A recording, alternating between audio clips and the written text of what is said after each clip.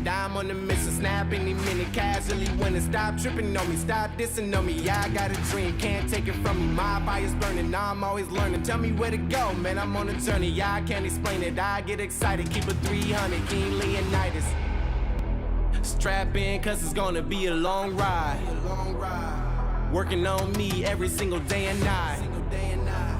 There comes a time when your worlds will collide. If it's holding you back, push it right to the side. Ain't got no time for no fear. I work too hard to get here. Ain't got no time for no fear. I work too hard to get here. I don't got the time, put me in, coach. I've been going hard, time to let it show. Everything raw, give it to me now. Let me have the spot, man, it's going down. Gotta get it here, I don't wanna wait. Take what I want, then I go train. Gotta get a win, I won't lose the game. This is my year, I ain't gonna break. Strap in, cause it's gonna be a long ride. Working on me every single day and night. There comes a time when your worlds will collide. If it's holding you back, push it right to the side. On another level, I will never settle. Mind over matter, get the gold medal. On another level, I will never settle. Mind over matter, get the gold medal. Ain't got no time for no fear. I work too hard to get here. Ain't got no time for no fear. I work too hard to get here. On another level, I will never settle. Mind over matter, get the gold medal. On another level, I will never settle. Mind over matter, get the gold medal. On another level, I will never settle. Mind over matter, get the gold medal. On another level, I will never settle. Mind over matter, get the gold medal.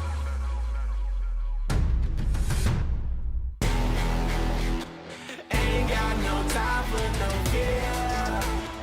I work too hard to get here. Ain't got no time for no fear. I work too hard to get here. Ain't got no time for no fear. I work too hard to get here. Ain't got no time for no fear. I work too hard to get here.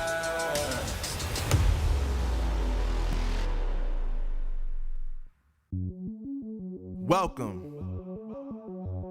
to the place where dreams come true, where everything you want can be yours, if and only if you're willing to work for them, you're willing to hurt for them, but most of all, you're willing to be first for them.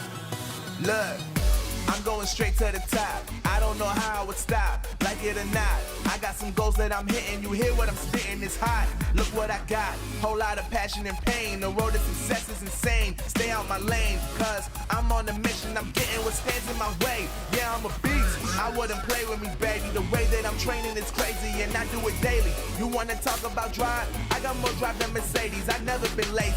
I'm in the room, it's a red alert. You wanna compete, well get better first. I got 10 toes in the dirt, push through the hurt just to show them my worth. I'm the best. Yeah, I'm the best. I never stress. I know what's next. I'm who they test, like we playing chess. But I'm unimpressed, so now let me flex. Yeah, I'ma work through the struggle and hurt, cause I know my worth, and I gotta be first. Yeah, I gotta be first. Look, I don't want anyone's sympathy. I understand what it's meant for me. I give my focus and energy. If it's meant to be, then it's meant to be. But mentally, I'm undefeated. They hear that and say I'm conceited, like there's no reason. Like I don't beat them and come back again just to teach them that when you work under pressure, you reach higher measures. They'll try and bring you down, but you cannot let them, and only get better and focus on cheddar. Eye on the prize and you'll become a legend. Like when I'm in the room, it's a red alert. You wanna compete, well get better first. I got 10 toes in the dirt, push through the hurt just to show them my worth. I'm the best. Yeah, I'm the best. I never stress. I know what's next. I'm who they test, like we playing chess.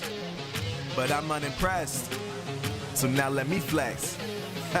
Yeah, I'ma work through the struggle and hurt, cause I know my worth. And I gotta be first. Yeah, I gotta be first. They don't know what's gotten into me. How'd I turn pain into energy? Through all the struggle and hurt, remember my worth, and that's why I gotta be first.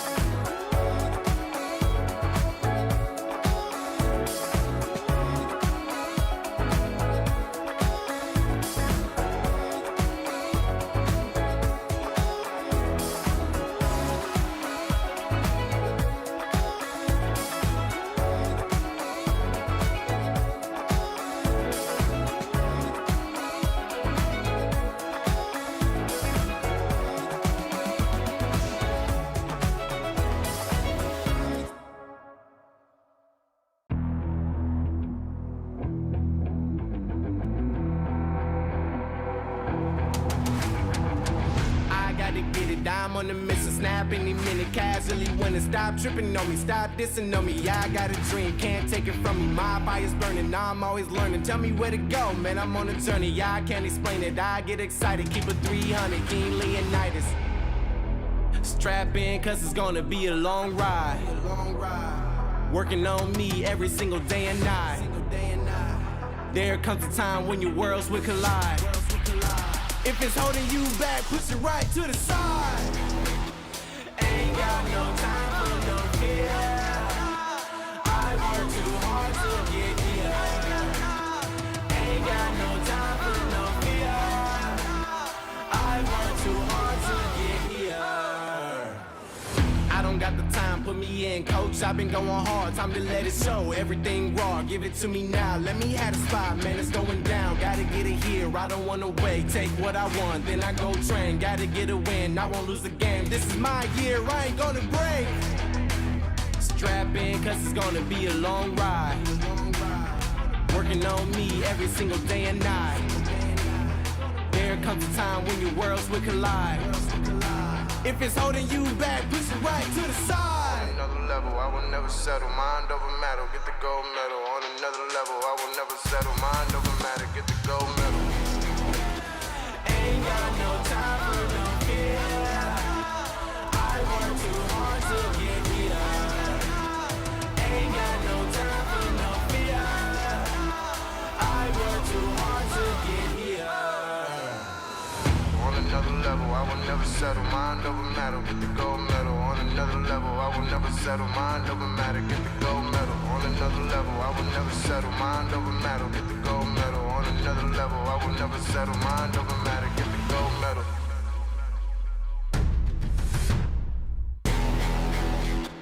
Ain't got no time for no fear. I work too hard to get here. Ain't got no time for no fear. I work too hard to get here. Ain't got no time for no fear. I work too hard to get here. Ain't got no time for no fear. I work too hard to get here.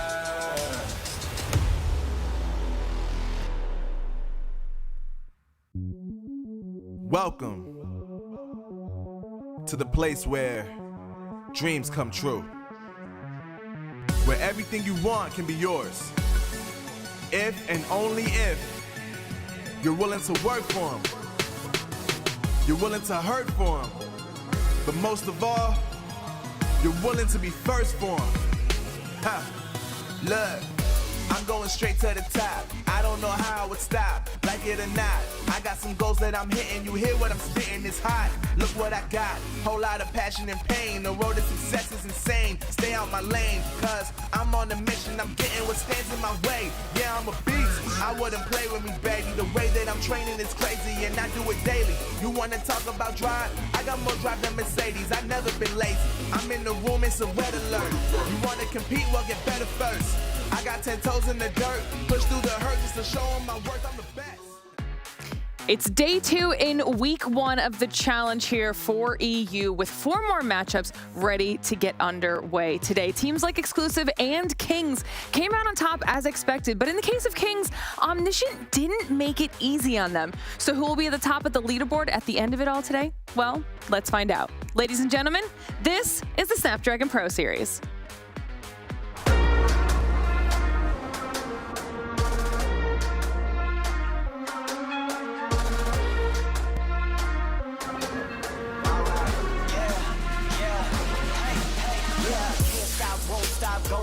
Player on top, know it. Rooftop, penthouse suite. If you really want it, gotta own it. Fire through it, we was at the lowest. Blood, sweat, tears, the components. Riding all year, now's the moment. We are not friends, we are opponents. Yeah, I'm coming for mine. Yeah, I'm making a play, the game on the line. Yeah, I've been on the grind. Yeah, I jump in the spot, I made it my time. Yeah, look in the sky. Yeah, the stars align on stage to shine. Can't stop it already. Emotional work and devotion. We put in this time. Look,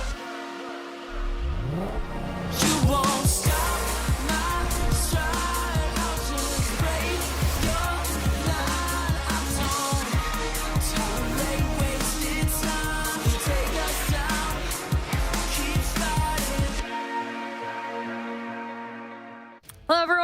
Welcome to the Snapdragon Pro Series, where day number 2 for EU is about to get underway for all things Call of Duty Mobile as we continue through our challenge season. My name is Glitter Explosion, and I'll be your host the entire time. And we're, of course, joined by the wonderful Bobby, Infinity, and Ton to continue on after yesterday's action. I'm excited to get into it. How are you feeling today, Bobby? I'm feeling good. Yesterday got me really excited for the rest of the EU season because it looks like each and every one of these teams has been putting in work. The ones that we didn't expect to be close went down to the wire. Only one 3-0, and even that 3-0 was not a blowout by any means. So I've got a very good feeling about the rest of this season. Yeah, Brody, I'm glad you got the memo on how we were going to match today with the green plaid and the black. Thank you. Yeah, I just, I saw what you were bringing to the party. Just thought I'd go quickly up to the hotel to change again, and it's looking pretty good, mate. But yeah, it's going to be a good day. Really excited for it. Ton, how you feeling? I think you guys are really cute together. I thought it was really nice. No, I'm feeling good. Same sentiments as kind of what Bobby said. Yesterday was as close as we, didn't expect, and hopefully it does continue into today. All right, well, hopefully you guys have recovered after the matches from yesterday, too, because we had some long ones. Might get that again today. We'll have to see how they go.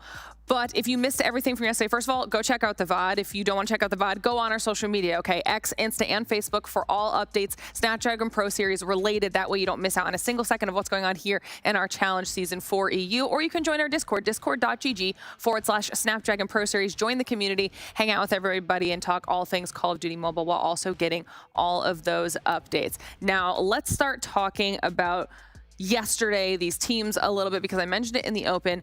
Omniscient was a team that really stood out for us yesterday. They put Kings to work in their matchup, did not make it easy for Kings to come out on top, and they are a team that we had expected to do well, but maybe it was even closer than we thought with that Kings matchup, Bobby. Oh, yeah, absolutely. Like I said at the beginning of the match, I thought it was going to be a 3-0. I thought it would be a competitive 3-0, but the fact that they were able to take it all the way down to a map number 5 on every single map was super, super close. Neither team looked ill-prepared, and I think it showed that, once again, as expected in the EU, there's no definitive top dog. Do you think, Brody, that part of the reason Omniscient was able to find that success was to the roster? The roster changes, the fact that you've got 2 of some of the top teams that we saw in previous seasons getting all their players together into one massive squad. Yeah, I mean, that's the idea, right? You're trying to build kind of the super squad to improve going ahead of their matches, and they did exactly that. It was actually, to be fair, one of the players I was really surprised by was Rasmo, I think his name is, at the bottom there. He was like a late addition to the squad, I think one of the newest players. I expected Balance to be playing for the team. He wasn't even on it. Rasmo came in yesterday and played out of his mind, but the entire squad played extremely well. Lucky with the sniper rifle is something else. I'm really excited by this team, and yesterday, like I said, just the composition of the roster, I think is a really good collection of players. Well, we'll take an opportunity now, because you brought up just how close the maps were yesterday in the match between Kings and Omniscient. We can probably take a look at some of those highlights from yesterday. In case you missed it, it was definitely one of the top matches that we had yesterday, Ton. What were some of your favorite moments from this back and forth? Oh, I mean, it was the top match of yesterday, right? But it was just the fact that, you could tell all the way through. Omniscient were very close in the Hardpoints, the only 2 maps that they dropped outside of map number 5, of course. And then from that as well, their Search and Destroy looked really solid. But the big moment for me was in the Search and Destroy. They found themselves 6-3 down, and we've seen the 1 versus 3 from Lucky to keep them in it. They then went and forced overtime, weren't able to close it out, but it just shows that they do have the pedigree, they do have the talent to go toe-to-toe with a team like Kings. So we very much have another team on our radars for potentially going and making some of the higher slots. We're talking about Masters further down the line. Are Omniscient going to be a team who can push Kings and, of course, the other teams in here just that little bit further than we have seen before? And I think the answer is resoundingly yes, because when you look at it, they should have won this match. Again, we discussed it when we were talking about it, right? In the Apocalypse Hardpoint, which we'll get to in a second. They were up by, I want to say, about 70 to 80 points. They got hold of the crucial. They didn't even spawn on the good side of the map, by the way, which is the P2 side. They got hold of the PT rotation pretty quickly with a nice break, and then they just kind of lost it after the second set popped up. So really unfortunate, but this is that moment you were talking about, Ton, where it's just 6-4. It doesn't even manner. We went to 18 rounds of Search and Destroy, I think it was. It was so back and forth, and it was such a wonderful game of what I would describe as 4D chess, where these guys were constantly pulling strats out of their butts. Just like, and it was working every single time. It was absolutely wonderful game of Search and Destroy. Yeah, that's why we're saying you need to go back and check the VOD if you guys didn't get a chance to watch it. These were the score lines at the end of it all for each of these maps, Bobby. We even heard them talking about saying that there was an opportunity for Omniscient really to close it out on the hard points, and they got to a certain point where they kind of struggle with closing it out. So what do you think they could possibly do with that?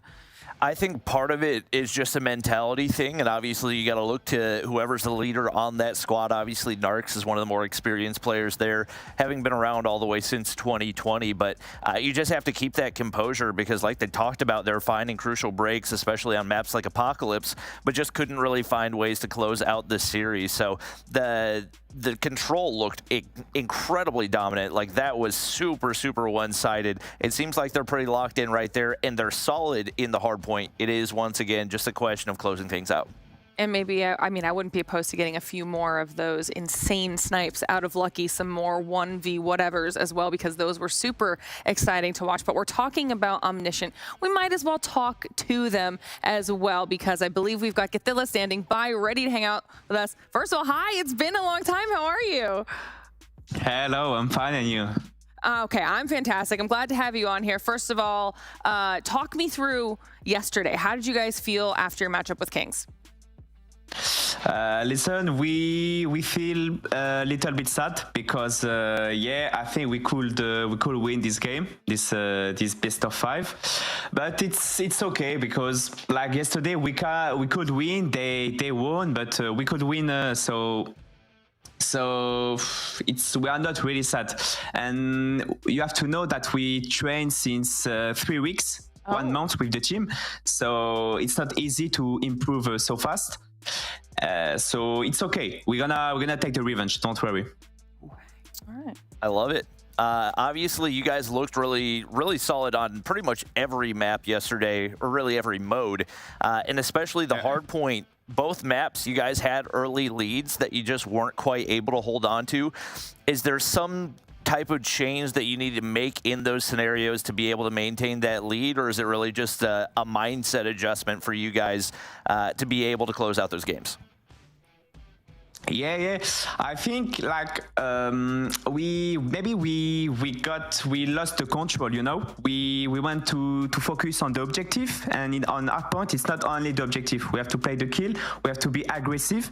So I think we missed that yesterday. And the other thing, it's maybe about the communication. Like we have Spanish players, we have French players, so it's hard to talk in English. You know, it's so we have to improve on this also. Alrighty, well, look, I want to focus in, mate, if I can, for a second here on the firing range Search and Destroy, because we're relatively used to big overtimes. It went to 18 rounds. I kind of want to get your thoughts from the perspective of a player, right? When you're like, what, 10, 11 rounds deep, kind of what's going through your mind as you kind of whip out these strategies to kind of beat your opposition? It was hard. I'm not gonna lie. The SND, I think we did a mistake on the aggressivity. Like maybe we were a little bit scared at the end, and I was the GL, so I said to my team to play slow, to play safe, and it's maybe the mistake. Like I remember they push us on defense. They push us wood and A long, so we get destroyed on this push, and we're gonna change this the next time. All right. Cool. So, I mean, I think what wasn't slow, though, was your control gameplay. Is control your best mode out of the 3? Do you think you guys are at the top of the table with that mode? No, I don't. We just play correctly. We push A, we push B, we get the gunfight. It's not our best. For me, our best mode is the SND. Just we missed some round, but yesterday it was good for the control. We were better on SND, and we have to improve on the Hardpoint. That's all. All right, last question for me, Gilla. Obviously, we're only a day in, and you guys have only gotten to see so many matchups, but how are you feeling right now for your team's chances heading towards Mobile Masters and being in one of those top spots? We feel confident. Of course, we're gonna improve. Like I said, we play Scream since 3 weeks, 1 month, so we're gonna improve. I'm not worried. And maybe of course the biggest team with exclusive, so we have a big match against them, and after the other team we're gonna win. I'm confident. All right, I love it. Well, before I let you go, do you have any shout outs that you want to do? A big up to Lucky. Lucky did a big clutch yesterday, 1v3 on firing. It was crazy, and all the team Balance, of course. Balance, he didn't play yesterday, but don't worry, he's with the team. He supports us, and we're gonna do it. All right, I love it. Well, thank you so much for jumping on and chatting. We'll let you go get ready for the game, and we'll talk to you soon. Bye bye. All right, I love to do that. I always love being able to chat with him because I feel like he gives you lots of good self-aware insight for the squad, saying that they've only been able to practice together for 3 weeks. In the grand scheme of things, that's not a lot of time, Bobby. Oh, no, not at all, especially given the fact that you look at this Kings roster, they've been together for at least a year at this point. The majority of that exclusive roster has been together a similar amount of time as well. So the fact that they've been able to make that much progress in that short of amount of a time, like he said, there's a lot of room for improvement in regards to strategies. Like he said, communication. That was one of the things about the way that EU worked last year is pretty much all of the top teams were language-based. Sure. And so trying to throw some things together, mixing together French players, Spanish players, that's naturally going to improve as well. Yeah, that's crazy. I'm excited to see what they manage to do. I feel like they can only really get better from here, but we have to start talking about what we've got going on here for today. We do it every time, and this is for anybody who is at home and is new here, maybe doesn't know what's going on. We've got to talk about how the whole thing works. Okay, Bobby, we had the video last time, but it's got to go back to you when we have the format graphic. Opens. We're playing with friends to get points, and those points decide who's making it to the top 128 teams. We dwindle that down in our open finals to get the 8 teams that you guys are seeing right now. And the top 4 out of those will battle it out in a double elimination bracket for a chance to move on to Sao Paulo, Brazil for our Mobile Masters. Only 1 spot available for Europe, so obviously you're competing for that prize money, but the bigger prize is that chance to play on LAN. Yeah, I mean, Mobile Masters, $200,000 on the line for that event. So a lot of these teams are going to be really pushing to make it there before they get to that stage, though. They have to make it through our challenge season. They have to make it to then the finals for the challenge season. And they still get to go home with a little bit of money in their pocket from that as well, because we do have a prize pool for challenge ton. It's just nice to make a little extra cash. It is, it is. You always get me to talk about the money, Lauren. I don't know what it is, but I like to talk about money, so we'll talk about it again. Look, a very, very decent prize pool here for the guys in the challenge season. First place, 2,250. Even 8th getting some prize pool love as well there. So, hey, you just have to show up and you make money. It's great. There you go. Fantastic way. I mean, they already had to make it through 128 teams just to get here. Yeah, fair enough. You know, top 8 down from 128. So it was not that easy. So we had to reward them for just being able to get this far alone. So now that you guys know how it works and you know what's on the line for all of our teams, we'll start talking about what is on the schedule for today. This is going to be potentially maybe a little bit faster in some of these matches. Brody, what jumps out at you here? Actually, Bobby and I were talking about this beforehand, like what matches do we expect to really be kind of the big ones? And I think the one we were talking about was Nexus versus Mont, right? Nexus, I think, did really impress yesterday versus Exclusive, even though they got 3-0'd. It's one of those ones where it's like, well, it says 3-0, but really it was a pretty close matchup. And then Mont as well, even though they had a couple of mistakes yesterday in their final matchup versus Big, they still were the dominant team. And I think they've got a lot of potential to show us here, especially given that we know a lot of those players from Season 3. Yeah, so if anyone at home is looking for your favorite teams, now you know the times that you can expect all of them to kick things off. We're obviously starting with that match up at the top, which is the match between Kings and Xantium. Now, potentially, Ton, after what we saw out of Kings, this could be a little bit rough for Xantium. Yeah, potentially. I think one thing for me for Kings yesterday was it for them, you know, they've always kind of come in as one of the more dominant teams. Are they going to want to come in with a hot start here? They don't want to be questioned after the game yesterday and obviously being forced to that map 5 overtime. They'll probably want to come out with a statement here today. And one thing I really do want to see from them is a better control game, because yesterday, for all, you know, Gilla was just saying how well that they played that. I do feel as if, in general, the control gameplay could be a lot better from all of the teams. We're not really seeing any theory. It's very much headbutting each other in the middle of the map. And I think there is actually an onus on some of these teams. If they start playing control a little bit more methodically, they will find some inroads with that. So I think Kings are going to have to concentrate on the control, see if they can do a little bit better here today. But I think a statement performance is kind of what's probably going to be needed after yesterday. Okay, Bobby, I want you to play devil's advocate then. I want you to tell me, what do you think Zantium could possibly do, if anything, or if you don't think that it's possible with what we saw out of Kings? There were some scenarios yesterday in the Search and Destroy where Zantium had individual players who popped off, had crazy shots that they hit, and made some big plays. Obviously, it wasn't enough to win the game, and especially up against Kings. I definitely don't think it's going to be enough to win the game. So they've got to be a lot more calculated in every single mode. I think especially in the Search and Destroy, you can't just be dependent on those big shots landing. You have to have an actual game plan. That needs to be the case for the Hardpoint and the Control as well, because even in the Hardpoint, that first win that they got felt like it was largely on the backs of just a very slow start out of Ricey, who after that really came out the gates. So they've definitely got to step up their game in a lot of different areas. All right, well, it'll be an interesting one to kick off the day for sure, because it'll definitely set the tone for some of these teams. We've been looking to see where everyone was going to fall after this first week, and Kings might be one of the squads that ends up at the top with a clean 2-0. Some of that, though, could come down to the veto process. Maybe Zantium gets a map or two in their favor. We should be able to get that up for you guys here in just a little bit as well, and start talking about those hard points coming through here, Brody. Pretty standard. Yeah, Hacienda kicked things off. We saw that yesterday versus Kings. It was a really close one. It actually just came down to, I think it was a War Machine play from Saze was really it. It was just like, it was super duper close, like War Machines back and forth. So kind of excited to see that if you're a Kings fan, I'll say that much. Moving forward into the map number 2, the firing range. Well, we saw a fair bit of that yesterday from Kings. So also excited to see that. That Tunisia though, if we do get to a game number 5, is a potential map where maybe Xantium can take it away, because they have seen Kings play it yesterday. They know how they can take them down. Their sniper pressure could be a good one. For that standoff control, again, Kings got beat 3-0 on it yesterday. So if Zantium can kind of come out, play well on that map, they should be all right. This is actually, I would say, a pretty good map set for Zantium. Yeah, I was about to say, I think, you know, if you want kind of anything from this, Zantium have actually done okay, especially looking at what we've seen yesterday. Hacienda, for all that it was taken away by Kings, was relatively close. It was down to a 50-point game, so you sort of could maybe pick up some issues there. But the control for me, yeah, going into standoff again for Kings, maybe it's a case of wanting to recorrect on this one, or is it a case of don't really care, let's just run the control, we shouldn't really have to worry about it too much. I'm curious to see how it plays out.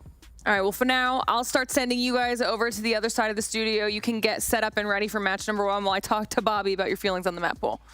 I don't really hate it. Like we said, obviously Slayer had a really big impact yesterday for the Zantium roster with the way that he was able to play the SMG. Lots of maps where he's going to be able to do that. I think especially you look to that standoff control, and he's going to have an opportunity to make a big impact. We do have some roster changes for Kings, and Drari didn't look especially lethal yesterday. So if that's something that continues as well, he's going to need to step up his game. But overall, obviously, you do still give the edge to Kings. Not a bad job on the map ban process for Zantium, but they've obviously still got to show up and play the game. All right, I like it. I like it. We'll have to see what happens for them. They should be about ready to get this thing started, though, so we'll send it on over to Brody and Ton to kick it off. All right, well, thanks, Lauren. Looking forward to this one. Again, Kings, they are one of our strongest squads here in the European Challenge season. Zantium, are they up to par with Omniscient? I think it's going to be very, very difficult to get anywhere near what we've seen from Omniscient yesterday, because it was just such a good performance out of them. But as I said when we were just chatting on the couch there, I really feel as if Kings are going to come to this one with, I don't want to say it's something to prove, but it almost feels like they don't have that sense of invincibility that we maybe give them before the show yesterday. So maybe they want to come back in with a really good performance just to re-establish themselves. Let's not get it twisted. They did still win the game yesterday. But realistically speaking, nowhere near the level of performance that we really expected out of this Kings team coming in as, well, you would imagine the #1 seed, kind of. I mean, there's a lot of different questions around that when we do talk about Champs Stage 5. A lot of things happened, but this is a new stage and it is new season. And our Kings going to be the same kind of team that we've seen from the last side of things. Can Zantium bring something to the table here? I think it's a tall order to kick off things here on day 2. for sure, Kings. New look Kings, is it for the better? That's the question for us here. It is probably a good idea to remind you guys that while we were talking about Hacienda Hardpoint yesterday being a map that we saw between Kings and Omni, it is one of the better maps just overall, right? I mean, it's one of the strongest Hardpoint maps that you can ask for if you're Kings. So they should be pretty comfortable as we get into this map. But so far, pretty good start coming out from Xantium here. They managed to garner the first 15 seconds. Yep, not too bad. You don't... I mean, you take it every single second when you can get some points over towards P1, especially off the rip. It's all about this rotation over towards P2, though. Right now, Kings sitting on the right side of the map, but they want to make sure that they do find some kills and stop Xantium picking up some free time here. Grizz trying to get things going with the SMG was so strong yesterday, but that kill feed's looking very blue so far. There's the flip of the spawn. Xantium with a very good start. Kings now going to have to fight back through towards P2. Can they manage to get it done? And for all the appearances that the War Machine made yesterday inside Lamborghini Hardpoint, you're not going to see it just yet here in this game. So Xantium should be free from that kind of pressure, at least for the moment. But Kings now attempting to flank in from behind. They've picked up the very least one kill, but now made themselves known. Do Xantium know the effect to which this pressure's starting to come through? Forget's going to find a double regardless, but those spawns have now flipped out. Kings now starting to spawn on the flank. Can they manage to find a breakthrough here? It's been a very good start from Xantium. And it's kind of something we've seen yesterday, you know, when they were going up against Ricey, came out the gates flying, and, well, Kings have got to try and find an answer to that, and what that answer is going to be Grizz. Finds two, saves the layer there alongside of him. SMG presence, very strong from Kings so far. Have a looking over towards the kills. Don't forget, having an 8 kill game so far. Ryu yet to get on the board, but still they are very much within contention. Trying to end fighting here from the front. Shots coming in from both two teams, very well contested, but it will be Kings to pick up the majority of the time. 25 seconds remaining here, over towards McLaren in the garage. It's easy kills coming in from Kings. And I think if you're Xantium at this stage, you just gotta rotate. You gotta go away licking your wounds. Very nice hole from Kings there.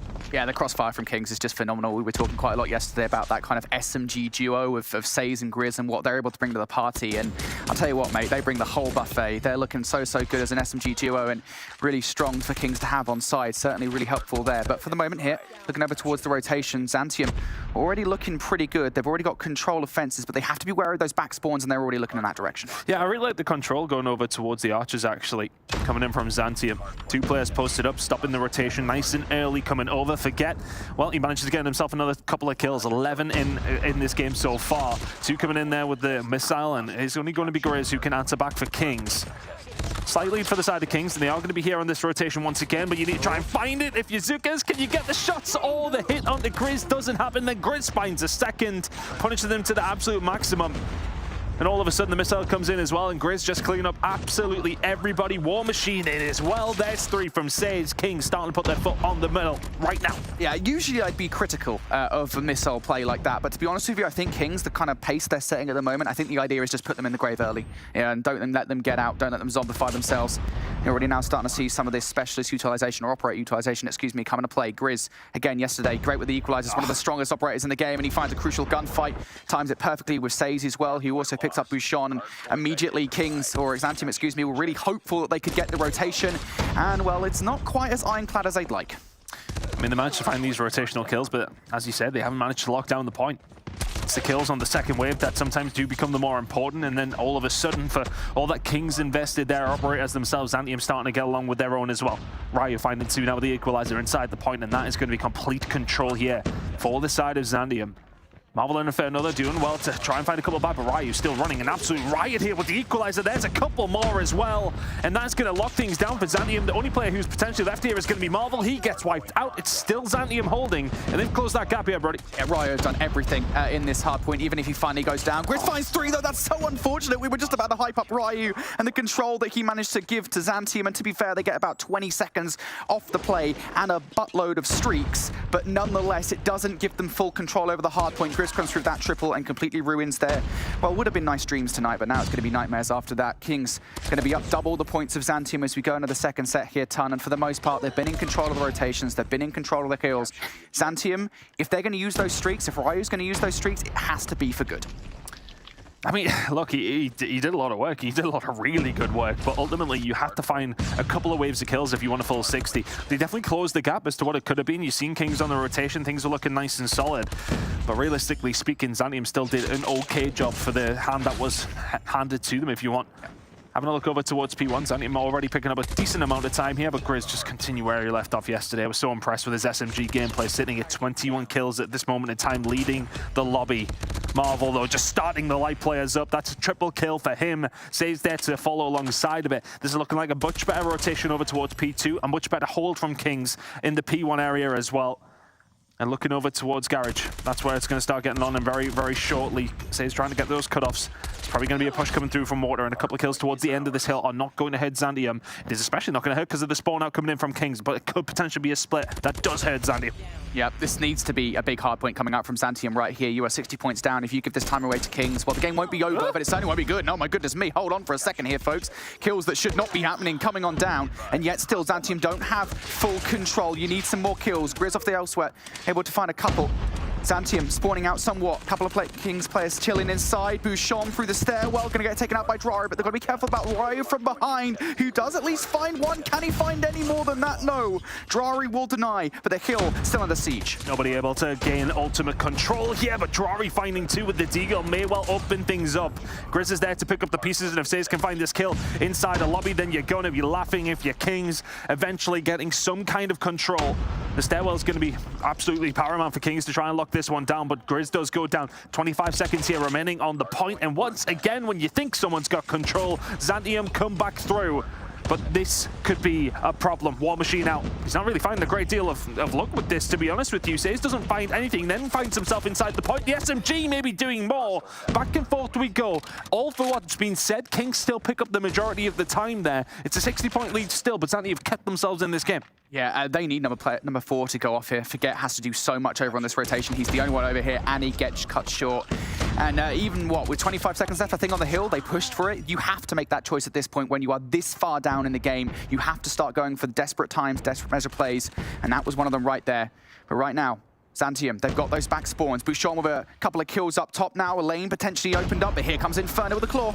Oh, this is going to be a good position. Have the claw in right. You're going to bounce it back over towards the fences, but only manages to find one. But Marvel, there we go. Here's a couple coming in from him. Drari with a pistol, not quite as big, getting the job done as well. A few more kills coming on through for Kings, and it's going to be a spawn out now for Zantium. 30 seconds to play with here on the Hardpoint over towards P3. The time not being soaked up by anybody just now, but if you look at that kill feed, it's only looking one color on the left-hand side. Zandium there coming in, trying to answer back to this one with a bit of a split spawn. And that may well have just thrown Kings off the scent. 15 seconds to go here. Kings have extended the lead that they had. It's now up to about 90. Heading over towards the next hill in just a second here as well. We can already see that Drari's on his way. It's going to be a little bit of scrap time coming in for Zandium there, Brody, but Kings ultimately adding to their lead. Yeah, it's just such a horrible decision that you have to make, right? It's not even necessarily the outcome of that. It's just you have to go for the 15 seconds of scrap time at this point. You can't afford to give it away to Kings, but your rotation suffers for it. Kings already here, but they aren't in full-fledged numbers just yet. Zantium might have a chance to enter. Marvel sitting on side. He's already picked up a couple of kills. Two more players coming right at him. That EMP from Ryu is going to finally pop off, so no operators here for the moment. Marvel, though, doesn't need him. Going to get it done with the newly added DRH. It's looking pretty good here for Kings. They are doing everything right. Just a couple of points away from hitting that 200-point barrier, and there it is. Kings' control just continues to get better. Drari's just been running around with the Deagle the entire game, just getting the job done. Says didn't really have a lot of luck with the War Machine last time around. Is it going to go any better this time? Well, not that much better. Manages to find himself a kill, but forget we'll find the kill to answer back as well. 215 and rising in the kill feed once again is looking very one-sided, as is the scoreline on the top of the screen. 30 seconds now for Kings to try and close out map number 1. It has been pretty comfortable all the way through. Zantium have offered every now and then, but just not offered nearly enough to get Kings 1-0 down. Inferno now just trying to get it done. This game is pretty much done here, Brody. 25 seconds for Kings. Zantium would need a hell of a comeback. Yeah, we saw that joint yesterday, son. Inferno with a sniper rifle on P1. It's pretty effective, we'll say that much, just because of the long lines of sight. Also effective. Grizz on the flank, unfortunately not effective enough. He only finds one. Aspects and Forget going to trade right back on here as Zantium need to try and claw as much time as possible. That was not a nice gunfight to take. Kings just need the 25 seconds. They've got a ton of chances to make this one happen, and here comes a potential plank play. A pinch play coming out. Plank play? Yeah, mate. Sometimes it happens. A pinch play coming out. Says down low. He's got it done. All the kills are there from Kings. They're broken through. It's first game of the day. We're allowed to be rusty. It's absolutely fine. Don't you worry, mate. Malful and Drari getting the job done.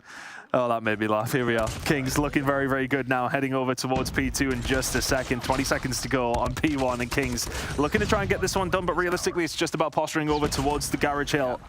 Inferno, though, still running the sniper. Drari, I don't think we've actually seen him with any other gun apart from the pistol, and it really has looked very, very solid in his hands. 29 kills to his name as we start to head over towards P2 in just a second. First ones here are Zantium. Oh, the spawns. And yeah, the spawns are not going to help things out at all. They are going to have to absolutely pop off. King's still within the touching distance, but to be fair, it's Zantium that kept them off at a P1. Annihilator, though, for Marvel. He's there just to, well, literally annihilate them off the play. Players now spawning out. One player close. It's Ryu. What can he do inside the hill? Claw on the other side gets taken down, and Ryu actually wins. He whips out the equalizers here, and Zantium are still in the play. They've got rid of the operators from Kings. They've got one in the back pocket from Aspect as well. War Machine now out for Forget. Zantium are investing everything into staying this game. And yeah, you really don't have any other choice at this point, but you know how predictable these spawns can be. You know where Kings are going to be coming from, and all the reads are perfect. Aspect now with his Annihilator. Things looking so good here on the defense for Zantium. Yeah, that was really good because Says pulls out the War Machine and gets taken down pretty much straight away. So all of a sudden, Zantium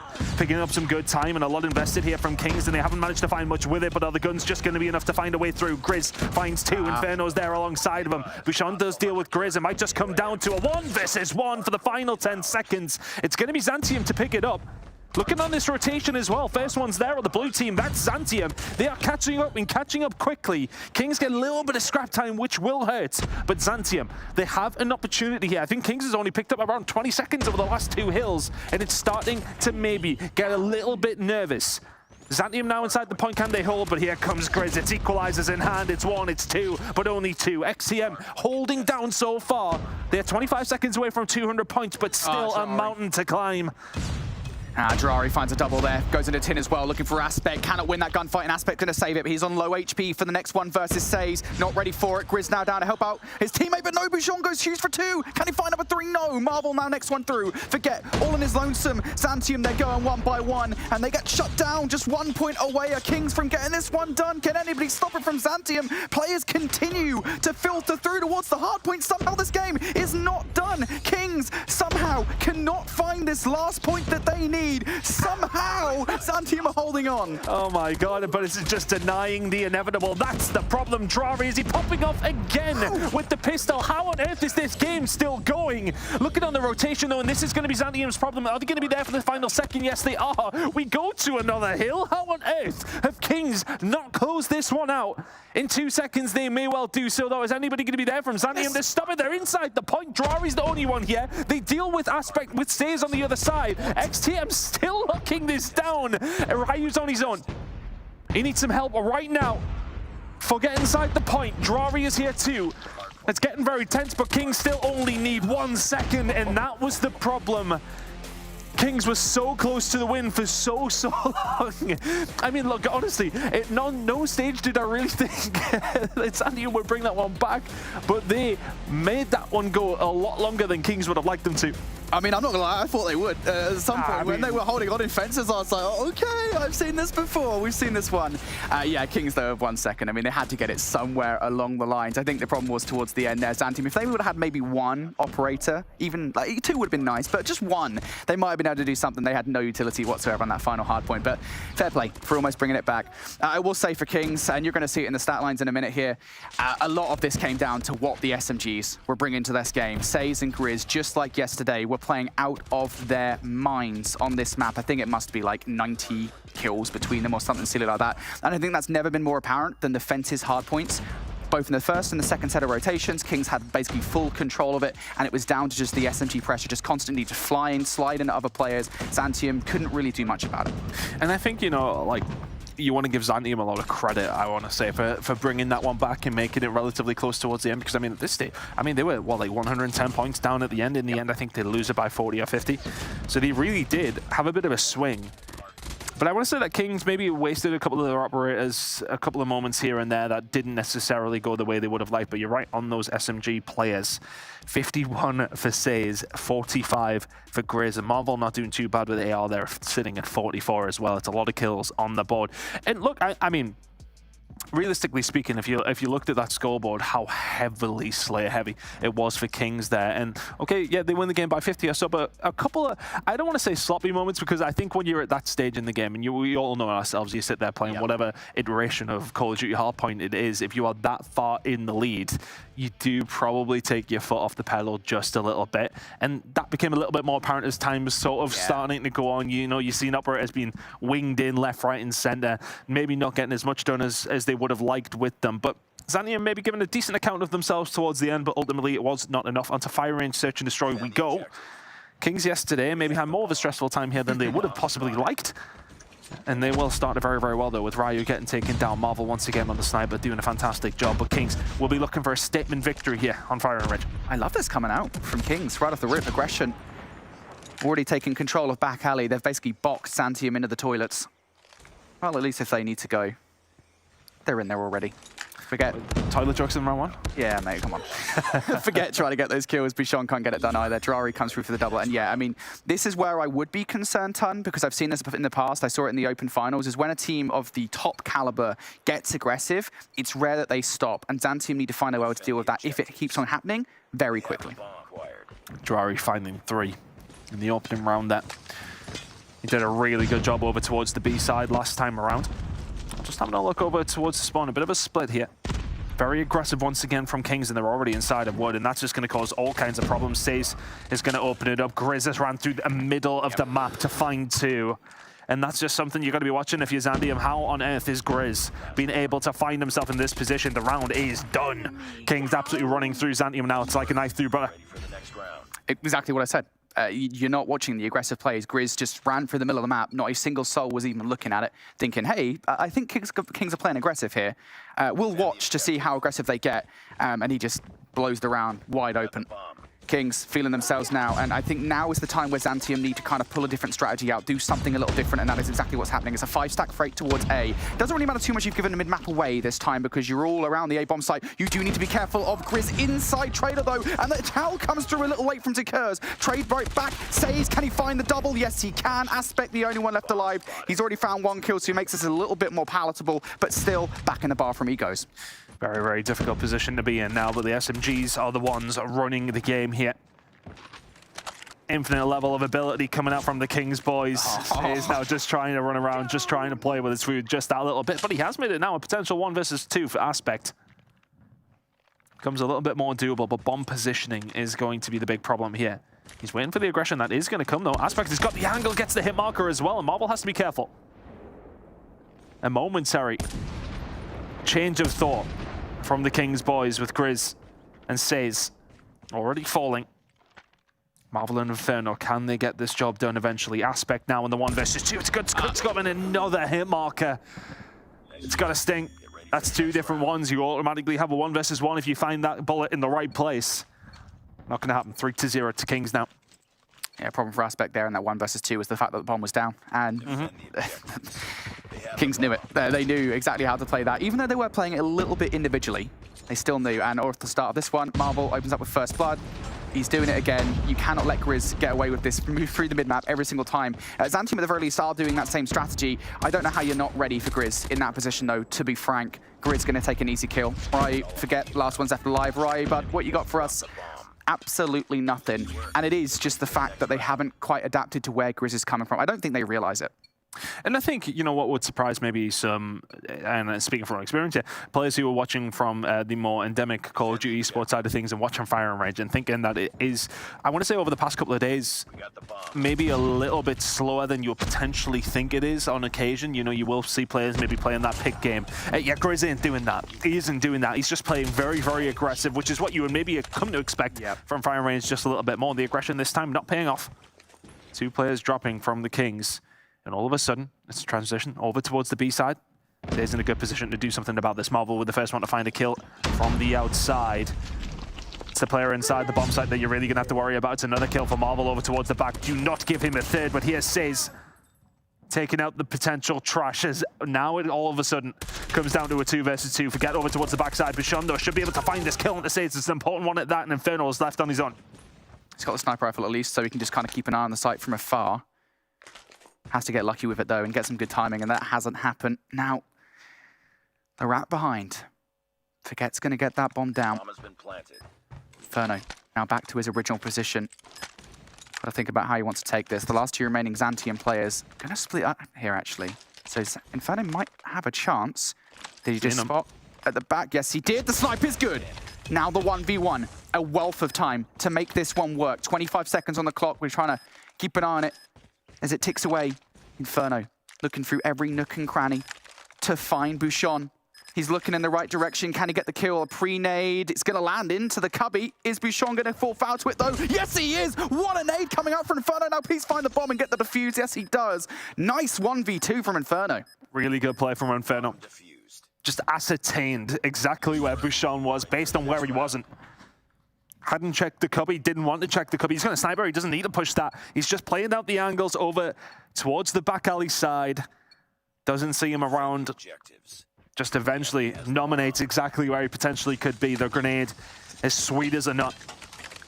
And Kings will find another round, and that was the most likely from Xantium that they've been anywhere near around, to be honest with you. It's been very, very dominant from Kings, and even when it isn't, the clutch is there. Aspect is there to find the first blood. Grizz is going to fall once again very, very early, so maybe they're adapting to that just a little bit quicker. And Ryu is there to find another. This is looking more likely to be a Xantium round. Had to be careful for Drari there, but all of a sudden, it's a 1 versus 4 for Says. He's close by. Can he stop the plant? No, he can't. And now Bouchon's, I'd imagine, is going to get aggressive for this fight. He's going to get aggressive. Says is going to have him for breakfast, though. And now he wants dinner and dessert. The rest of the players on the menu here switches to the boxing gloves at the wrong time there, and Bouchon's going to win that bout. So Xantium, they're on the board. And I think it's just, you know, maybe reading a little bit more into what Grizz has been doing. He definitely has slowed down. I say that 7 kills in 6 rounds is nothing to turn your nose up at. He has slowed down on the aggression front. Has not, and that has maybe been the problem. But now for the other side, Marvel and Co on the attack. Zuka is going to be the first one to fall. Nice little angle coming in through American and Grizz this time around. Up the watchtower, down the watchtower, and down you fall if you are Bouchon. Forget is there to answer back on Drari, but Grizz is already in your spawn. I mean, look at this aggression coming on through. Says is going to fall, but Grizz is going to be there to pick up the pieces more than likely. Playing with his food. Grizz gets the bomb and is now in a position where he can get this one down. The bomb was down in not a favorable position, but when you don't know where Grizz is, you can always find the kill and pick up the bomb. Yeah, I was very concerned there for a second that Grizz was not going to win that fight, but he does in the end. Another 3v2. Xantium have to find a way to retake. And Marvel, I think that's, again, what I meant when, you know, you get aggressive, and I think he's feeling himself just a little bit too much. So the TVT, like, not the end of the arrogance, world. Brody, it's arrogance. I'm not going to call it that. I'm not going to be so rude. Grizz, though, down for the count. Inferno now, another 1 versus 2. 1v2 he probably didn't expect to take on, to be honest. Trying to get it with a jump shot. They do have to get aggressive, and yeah, through the wall. Inferno will find one, not the second. Nicely paid from Ryu here. To be honest with you, and I know they probably don't care at this point because they are 5-1 up. Throwing. That was a throw. Yeah, throwing. Absolutely. I think Kings at this stage kind of just look at this game and sort of say to themselves, yeah, okay, let's have a little bit of fun. That time around, though, the fun isn't paying off. Xantium turned this into a 3-round deficit now. Kings really were away with this one, it seems that way.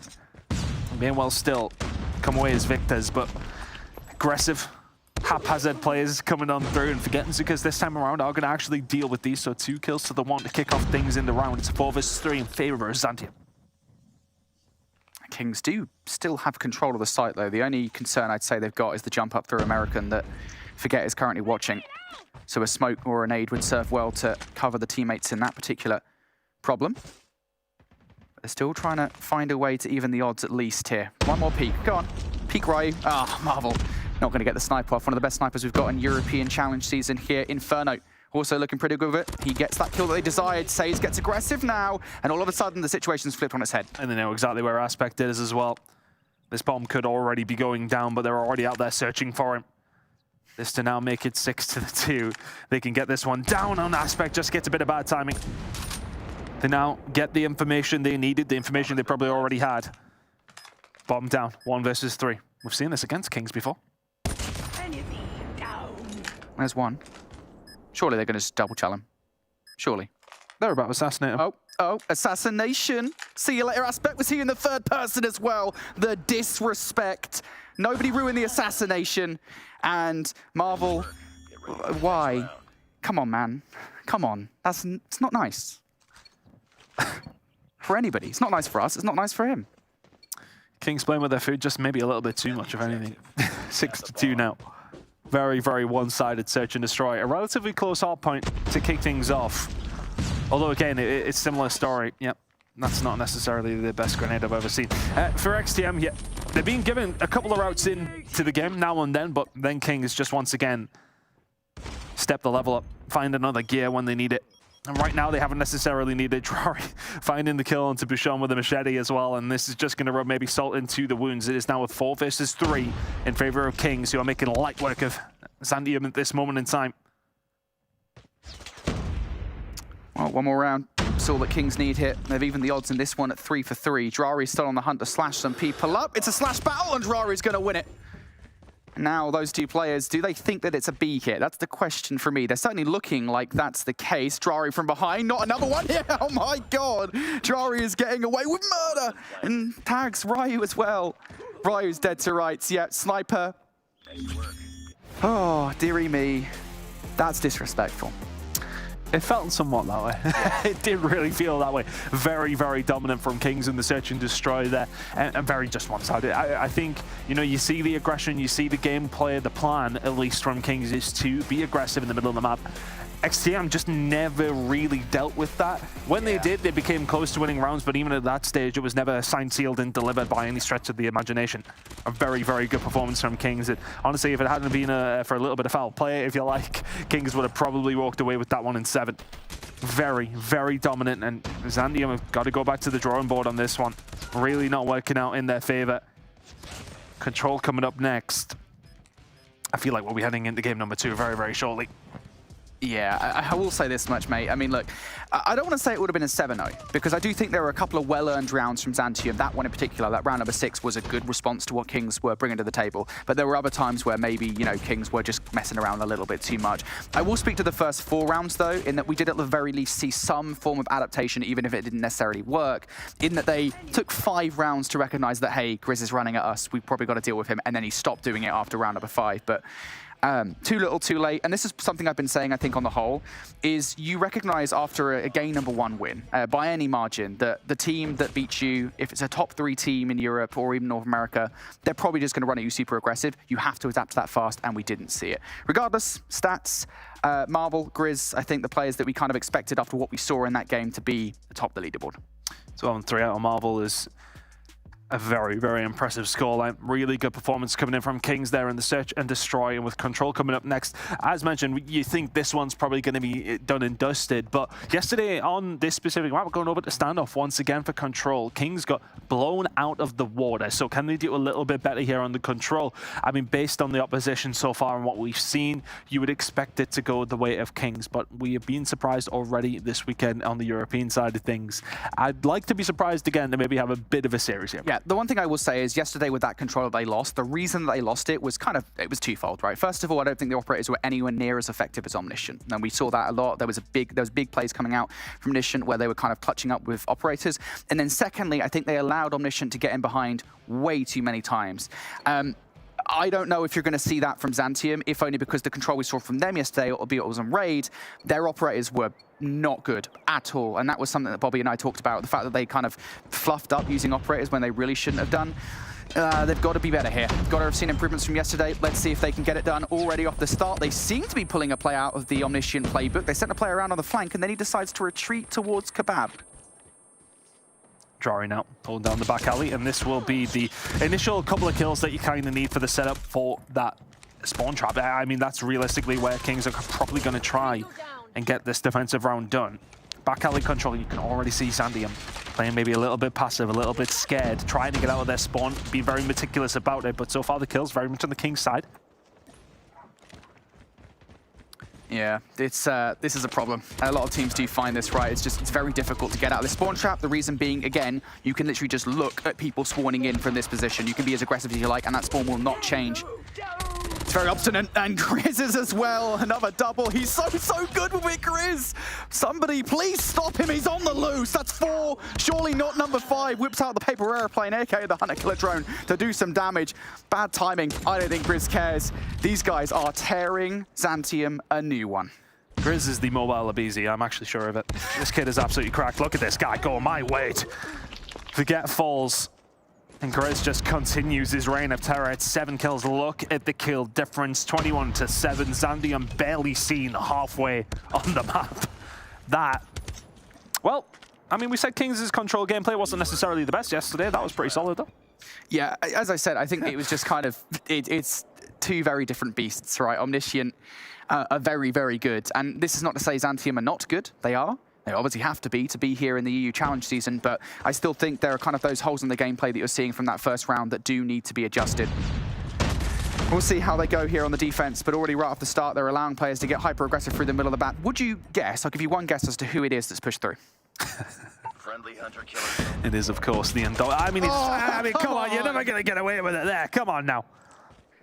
In this situation, that actually could be detrimental, though, because now all of a sudden Zantium are pushed up and, well, could have spawn trapped if he didn't get gunned out. Yeah, Sox Inferno starting to run things here now as well. And all the time when you think Kings are starting to just play it maybe a little bit too much, they just step on it again.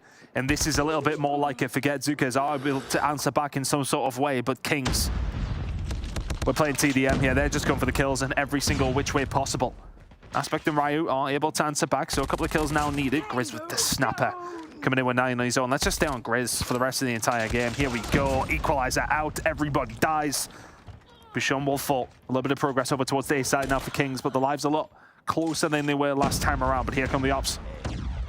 Yeah, and of course, after that first round, you are going to earn them quite significantly quicker than Zantium, so you get them. You can use them. Already utilizing 4, I think that was. Inferno already used the War Machine. You're seeing 3 currently being used by Kings. They want this round now. They're done messing about. They at the very least want to put the extra 60 seconds on the board to get A.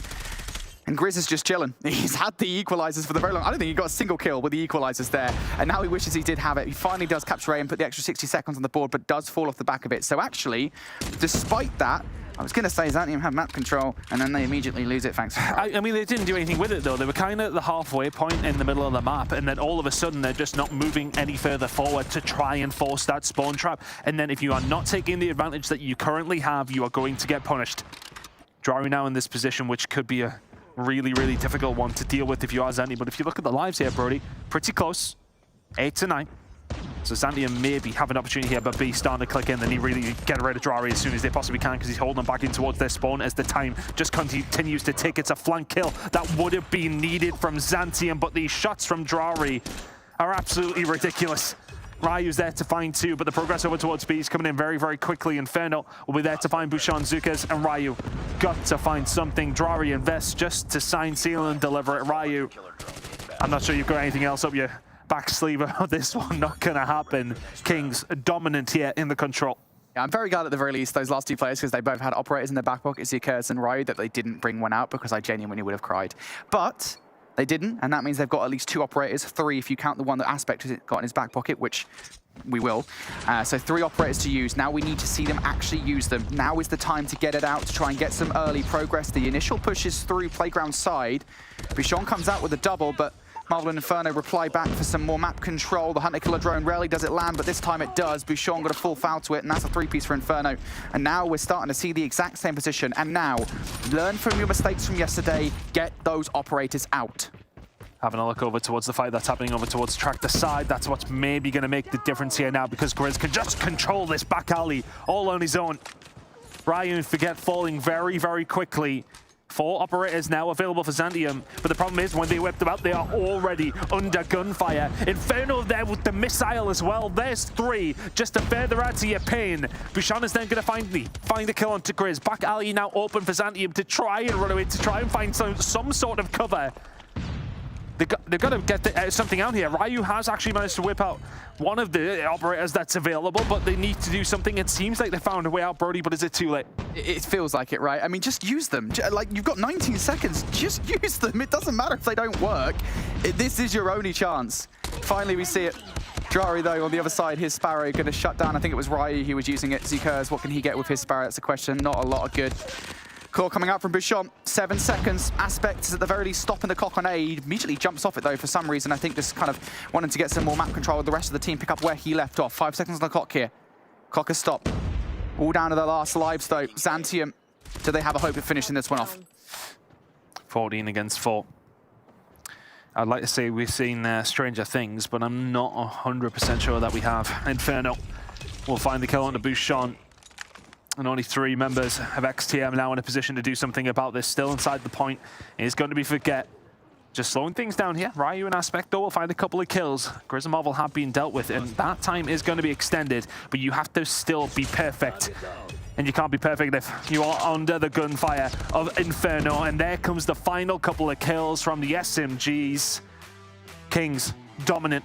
Very, very dominant in that series up against XTM and showing their pedigree there, Brody. Very, very good performance. Yeah, I got to say, look, we'll talk about the positives for a second here, and that's for Kings, right? Kings, you're looking pretty good. That's the confidence booster you needed. Yes, you won yesterday's matchup, but I think now they're feeling, all right, this is us. We're back in our dominant form again. They're looking pretty good.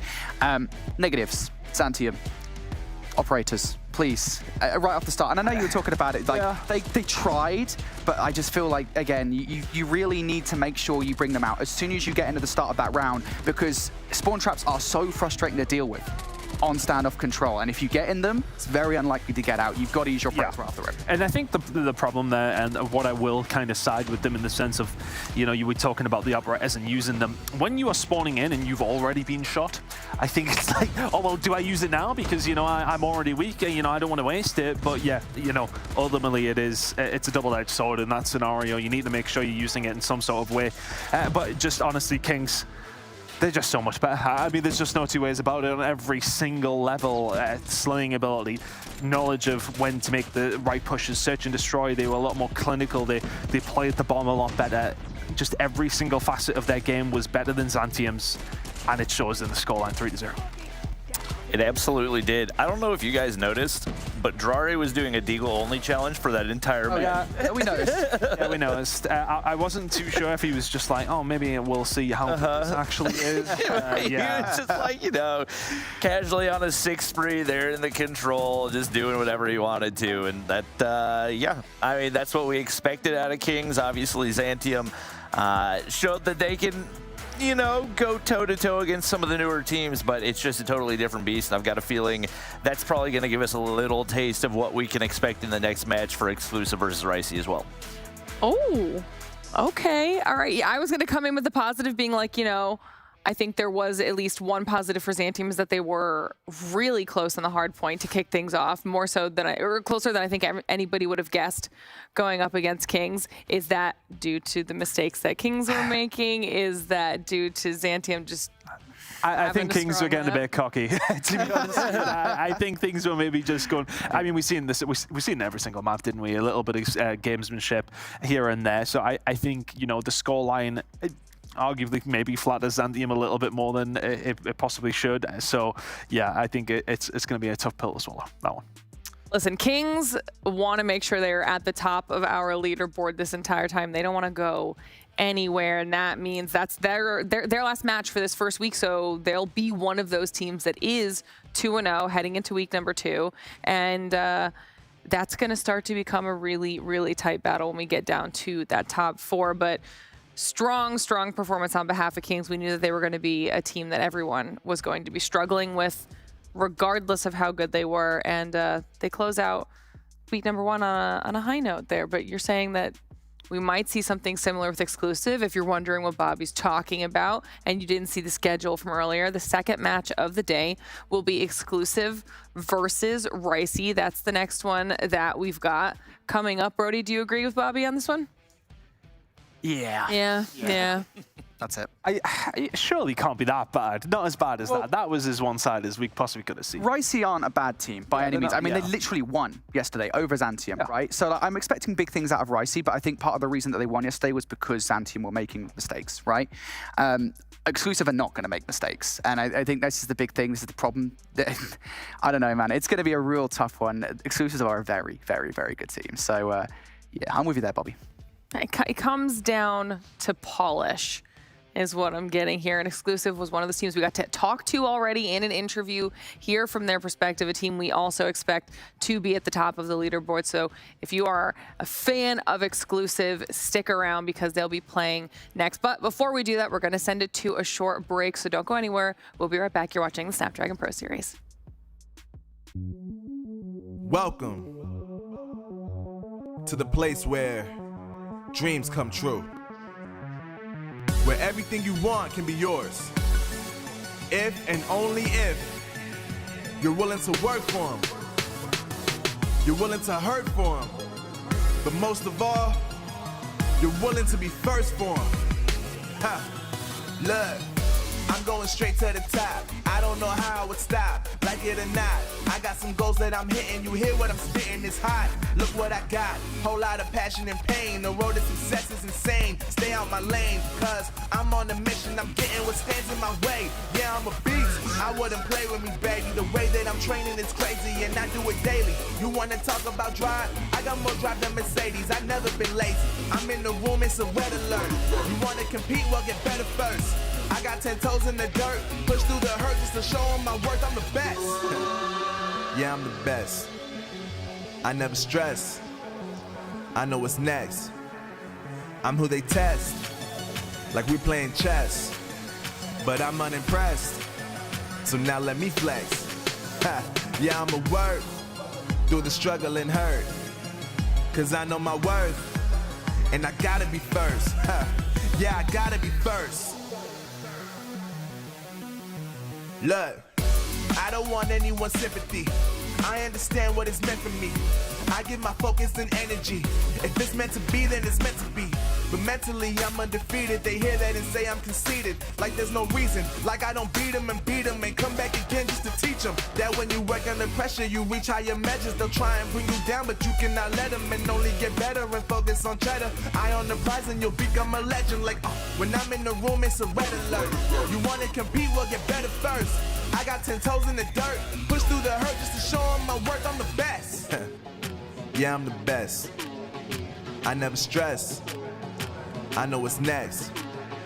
I'm who they test, like we playing chess. But I'm unimpressed, so now let me flex. Yeah, I'ma work through the struggle and hurt, cause I know my worth, and I gotta be first. Yeah, I gotta be first. They don't know what's gotten into me, how'd I turn pain into energy. Through all the struggle and hurt, remember my worth, and that's why I gotta be first.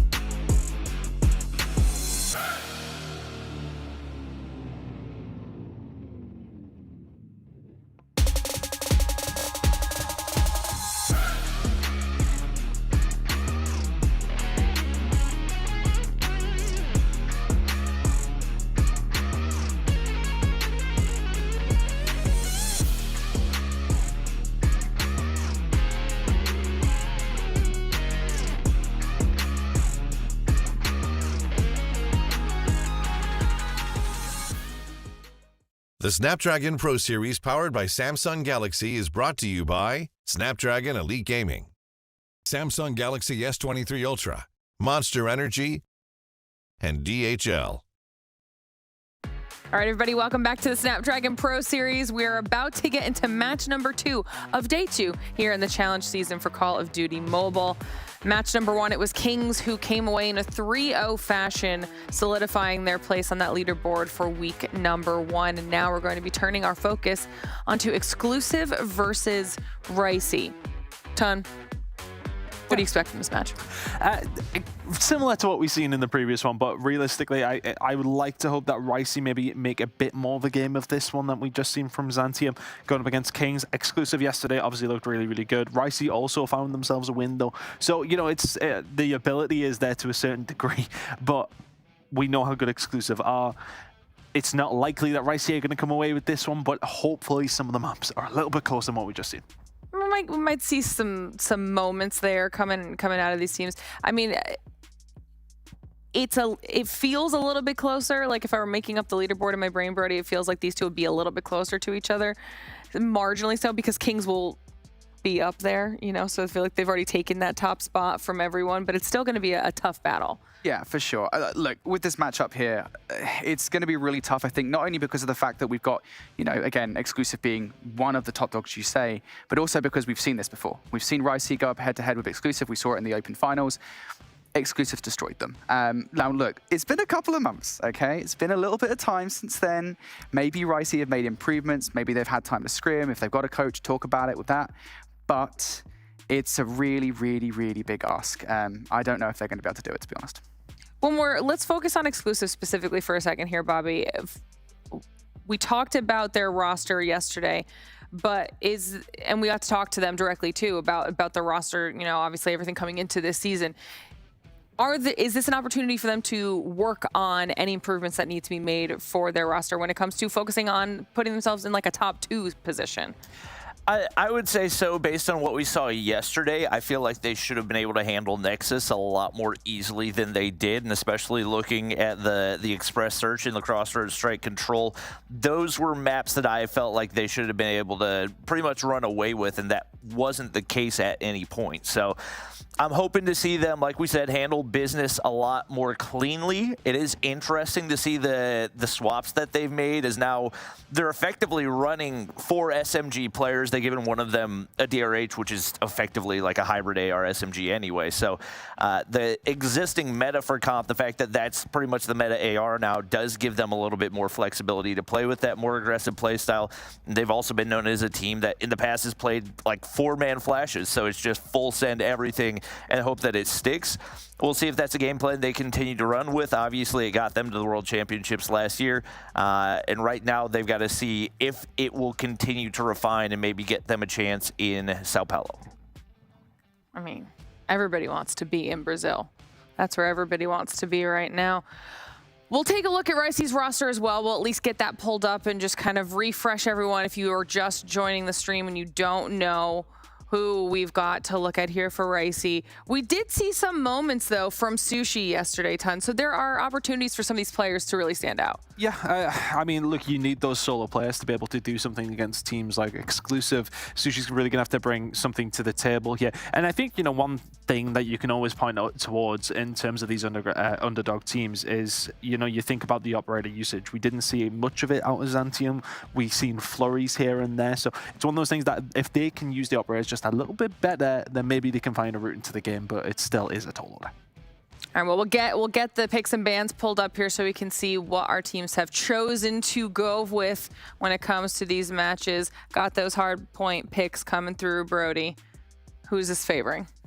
I will say if it gets to a map number 4, Takeoff, that was a not so great one for Ricey yesterday. Even if they did win versus Santium, that was the one map which they lost, and it was because they just couldn't win out on the gunfights effectively. So if it does get to a map 4, it should be interesting for the Slums and Express here, and not actually maps that we've seen in the last time that these two teams faced off against one another. So it should be interesting to see kind of how that one goes down. We did see a Slums S&D again yesterday with Ricey, and they did win it 7-3 over Zantium. For the raid control, again, 3-1 for Ricey yesterday over Zantium. So I'm intrigued to see kind of whether that helps them out here. At the very least, I think we've seen them look pretty good on those maps. But again, I'll reiterate just what I said again before we went to break earlier on. It was because of mistakes from Zantium. Mistakes Sure. I do not think that Exclusive, I don't think, we never know, I don't think Exclusive are going to make. Are you feeling very cursey today, Brody? Yes, I am. I'm waiting for it. Yeah, with all 3 O's throughout the day, just like the opposite happens. Are you taking away from Bobby? Because that was Bobby last season. Yeah, it was, yeah. Oh, yeah, that was me the whole way through. Looking at the map pool, I don't really hate it for Ricey. Obviously, you look at the takeoff, they did lose that to Zantium, but it was largely on the backs of just a super slow start that was not characteristic of them for the entirety of the rest of the series. So I think if they can get off to a hotter start, that's one they can potentially take off. Summit, though, I would imagine that is probably an exclusive map pick. Like we said, they're a super aggressive team, effectively 4 SMGs playing on that roster, and Summit, one of the most tightly packed maps that you're going to have in Call of Duty Mobile Hardpoint, so that's going to be very difficult for Ricey to counter. All right, well, we'll let you and Brody head off, get yourselves set up on the other half of the studio so we can at least get into match number 2. And then before they start, Ton, give me your thoughts. Yeah, kind of same sentiments. I don't think it's actually too bad for Ricey in terms of the map picks. You know, it's possibly as good as you could have had it. If you won a game yesterday and you got 3 of those same maps that you won on and you're going into the second day, you take the positives where you can, but it's a very, very different team that you're going up against. Yeah, it'll definitely boil down to if they were at least able to learn from some of the mistakes that they were making yesterday, too. Obviously not a lot of time to do that in one night. No, not a lot of time at all. No. But maybe they can make some small adjustments here and there. As for us, I think match number 2 is about ready to get going. So Brody, Bobby, let's see how this one goes. All right, well, obviously eyes on both Sushi and Kahlo. Those were definitely the 2 players to watch for Ricey yesterday. Interestingly enough, I believe I saw on Twitter, aka X, earlier today that Sushi just had like surgery on his hand and he's playing in a cast. I don't know how he's tearing up the map in that type of a setup, but it makes it that much more impressive what he was able to do yesterday. Obviously a much bigger task going up against Exclusive, though, as compared to Xantium. Yeah, for sure. If he's, like you say, if he's doing that with a cast, get him out of that cast ASAP, man. I'm really excited. This guy's going to be dropping 80 bombs. I don't know if you could do that, but I'm sure if anyone could, it would be Sushi without the cast on. Regardless, in a Summit Hardpoint we go. This is a map that we haven't seen from either of these 2 teams yet. This competition, it's one that we don't see, I will say, as often as some of the other usual suspects like Hacienda and Arsenal. So I'm excited to see it in the map pool here. Exclusive going to kick things off in control. We are going to see a lot of R9 pressure. We saw this from Rushes yesterday. Going to pick up 1 kill, but no more than that. For the first opening gunfights here, Exclusive, they start strong. Looking pretty good to start right here. Shark going to be able to lock down that entryway. And it looks like Exclusive getting a big chunk already. Very solid map control with Caesar locking down this spawn side and Veer holding down the top side as well. Kahlo's going to get shut down, and it is a whole lot of yellow in the feed right here. No semblance of map control for this Ricey squad. They're getting shut down left and right, and very much flashes of what we saw the last time these 2 teams went up against each other. Yeah, I will say one thing is that, you know, generally speaking, we always talk about P1s being hotly contested hard points. That's not necessarily true for Summit. It's very easy to lock it down, just it's kind of in this enclosed space, and if you get players up top, well, you're in for a good time. That's exactly what's happened here for Exclusive. They do still get a bit more unconventional in the amount of time, and 49 points to the possible 60 from that hill. Exclusive now looking to jump down and make an early rotation towards next, and frankly a rotation that Ricey should not lose. They haven't got a single point on the board just yet. You'd expect them to go big, heavy on the rotation. That's not happened, Exclusive. They're already in, and Veer is following up with a double. Neil also providing some support in gunfire. Most of the kills going in their favor. This is beautiful from Exclusive. And as expected for Ricey, Sushi and Kahlo popping off, but the rest of the squad really lagging behind. Score streaks do connect right there. Exclusive get back on the hard point. Ricey find their first time, but it's not much to talk about. Veer looking to push through, shutting down that equalizers. Definitely big time for Ricey, and they do still have spawns toward next. So as long as they can maintain these, avoid the flip, there's 100% an opportunity for them to close this gap. Obviously, P3 is the money hill for Summit Hardpoint, and if you can manage to lock down those backside spawns, huge opportunity. But unfortunately for them, those spawns are instantly going to flip out. They might be able to find 5 seconds of scrap right here, but this is exactly what Exclusive we're looking for. Yeah, Exclusive get the flip that they require. They get the control of the spawns, and this could be deadly for Ricey if they don't break fast. You've got to get a player in from behind. There was one player watching that flank. That was Creed, who does go down. That should be picked up by a teammate coming off the spawn pretty quickly, though. Ricey, here comes the attempt from them. Shark around the front, going to take 2 and make it 3 players down. Creed finds number 4. Only 1 player remaining. It is a Toots who does pick up 1. Pre-fires round to the right-hand corner. That's not where a player is, though. And a little bit of coverage coming in from Veer here. Going to immediately bring that Predator missile down from the heavens to try and take out some players. Bobby, at this point, I don't think there are any players to take down. They're all being taken down by the rest of the team. Yeah, there wasn't able to do much damage because the damage was simply not available. Kahlo doing his best to hit a flank up that left-hand side and may have actually snuck through, but once again, this could potentially work to the advantage of Exclusive, as with only 20 seconds remaining, that's going to leave Ricey spawning in the back, and you can put them in a little bit of a reverse spawn trap right here, assuming you're able to win the gunfights. That's exactly what they're going to do, and if they can't leak through the middle right there, they're going to be left spawning all the way across the map with players already set up toward next for Exclusive. Dude, Veer is on 12 in a row. He's on 13 in a row now. He's lapped his streak. streaks.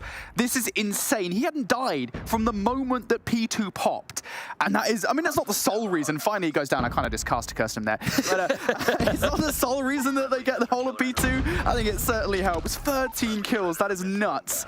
He was, well, on his way to a nuke, but he's going to be denied it. Going to bring that Predator missile down and the Hunter Killer drone to assist Exclusive, who, would you believe it, they've got control of the rotation. Ricey, they need to get some kind of momentum going right about now. Something needs to happen. Maybe this is it right here. Players coming from both sides of the hill. It's a little bit individual in the way that they're getting it done, but it does work. They're in for the moment. Yep. Equalizer shut down once again, so they've had a couple points where they are able to counter some of that firepower in the hands of Exclusive. But like you said, there's only so much you can do up against a 13 spree. One thing to note that we obviously didn't see in their last game is Creed being substituted back in for Spy, so that is one of their main ARs.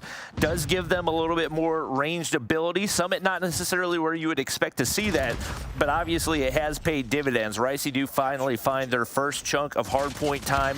They're on P4, and they do get the shotgun set up on the lower side right here in the hands of Rush, so maybe an opportunity for them to find another chunk, but just like that, Veer slides on through. He's on a 2 spree, and Neil does the rest of the damage from the top side. Yeah, I would say we're on track for a Veer 50 here, and that might still well be the case, but the way that Exclusive are playing this game at the moment, I don't know if he's going to have the opportunity to get 50. This is insane from them, and we saw what full P1 control, 50 points or so off the back of the first rotation. Exclusive look like they want to get it done again. Got to take the players out from up top. It's a good start from A2. It's looking for the double. Doesn't actually find it. I'm unsure as to how that player got away and if someone took it away from him. Regardless, Caesar now going to get that kill with a Sparrow. It is yet another frag. Switches back to the DRH for the second. Exclusive just looking so strong. Every single lane is being watched. The communication for Exclusive, you can just tell it is just beyond incredible. And they've always been a phenomenal respawn team, really showing out right here. 200-point mark, and there's Caesar getting an EMP himself, so you know he's working on some streaks. Shark tries to hop up, does get shut down, but once again, such a large gap for Ricey to close right here that you gotta question if there's any chance they can make it happen. We do have another operator get shut down, and that's really the only thing that Exclusive have not been able to do well, is we've seen a lot of these operators go to waste, but the fact that they've been able to kill gap them this much with those operators going to waste says that much more about how well they're playing the map. Yeah, they don't need them. I think the operators might not well be there, to be honest, and I think they'd still be doing this. They're just doing it fully with their guns. The team play is insane. Ricey, can they find a way through? Not when Veer's finding doubles like that. Sushi going to find one. Brink's also going to add to the tally there for Ricey. They're not spawning in a good place whatsoever, though. 25 seconds left on this hill. I don't think Exclusive can finish it here. Ricey, though, they don't have control of that rotation. This is not good for them whatsoever. Neil gonna pop the Annihilator right here, seeing what value he can find, mainly just trying to keep things locked down, and another operator does go to waste. Not sure what's happening on that side of things, but obviously business still handled. Only 3 seconds needed, but a nice setup right here for Ricey, an opportunity to close this gap a little bit and maybe avoid the 100-point club at the bare minimum. Neil's gonna push up the side with Shark right here. They should have an opportunity to pinch if they can find one on the back side, but there's Kahlo able to pop the Annie right there, and he's able to find 3 before getting taken down. Rush does go in with the equalizer, but no value to be found for him. And right now, a lot of pressure as Exclusive collapse, and they close out the map. Veer with 43. Yeah, Ricey with a couple of good moments there in that game. I think notably the P3 hardpoint, I want to say, and then when we got to the second set, they actually got a fair bit of time off of P2 there, or P3, excuse me, P4 on the first. But beyond that, I mean, Exclusive, that's how you play Hardpoint, apparently. They just played it incredibly well, and it was just right from the rip, right? Getting 50 seconds on P1. I kind of briefly mentioned there that, you know, Summit offers up the P1 here that we have here in COD Mobile, that you can get a lot of time off. That's not 50 seconds worth of time. That's like 35, 40 seconds maybe, but that was full control from them. They did that on the second set as well, and I think probably the most damaging thing is the pace that they set right from the rip, right? With Veer, I think it was like 22 kills, I want to say, by the end of the third Hardpoint. That is absolutely insane. It's actually 26 kills is what he managed to get. Lapped his streaks. Dude, like, what do you do?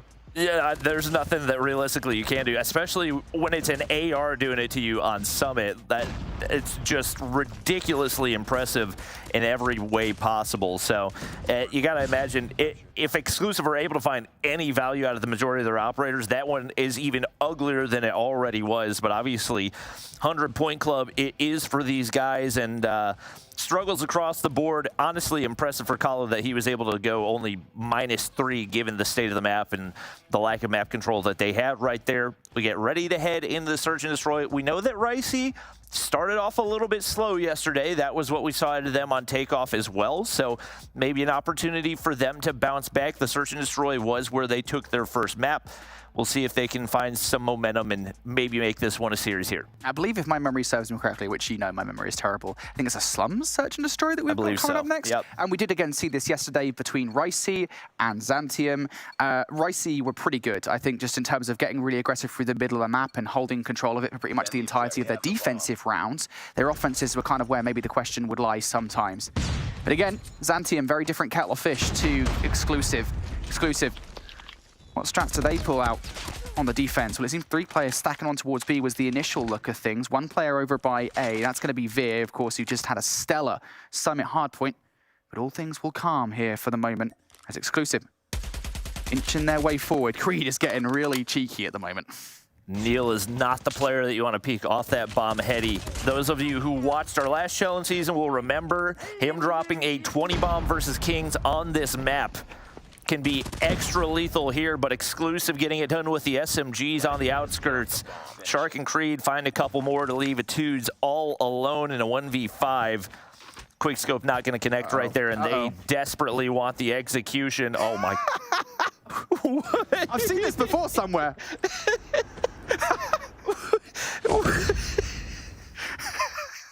That's just mean. It's like a prayer circle. It's a sacrifice to the gods. Oh, goodness me. All right, well, that was a start and a half. Oh, Ricey. That's unfortunate. And to be fair, I don't think you necessarily expect to win offenses on Slum Search and Destroy. It's very difficult unless you kind of come out the gate swing, and well, Ricey didn't. So, good start from Exclusive. Creed coming in for this match, of course. 3 in a row for him to kick things off. And Ricey sent reeling off the side of this one. It's a triple stack for Exclusive in towards blue. Nicely played from Kalo to pick up the first. Veer going to snipe back elsewhere for a trade. So 4 versus 4 scenario. Creed looks into the graveyard and adds another body to the set. Now numbers in favor of Exclusive, and they're starting to feel themselves. Veer gets pushed up right here. Can't land the shot onto Sushi. That should give info to Kalo. He's going to be able to drop one for Etudes as well. And Ricey find themselves with a man advantage right here. Bomb is in hand for Sushi as well, but maybe a little over-aggressive. So the bomb drops now into a 2v2, and obviously Exclusive are going to know exactly where that bomb is. We'll see if they look to group up to pick this up or leave Kalo to try to find a pick across the mid-map.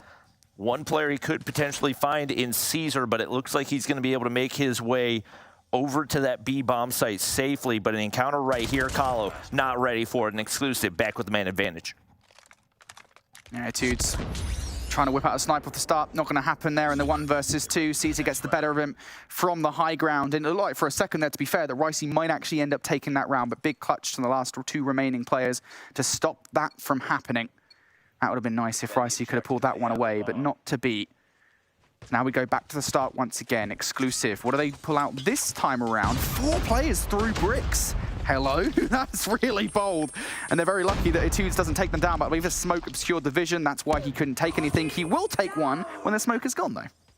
Well played. Opens things up, and once again, this was a move that we saw a decent chunk of the time. Ricey with the sniper, Ricey with the snipers, able to open things up and alleviate some of that pressure for the offensive pushes. Unfortunately, the next 2 not going to connect as it's Veer doing the damage. Trades back and forth. Rush finds another, but my gosh, nobody can seem to stay alive for another kill. Creed's already got 7 to his name in this one and trying to pick up a couple more. We'll see what he can find through Tire Shop right there, and Caesar picks up 1 more, now down to Brinks, 1v2 for him. Does have an AR to work with to give him a little bit more flexibility, but the bomb down once again. And right now he's got to win this opening gunfight. Takes down Caesar. Will he be able to make the read onto Creed? He wraps all the way through toward that A bomb site and should have an avenue to pick up the bomb, but he gets the information off the flash as well. And that's about as perfect as you can ask for. We have the bomb.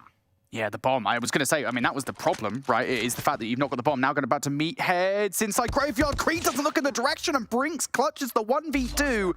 That is an incredible play from him.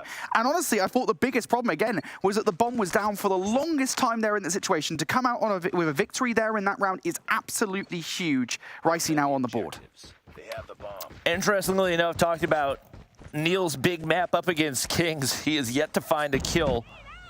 Regardless, team holds the lead right here. Shark going to continue to sit back, not as aggressive as we're used to seeing him play on this map, but it's worked out for them so far as they've waited for the snipers to find those opening picks. Etudes, little jump shot angle right there, not able to connect for either player. Maybe Neil in need of a little bit of a warm-up right here. Kahlo is very content to sit back, hold this angle, and there's the opener once again. He found so many of those yesterday against Xantium, and once again having a big impact. Yeah, that's a big start from Kahlo. 2 players down already for exclusive. They're still on the defense, though, and technically speaking, Ricey has to make the first move. And with that kill against Neil, it becomes significantly easier. Caesar, though, going to warn off at least one player from Brick's side, but that's not where the pressure is coming from. It's Shark that has everything to do over here by A. First kill through, and nobody goes for an immediate trade there. It's an egregious challenge from Brinks. Elsewhere, Etude still in the joust with Caesar, who should surely soon be dead to rights by way of rushes, who is living very much up to his name with the R9. There it is, done and dusted. And if they're smart, they should know where Shark is. We'll see what they do with the situation. Obviously, bomb down, so Shark gets info right here and should be able to read 1, make it 2 right there. And now a 1v3 opportunity for him. Doesn't get the chow on Kahlo. It looks like the bomb's been retrieved, but it's going to be a game of timing right here.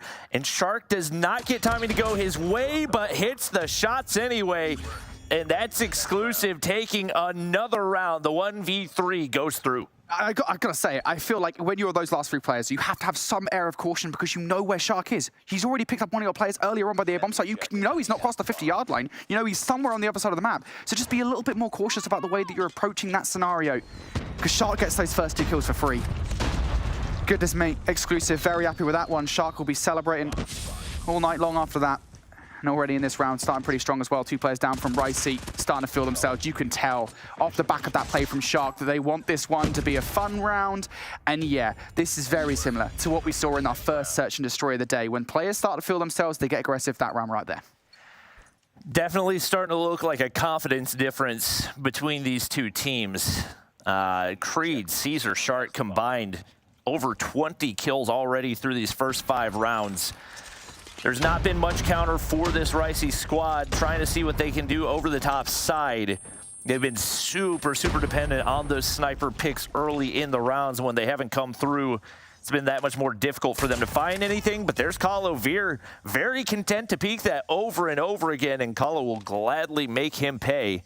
Snipers for exclusive had not been able to do much. But right now, not much avenue to make their way through. But with Kahlo taking down Neil, that should be what they need to make their way on the A-bomb site. 1 player to be dealt with, that's Creed. A couple of players down already. Caesar getting that kill versus Kahlo, though, is going to make things difficult. This will make it even more so. Brinks going down. Surely not the next one as well. Oh, Creed makes it look so damn easy. And now, Etudes, 1v3. What do you got? Well, that was a 5v3 into a 1v3 real quick. Etude's able to take down 1, but Caesar does not want to take the risk. And heading into the half, exclusive now sit up 5-1 here. And in a position where they can close this out very, very quickly.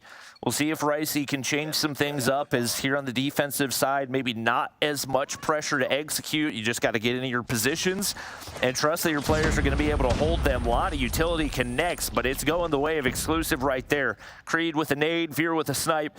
And just like that, only 1 player left to defend over on B. It's Rush with a shotgun in hand, so he might be able to make something of it, but it's not going to be the case as Caesar immediately shuts him down. I love that. Caesar and Shark go for the double chow there, and it works out perfectly. Not much the Rushers could have done on site.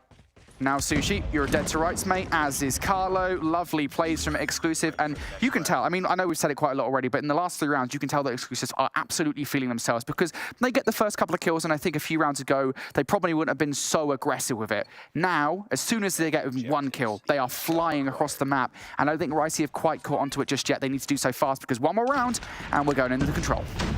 Yep, Ricey gonna look to sit back, not quite as aggressive here. 1 player gonna be pushed up toward that front side, but Shark is there to counter. Etude's able to find 1, make it 2, 3, and just like that, we've got an advantage, but Creed fires back and at least keeps things semi-even right here. 1 player right around the corner. That should be a freebie for Rushes, and indeed it is. So now it's gonna be Neil in the 1v2 right here, but Exclusive have not had much difficulty with that scenario in this one. Seems to have some type of idea where Rush is going to be, but Kahlo makes the read, sniper in hand, and does keep the map alive for Ricey. Yeah, nicely played from Ricey, and I like it as, to be fair, aggression coming out right from the start, straight from the middle of the map. 3 kills found very early on. Exclusive couldn't really do much from there on out. So that's what I want to see more of from Ricey. Some confidence in the gameplay. Start setting the pace yourselves. Don't let Exclusive get away with it. And that's some pace being set right off the rip. Nice set nade coming out from Creed. Caesar with a follow-up as well. Good trade coming out from Sushi, but look at it. You can see 4 hours on the minimap. They're starting to swarm. They're coming for you.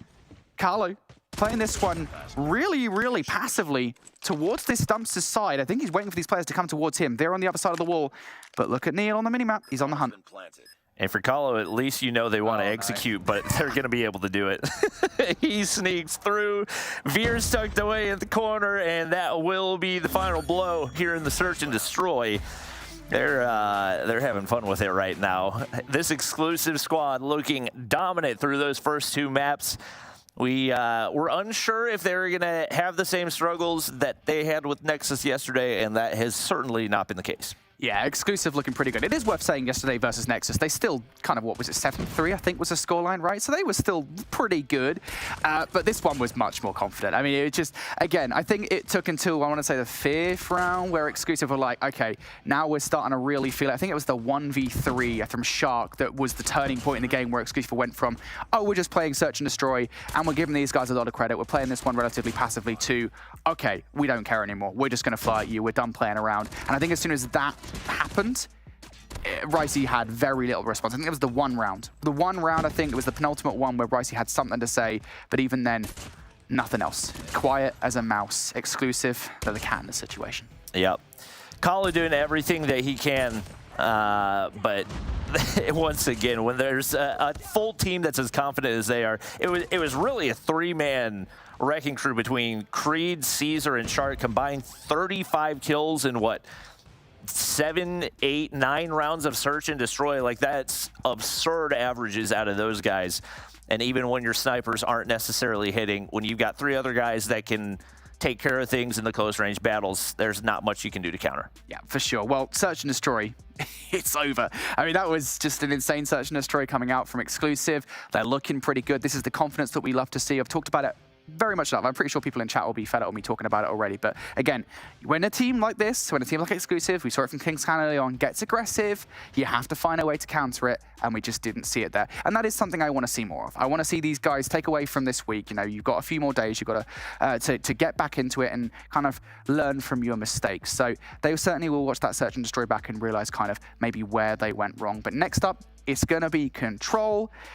And Exclusive yesterday were looking pretty darn good on Control. It is worth saying as well, Raid is one of their best Control maps, so they should be feeling pretty confident here. Yeah, Ricey were able to take a Raid Control win too, so maybe an opportunity for them to bounce back here, but we kind of said that about the last map, and we saw how differently that turned out as compared to yesterday. So the difference of the opponent definitely makes a world of difference in this situation. It's going to need to be all hands on deck for this Ricey squad. It's not been a lot of consistency across the board. It's been either Sushi or Kahlo maybe having a good map, but nobody else making a huge impact, and they definitely got to elevate their game here. So we'll see what they can do. It is going to be Exclusive on the defensive side right here. Naturally, Ricey first entry over toward that B side, but Shark slithering through the smoke right there, and he's immediately going to be able to shut down one.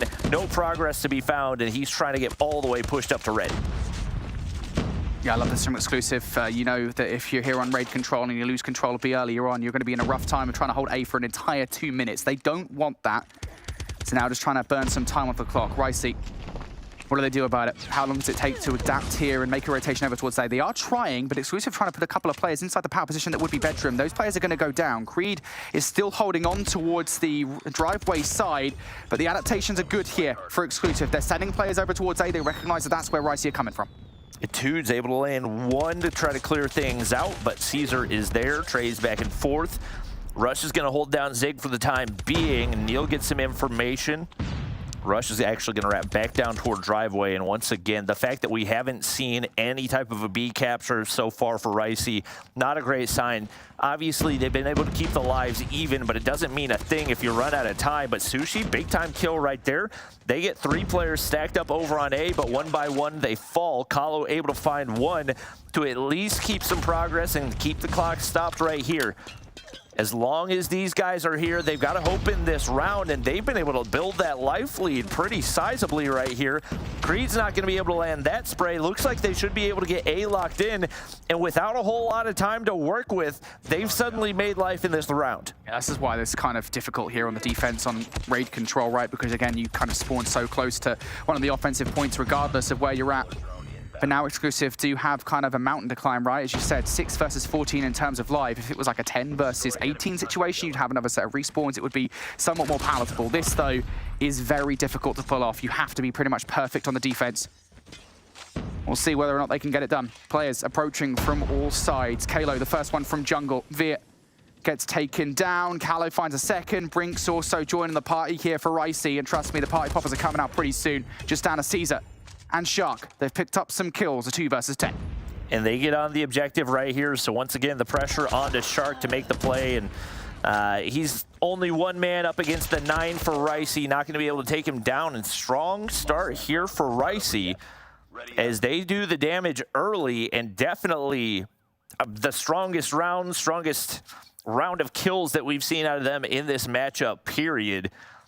Definitely the closest they've seen matched up against this Exclusive squad. And they've got a couple of operators ready to go if they want to get aggressive off the start. Etude's going to be able to land a nade right there. Caesar looking to get pushed up toward this laundry side.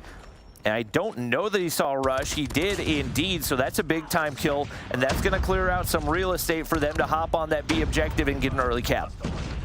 Exclusive very happy with this one. Ricey, how are they going to throw anything out? This is the question. How many kilodrones are going to be in the air? Yeah, Creed's going to fall to that one. It did look like it was going to hit on the minimap. Does that give credence here to a potential push by Kalo, who is chilling inside laundry? A hero play would be nice. He's just trying to think, get some players off guard that might be making their way through laundry and jungle for a flank. But B is gone. We talked about it at the start of the last round, 2 minute plus now for Exclusive to make their move. Carlo's going to bring down the street early on here. Big investment to stop any potential players making that flank. And Etudes has made his way toward garage right here, so if Ricey can get another player over there, potential spawn trap opportunity, but he's actually going to opt to go toward top modern right here. That should be a freebie for him. And I think he's actually going for the execution right here. He's going to be able to take Creed off guard and maybe some redemption for them. Obviously, you got to keep an eye on the task at hand, and that's keeping A cleared. And we do start to see some of those operators come out. Sushi will invest the gravity vortex right here, but right now Exclusive have got kitchen locked down, and that's got to be the main priority for them. Yeah, they're fully reliant on some crazy plays coming out from Carlo and Brinks, which, to be fair, Carlo is the player, if anybody, that's going to be getting these kills. He's already picked up one. War Machine now being vested by Creed, who actually doesn't get anything with it. Carlo's going to go down, but at the very least, they do shut down that War Machine before it can do any more damage. Ricey, though, now have to stop Exclusive, who are on the point. Shark just chilling through the smoke. They've just got to kind of fire some of those arrows. Brinks at the very least does find one and remove the players from the point, but there is nobody for Ricey inside bedroom, so Exclusive are now getting the closest spawns towards the point, and there are players here. And nades go in through that window. Neil's going to be able to take down another, and both operators that were remaining have been taken out of the equation, so Sushi left all alone, 1v9. The exact same scenario that we saw last time around, and Neil will put him out of his misery as Exclusive tie things up once again. The offense takes the round, and right now looking like the task for these guys is to try to win with the least amount of caps possible, because based on the way this is going, they absolutely want to be going into the offensive side if we do see a final round.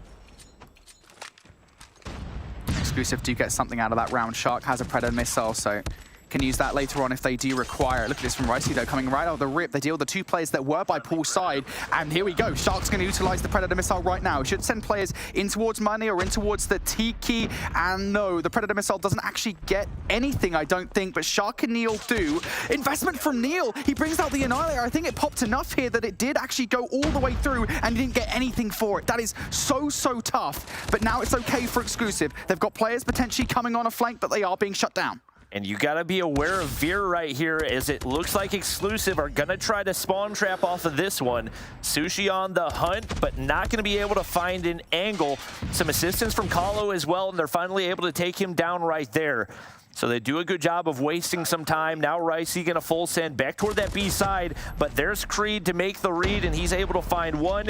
Repositions right here and might have an angle onto Kahlo as well. He does indeed. Neil does get the progress back on that Annihilator, so didn't lose out on everything right there. That's going to be big time as he's able to find 2 right there, and nowhere for this Ricey squad to go. Exclusive now here on the defense, taking care of business, and Ricey one last panic push over toward the A side, but they have nowhere to go. Yeah, they've got players to deal with inside open stairs and by the money window as well. You've got to be careful of this, and Neil is continuing to apply pressure inside the spawn. He's distracting players from what would otherwise be a very concentrated attack. Sushi has to take some time to deal with those players, and indeed he does, but look at the positioning from Exclusive and look at the time on the board. There is nothing. Exclusive just wasted so much off the clock. They eroded it, and Ricey, I'm not too sure they got any progression at all there in that round. There was 1 tick that they got, but obviously not really enough to make a difference there. And now heading into this one, we've got Exclusive going back to the offense where they've looked so confident in this one already. Obviously a huge difference in this one being Neil. Did not look great in the search and destroy, but the snipes have absolutely been connecting. 22 on the board already through these first 3 rounds. And Shark getting aggressive on the top side. This one starting to get ugly. He is going absolutely ham, taking down every single member, and he's trying to do even more damage and earn that final score streak in the Pred missile to maybe put them out of their misery. Yeah, Ricey going to lose B regardless of what happens here, even if they invest any of the operators that they've got in the back pocket. Sushi, A2s, and Rushes all have them. And now I think it's probably the time to use them. I know you really don't want to, but you have to make sure that Exclusive do not make this quick rotation over towards New. At least invest 1. That is happening. It's going to be Rushes who did have the equalizers, and Shark's going to shut him down. Now Veer, who wants a game on the basketball court, and it's a game I think that Ricey might lose. They're over here. Bullets going into him. Carlo trying to help out from the shoulder, and indeed he will pick up at least 1 kill, but Creed has penetrated the defense here. He's picked up the first kill. Purify from A2 is going to shut him down. Ricey, they stay safe for the moment, but the life disparity has grown. And that's some decent value for a Tudes, but 2 more operators going to pop right here. Kahlo and Sushi. What kind of damage can be managed?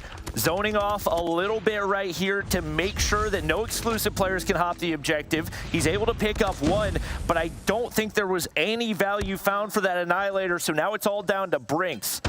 Can he find anything right here? They've got to get this life lead back in hand, but it's not looking good because the feed is all blue. Caesar's able to find 2. Veer's going to pop the equalizer as well, and now 0 respawns remain for Ricey, as it looks like this might be the end of the road for them in this one. A valiant attempt to find that opening round on the offensive side, but a 2v14 as Brinks will see his Sparrow slowly running out. And looking like only a matter of time as Exclusive are just dead set on finishing every single game with an execution. Would be nice, wouldn't it? Someone in circle, please. Anybody? Surround him. Anyone seen Indiana Jones and the Temple of Doom? Feels like that kind of thing. Oh, he's trying to nade himself. Kalo doesn't want any part of this. Ring around the rosy. Someone take him down, please. There we go, finally. And nobody ruin it, okay? This is a special moment for everyone. No! What are we doing? It's like infected. Finally, the execution goes through. Veer, I think, actually does cancel it. He steals it towards the end. Little tap to the nose there. Gonna take the players down. That was far from a tap to the nose, though, from Exclusive there. Oh, man. That was a nasty through. I feel kind of dirty after that. I feel like I might just go back to the hotel for a shower or something. Like, it's a horrible one. Oh. That's the exclusive we expected to see. Obviously, Ricey did what they needed to take the series versus Antium yesterday, but it shows you that there really are levels to this competition, and Exclusive are here to play despite the fact that there was a sizable amount of trolling that was happening. They were still blowing them out of the water on every single map. Yeah, I can't wait to see Exclusive, because this is a very clearly, confidently Exclusive when they do get to play against the likes of King's Clan, against the likes of Omniscient, because they are looking so hot at the moment. And it just felt like, as we got into that game, right, there would be like the first half of the game where they were taking it seriously enough. They were looking pretty good. But then the second half of the game, when something happened, I don't know what it was. It was a Shark 1v3 in the Search and Destroy. In this one, it was, I don't even know what, the round number 3, where they just started to really take full control of dominant defense. They're just like, yeah, all right, we're just going to mess around now, and we know we're going to win either way. So, yeah, still looking pretty good. I feel like maybe we got a little bit psyched out by day one because we had all these close matches. We're like, man, it's going to be like a super tight season of EU Masters, but the gap definitely starting to show itself through those first couple of matches. Obviously, we do have a couple more where teams have an opportunity to prove they've got the pedigree for that top 4 spot. But Kings and Exclusive, I would say, absolutely have proven that they are 2 of those 4 teams. Yeah, we've now got 2 3-0s on the day, quite quick and decisive 3-0s, but that was at least a fun ending, I'm not gonna lie. a little chuckle there. I mean, I kind of just want to reiterate what Bobby said there. And I remember you guys saying, oh, you know, we get quite a few 3-0s in Europe, and I was like, wow, yesterday it was completely different to that, though. I know this is kind of what you were talking about, I think. This was very one-sided as well. I did think it would be maybe a little bit closer than the previous series. If anything, it was worse. So yeah, quite surprising. I thought Ricey would maybe offer a little bit more than that, but I don't know what this says about Zandium, to be honest. Is the problem. Yeah, really good performance from Exclusive, though. Just looked really solid across the board. I think, you know, me and Lauren were sitting in the green room, and I looked up for the first time, and it was like 70-1. I was like, oh, okay, right, we'll be done in 10 minutes if we want to get ready to go back up that. Really solid from Exclusive. I think we are starting to see who will be the definitive top 4, who we could likely start considering and talking about when it comes to those challenge finals. But even if the gap from the top to the middle to the bottom is big, I think we will start to see that the gap at the top is not. And that's where things will start to get really interesting when we head into those finals, Bobby, because that's going to be a battle. Oh, yeah, absolutely. Kings versus Exclusive. Realistically, Kings versus Exclusive versus Omniscient.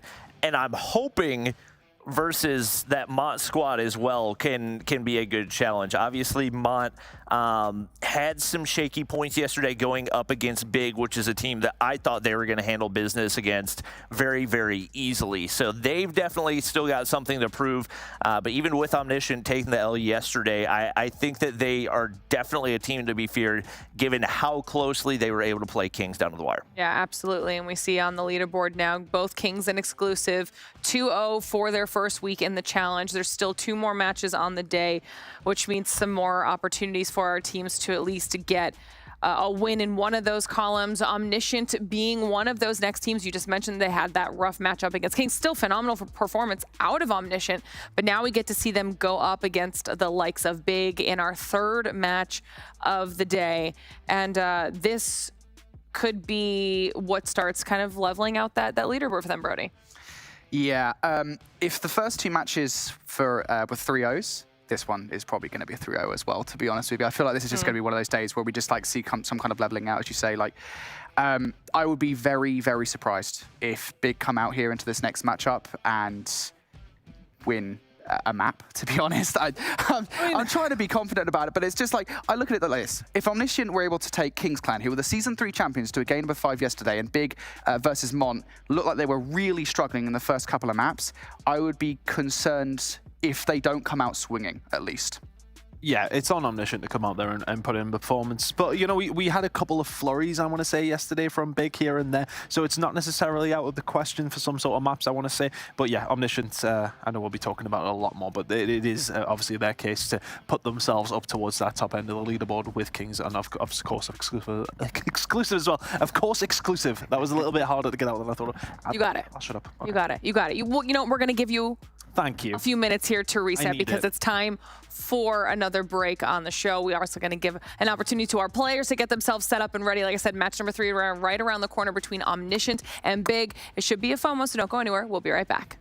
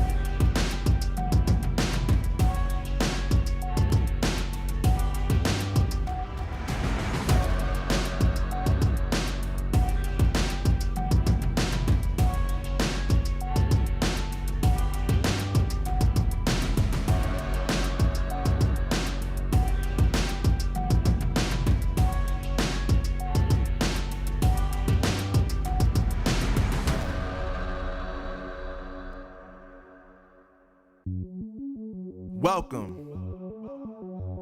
to the place where dreams come true, where everything you want can be yours, if and only if you're willing to work for them, you're willing to hurt for them, but most of all, you're willing to be first for them. Look, I'm going straight to the top. I don't know how I would stop, like it or not. I got some goals that I'm hitting. You hear what I'm spitting? It's hot. Look what I got. Whole lot of passion and pain. The road to success is insane. Stay out my lane, cause I'm on a mission. I'm getting what stands in my way. Yeah, I'm a beast. I wouldn't play with me, baby. The way that I'm training is crazy, and I do it daily. You wanna talk about drive? I got more drive than Mercedes. I've never been lazy. I'm in the room, it's a red alert. You wanna compete? Well, get better first. I got 10 toes in the dirt, push through the hurt just to show them my worth. I'm the best. Yeah, I'm the best. I never stress. I know what's next. I'm who they test, like we playing chess. But I'm unimpressed, so now let me flex. Yeah, I'm a work through the struggle and hurt, cause I know my worth, and I gotta be first. Yeah, I gotta be first. Look, I don't want anyone's sympathy. I understand what it's meant for me. I give my focus and energy. If it's meant to be, then it's meant to be. But mentally, I'm undefeated. They hear that. The Snapdragon Pro Series powered by Samsung Galaxy is brought to you by Snapdragon Elite Gaming, Samsung Galaxy S23 Ultra, Monster Energy, and DHL. All right, everybody, welcome back to the Snapdragon Pro Series, where we are halfway through day number 2 of the first week of the challenge season, match number 3, right around the corner here in the EU. In EU, I can't talk either. It's been 2 3-0s, quick 3-0s. We're trying to see if that trend will continue or if it will shake up with this next match between Omniscient and Big. We got to talk to Omniscient at the top of the day ton, and they sounded very confident. And they should be. It was a really good performance up against Kings yesterday. There was a couple of occasions where they could have went to win the series. So they should be feeling good about this one. Big yesterday, we've seen, I want to say, maybe glimpses of something. Whether or not that was a team that could be in the top 4 or not is another thing. I don't think it is. Omniscient should be feeling confident heading into this one. All right, we'll talk about these rosters a little bit. We heard from Gilla earlier. They just have only 3 weeks under their belt right now. This is an opportunity for them to maybe work on some of those smaller things, Bobby, because maybe not as stressful a matchup here as they had against Kings. Yeah, obviously one of the big talking points was their ability to close out those hardpoint matches. And I think especially against a squad like Big, like, yes, you're going into this more with the idea that this is practice for how you should go up against the big dogs. But also keeping your eyes, even if it's not necessarily giving up a lead, you also don't want to allow Big to start to close those leads, because those are habits that you carry into those big matches when you are going up against the likes of Kings, against the likes of Exclusive. So they've definitely still got to lock things in here and play this exactly the way that they would any other top-tier matchup. All right, any highlights from anything you noticed from the gameplay yesterday, though, on the side of Big here, Brody? The standoff control was great yesterday. I think that was like the one big highlight, right? It was the one map they managed to take away from their opposition in Mont. And then even in the game before, it felt like they'd actually started to find their footing. They were rotating properly. It was just the first 2 maps, I think, in which they were really struggled. They had 100-point clubbed versus Mont, and that's really not good. And that was down to just kind of failing to garner rotations. So if we can see more of map 3 and 4 Big here, they might be okay, especially in the control. The only problem is, I would say the control was where they win a map in the series, but standoff control from Omniscient was exemplary. So, I don't know. We'll see. All right, well, then it will be interesting to see what happens when we get the picks and bans coming through, to see which maps the teams wanted and then which ones they allowed through for the opposition, because that could inform how some of this gameplay goes. As I say that, they are ready. Look at that. All right, kicking things off with those hardpoint picks there, Ton. Yeah, it'll be interesting to see, because for me yesterday with Big, at least, like, it felt like the slaying ability is there to a certain degree, and I think that's something that you absolutely need to have if you are going to want to go up against what is now one of the perceived big dogs in Omniscient. So if they can bring that level into the hardpoint, then you've always got a puncher's chance. But we've seen some good play out of Hacienda from some of these teams already. Looking over towards the Search and Destroy, Tunisia yesterday looked really, really good for Omniscient. I don't believe we've seen Express from them, though, so that's a query on that one. But realistically speaking, I don't think it matters too much what the maps are here. Standoff control coming in again, so that is actually another really good one for Omniscient. For me, again, you know, we've had this conversation so much. Not many of these teams go for the bans based on what you're playing up against. You just kind of do it for yourself, and that maybe is what we're seeing here from the side of Big. Yeah, and that's kind of what we expected, especially given the fact that both teams looked really good in the standoff control. It's a little bit of an ego challenge, like, okay, which of us is the better standoff control team? Obviously, like we said, Omniscient did it against a much tougher team in the likes of Kings, so it's you got to give the edge to them, but I don't think it's necessarily a bad idea for Big to try to make that move, because that looked by far like their best map yesterday as well. All right, well, those were kind of some nice thoughts on the picks and bans anyways from you two, which means I'm just going to send you straight on over to the other half of the studio.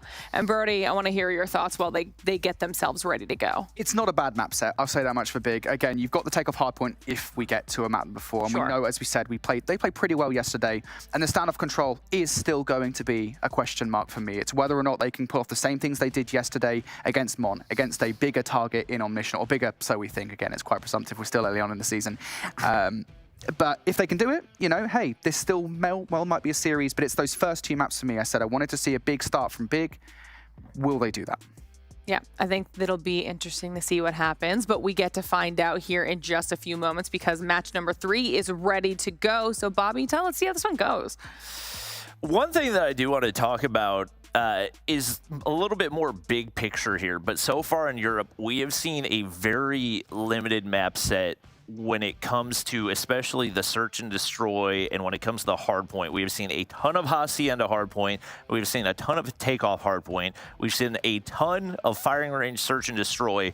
And that's something that can potentially work when you're just within your region, but looking towards Sao Paulo Masters, you can't just have 2-3 maps that you can play in every single in every single mode, and that's something that's going to come back to bite you, especially with Europe being a region with something to prove. So I'm curious to see if we see some more expansion in the future, but obviously focusing on the match at hand, it's big with eyes on them to see if they can go big and take down who appear to be the giants in Omniscient, who had a solid start yesterday, and that's a pretty solid start with Saturn's finding 2 with the early nade. And just while we go through the opening breaks, I kind of want to back you up on that point, especially for some of these top teams. You're going up against big if you're Omniscient. Is this a time for you to start testing out some other stuff, or is it maybe a little bit early in the season for that as well, though? You know, you kind of want to establish where you are. It's not, it could be a potential banana skin for Omniscient, but, you know, we're putting a lot of stock in that performance up against Kings yesterday. Could they come out flat in this one? Are they as good as we think they are? That's a question they're going to have to answer in this game. Big may well not be the strongest of opposition that they will go up against, of course, in this league, but they're still going to be a tough team. They got through that open bracket to get to this stage. They will know what they're doing. Omniscient cannot underestimate them, and so far so good. It is a slender lead. And thinking about P2, it's already going to be Big, who are setting up there with 10 seconds to go. Omniscient now on their way. Well, Gathilia was just on 0, but moved up to a 4 spree, so he's working on streaks right now. Omniscient bounced back after we saw Big take some early hardpoint control. It is going to be Vat set up in the top side of P2 ready to go. Lucky does not make the read right there. So even with a couple of kills in the feed for Omniscient, they will get taken down early off of P2. Narc's not going to be able to find that final kill onto Rondo, but fortunately for him, teammates ready in the top side of the hard point.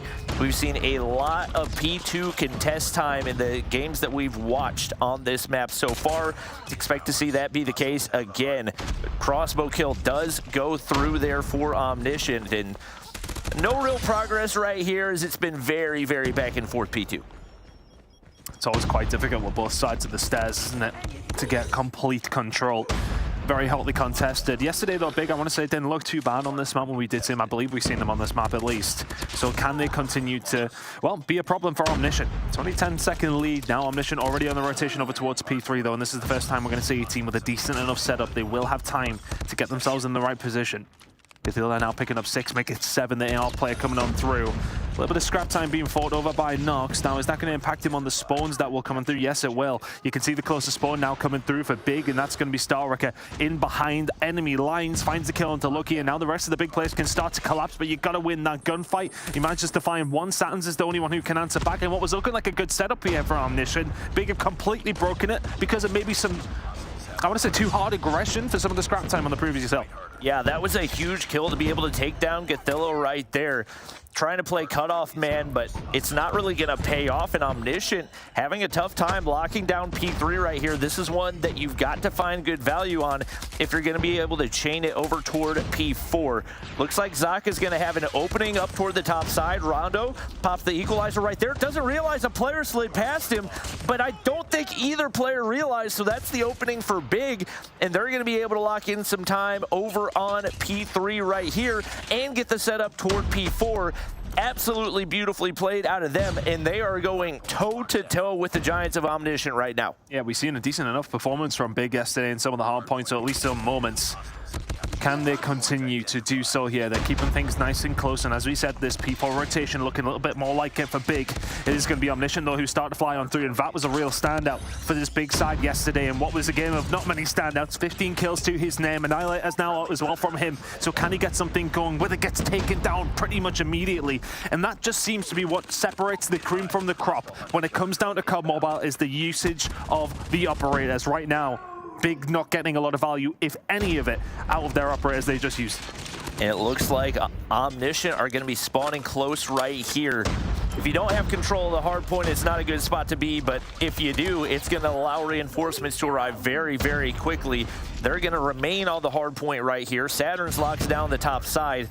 Big Zaka doing his best to at least keep this contested right here, and they evacuate the hard point. 2 players in position to be able to take him down, and Omniscient finally able to get somebody back on there, but not really very consistent with their presence there. Would love to see them pick up more time given the control that they have. That's going to allow Vat to pick up 3. Big find the scraps right here and do a good job of mitigating the damage there on P4. It definitely felt like Omniscient did extend that lead ever so slightly. It's now sitting at around 30, but with the control they had, you're very, very right. You would have expected that to be a little bit more, but I don't think they'd be too deterred by that.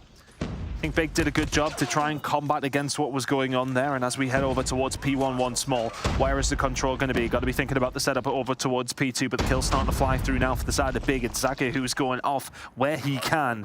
And again, Vat really has been the standout. 21 kills to his name. And across the board for Omniscient, it has been a shared load, so to speak. Satins and Rasmo now starting to combine. That 30-point lead after the first rotation remains after 30 seconds over towards P1. And Rasmo's just going to remain on the outside, trying to keep that hard point clear. Doesn't have any intention of getting on the objective, but he will have reinforcements there as Saturn's arrives to lock in some hard point time, trade it out immediately. And we've seen a lot of this time, maybe a potential hole in the game plan for this Omniscient squad is not having enough flexibility to have those Slayer players get in positions to where they can get on the objective as well. It's allowed a lot of avenues for Big to get tiny amounts of scraps, but those scraps have absolutely stacked up. Omniscient does lock down the top side right here, but once again, nobody on the hard point. They finally get players in position, and with spawns starting to get pushed out a little bit, maybe an avenue, but once again, Big do a great job of keeping the hard point contested. A lot being invested here by Big. War Machine is out. It's going to clear house as well. Big Zaka now just forcing them away. He is going to get taken down and doesn't actually manage to find a great deal of value from that. Raj is going to be able to find a kill. Nox is now invested in the equalizer here to try and get this final 30 seconds, and that may well just help out the turn on the Starricker as well. Fantastic work from Omniscient and really, really good operator moves coming in from Nox. Calling the spree immediately, wants to solidify this 18 seconds, doesn't hit a goddamn thing, but nonetheless, looking good for Omniscient. They've kept that to now about 40 seconds. A lot of investment there for late time from Gatila.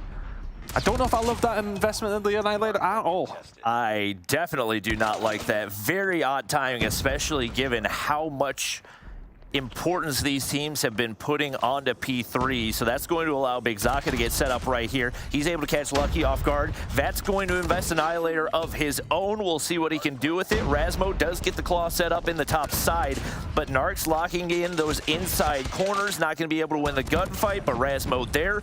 And finally, Omniscient, an opportunity to build on this lead, which is kind of stagnated to a degree. Rasmo, no angle from that top side, but the players on the inside of the objective doing the damage. Omniscient just chipping away on there. Just chipping away left, right, and center. You look at the kill feed, and it looks as if it's relatively close, and it has been. You look at the kills, I mean, across the board, it's a pretty close game, but ultimately the important ones are falling the way of Omniscient. That lead starting to extend, starting to feel just that little bit more comfortable. 15 seconds to go here, heading over towards P4 in just a second. It's going to be a bit of a foot race. There is one player over there from both two teams. I say that as Starricker gets taken down. It's a quick transition over towards the next hill for Omniscient. That lead was around 30 after the first rotation. We've got one more hill on the second one. It's building towards 100. We have seen a lot of rush pred missiles out of Omniscient that have not found any value. Obviously, you get the information there as well, but small mistakes that once again are going to come back to bite you against these tougher competition. Gathilia trying to control the mid-map with that Holger in hand, and they've just not been able to sniff him out. Nice little three-piece out of him. He's sitting on a 5, make it 6 right there. Nearly got a pred in a matter of seconds, and Saturn is going to be content to wait on the inside of the objective, but no big players able to get in position to contest. Finally, Omniscient getting things locked down and having those reinforcements on the objective to make sure you get every single second, and they have blown this one wide open. Just seem to have gotten some sort of advantage and ran with it. It's looking so solid now for the side of Omniscient. That lead building. 15 seconds to go here on the second rotation, and Omniscient are going to be within touching distance. Last time around, the Annihilator investment for Gatila was not good at all, but it's already 2 in a row. Trying to make it 3 for this small amount of scrap time, just trying to solidify exactly where Omniscient wants to be. Really good shot on the Zaka before he does fall, but of course that is another investment from Big. At this stage, they need to make every single operator count as much as they possibly can. Heading over towards P1 again, Omniscient 20 seconds or so away. Big, a long, long way back. and Omniscient still sitting back. That's 10 seconds. Nobody on the objective. They finally get hopped on. That's about the worst possible place you can call in an equalizer. Super exposed in the middle of the map. That's going to allow Big to clear things off once again. But Omniscient have done a good job of getting players back into those positions. This is going to be a hotly contested P1. Might not be able to close it out here as Big are doing a good job of remaining around the hard point. They do win a nice chunk of gunfights right there. So it looks like they might be able to eclipse that 100-point mark. But the bigger task to get another 150 points following that might not be quite as feasible. And the problem is that it's kind of what you said, this 10 seconds of scrap time, they cannot let it go. So the P2 rotation, will it suffer? Well, not if you're finding all the kills. That's definitely helping out. Long distance coming in there to find two Unlucky and Nesmo. Fantastic work coming in from Big, but is it going to be enough to get themselves in a position heading over towards P2? Starricker calling in the Predator missile. The kills starting to fly on through for Big Zaka as well.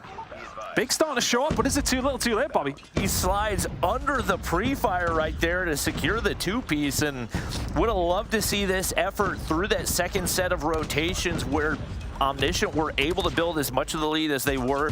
Hardpoint does get cleared for a second, but Big, once again, not allowing them to get that final 15 points. They may not be covering any ground, but the bare minimum, making sure they've still got an opportunity in this. They've been finding big value out of their operators, as I believe that's Rondo finding at least 3. That's going to invest the equalizer. Obviously, once again, typically you would like to see these guys wait and invest them on a P3, but with how important it is that they do not give up a single second of time, I don't really hate it. Mirage is going to be able to connect for another crossbow shot, and somehow Big are still alive in this one. They've done really, really well with their operators, where Omniscient, you know, they kind of have the fallback plan of we can just rotate, we can just lock this down, but they've lost all the gunfights over towards the next hill, and if you're Satins, you need to stay alive. For all that Big may have been outclassed throughout the majority of this game, they've got some pedigree about them themselves, though, haven't they? Some fight in this old dog at this moment in time. 5 seconds though for Omniscient. They've eventually found the break. They've eventually found the hole. Eventually they will close out map number 1. But Big try to bring that one back. And not too bad of a performance from them, considering how bad it was looking at one stage. It was still a 100-point difference towards the end. Let's give the credit over towards Omniscient. But things that I want to say got necessarily scary, but for a second, Big looked like they were able to hang on a certain level. But is it just too little too late? You're seeing these moments and it almost frustrates you to the stage of like, where was that over the entire game? I think once again, you gotta look back at that inability of Omniscient to close out hardpoint maps. We wanted to see them come into this, handle business from start to finish, and they didn't do that. Once again, in the mid game, they stumble pretty significantly, whereas they were in complete control for the entire rest of the game. And that's something that they have got to continue to work on, because once again, the likes of Exclusive and Kings are not going to be as forgiving, and you're not going to have as much breathing room to work with like they did heading into the final rotations of this one. So definitely still some work to do, I would say. Once again, we know they haven't been together nearly as long as the rest of those squads, but the fact that that is a very obvious, glaring issue for them is something that's got to be addressed sooner than later. I think, you know, to play maybe devil's advocate on that point in terms of Omniscient, you know, letting that one go, they were always in a steady spot, though, weren't they? I suppose with 15 seconds to go, you're always still in that spot, but it's always the case of like, okay, well, Big have to do everything. They have to be so perfect here. We just need to be good for 10 seconds. So I suppose there is that mentality shift when you get to this stage, and you do see it quite often. I mean, we've seen it in the first series of the day, didn't we? I think it was Kings were above and beyond and so far away their opponent. In the last sort of minute or so, you did see somewhat of a comeback, but I think it's that comfortability of, we only need 15 seconds. Let's look for the perfect moment. Still a decent performance, I want to say, though, from Omniscient. A good 100-point difference when it does come towards it, so I don't think they'll be too disappointed. But realistically speaking, we have seen some decent little spurts from Big, but almost to their credit, why is that again not happening more often? It feels like, you know, in terms of how the operators are used is solid, but is it at the right times on occasion? And for both two teams in that scenario, especially, you've seen Gothila pulling out the Annihilator for like 9 seconds or something like that. These are things that teams are going to have to brush up on if they want to do well internationally. It's just straight facts. Yeah, and a lot of that I think is maybe a communication issue. Obviously, that's like a personal choice to call in the operators. But if you're also calming on when that happens, teammate can be like, nope, don't do it right now, not worth it. And once again, that's something that this team is going to continue to learn with. Is for most of the players, English is not their first language, and that's just a natural learning curve that they're going to deal with. But obviously, the talent is there, and if you can figure out the rest of it, they will be in a really good spot, assuming they're able to make it to playoffs. Handle business map 1, heading here into the search and destroy. We heard Gothila say that they feel like the search and destroy is their best game mode, so you definitely expect that they'll come out guns blazing in this one. And I want to say they were really, really solid on the defensive side, Omniscient, up against Kings yesterday on this map specifically as we head over towards Tunisia. Gothila taking a few shots originally, and Mirage, we've seen him use this yesterday, the MK2 on fire and range, and putting it to good use already here. Very, very good start for the side of Big, but the kill starting to come on through for Lucky and Saturn's. Now 3 versus 4, but in the favor of Big. Saturn's going to look to lurk through mid right here. Very, very split for this Big squad. It's one player on the flank. That's going to be Rondo. Has an opportunity to catch these players off guard, but that's Lucky on flank watch. Assuming that he probably heard that shot on the cross. Nope, maybe not. Just going to walk right back into it. That leaves Starricker all alone. Actually, he's got Vat with him to work as well, but Vat not going to be able to win the gunfight. Now he is truly all alone. Probably saw one player after the top side. Does get the information on the bomb planter right there, but the whole squad knows where to look, and Omniscient close out round 1. Lucky was a real MVP here for Omniscient on the previous map up against Kings when we were on Tunisia Search and Destroy, and a really big kill on the flank there. But I think, as you point out, like, why would you recheck that? I'm not 100% sure who it was. I want to say it was maybe possibly Rondo. Goes for the reach out on the sniper angle where Lucky is holding. Yeah, I don't fancy your chances. Omniscient find a round on the attack. It's about finding the picks over towards B by the looks of things. Heavy investment from Big over towards A. We do typically see this strat coming out. Well, at least I've noticed from the small sample size of Tuscany that we see, you know, you don't really need too many players over towards that B side. You can get a sniper to lock that down, and it automatically becomes a very, very difficult push. So Omniscient still trying to figure out what they would prefer to do. May well just play around Lucky, trying to find a pick here. Big Zaka pushed up very, very far. Lucky definitely got the information on that. It looks like Zaka's going to be able to get away to the low ground. Rondo, nice little angle to hold. Make sure they maintain that mid-map control. Narc's going to drop. Saturn takes down Mirage, and that may be the opening that they need here on the B-bomb site. Looks like they're going to get aggressive, but trades go back and forth. It's 1-for-1. The bomb does drop, and it looks like that's going to force Lucky all the way back towards spawn, but Razmo, beauty of a quick scope to take down Rondo. And just like that, man advantage back toward Omniscient. Vat hoping he can catch somebody off guard on that lurk through the bottom side of mid, but it looks like no engagement opportunities so far. And I think the thing is here, though, they know that Vat is over towards B. And if you're Razmo here, you already have the spawn. It's now time to close the net onto Vat, and there you go. Eventually does come around to help his team out, who are now moving very, very quickly over towards that B bomb site.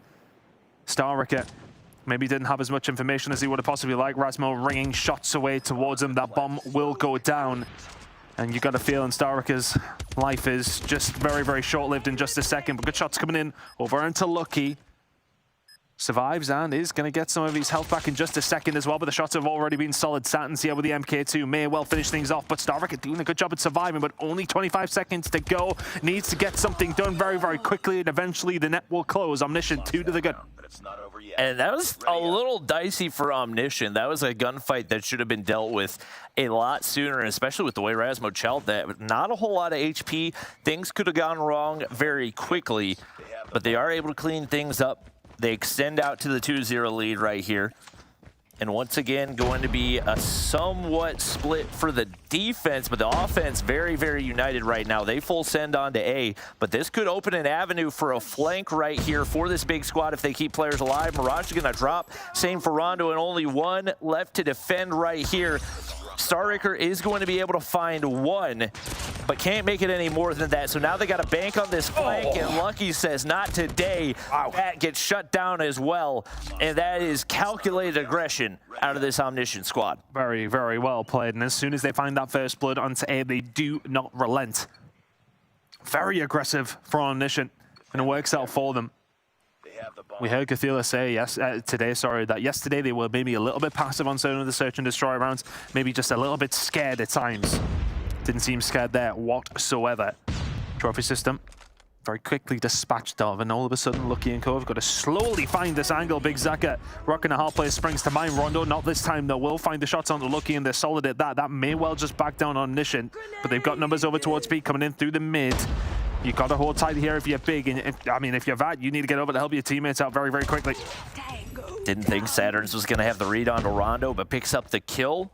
We do see one go through for Big. Razmo drops, but instantly traded out as Starraker, and once again, Vat left all alone. Only one kill to his name. Gilla, bomb in hand, should be able to get it down over on B.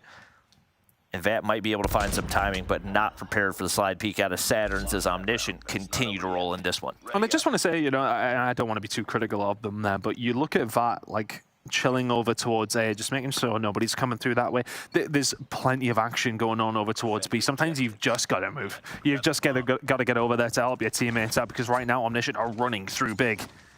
And then Spot now coming on through. Is this going to set up over towards the A side again? That would have been a really good first blood for Lucky to pick, but all of a sudden you do have Mirage in a tough spot to deal with. Gilla just above him. Looking to try and find the picks themselves. Trophy system stopping any sort of utility coming on through, but Saturns with the shots. Big Zaka is dealt with on the flank. And is this now maybe going to be a change around for Omniscient? No, they're still going to go over towards A. They find a kill on the flank and they commit to A. The bomb is already down. Vat finds two though. And here come the reinforcements coming in from Big if they can. Nox is trying to survive in towards the Archers. Now all of a sudden it's Saturns going up against Starraker 1v1. He's able to pick up a sniper, so if he over-aggresses at all right here, should be able to make him pay, but he actually wraps back towards spawn. That should leave Saturns guessing the longer he goes without seeing him right there. Not sure if he meant to take that shot, but may have given away an audio cue off of that as well. And it looks like Starraker just going to go prone with eyes toward the bomb and put the pressure onto Saturns to make the play here. He may very well have the flank read on this one, as Starraker makes his way over toward the bomb. Yet to be retrieved. Maybe a little bit of a stalemate right here, as Starraker's going to stay tucked away in this quarter and put the pressure onto Saturns to make the first move. Is he going to expect it? 30 seconds to go. Got to check your corners. Does check his corners, and Starraker gets gunned. It's the drop shot coming through. What year am I in? 5-0 now to Omniscient. It's a big round, that one. That Big would have loved, to be honest with you.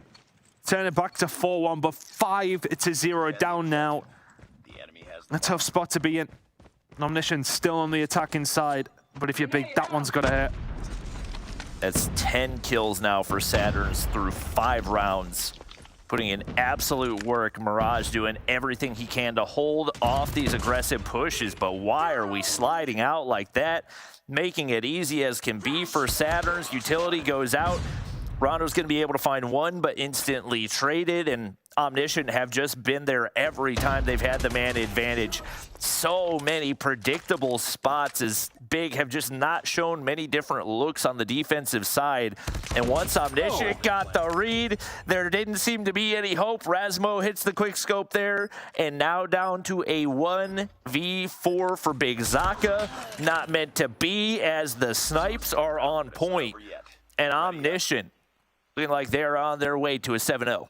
I honestly absolutely hate the play from Mirage, I'm not going to lie. To go up towards on top of the scaffold, you know there's a player going to just be pushing you from top castle. It's such a difficult one to have to deal with. You've got to look in so many different directions. It's just not a good spot to be in.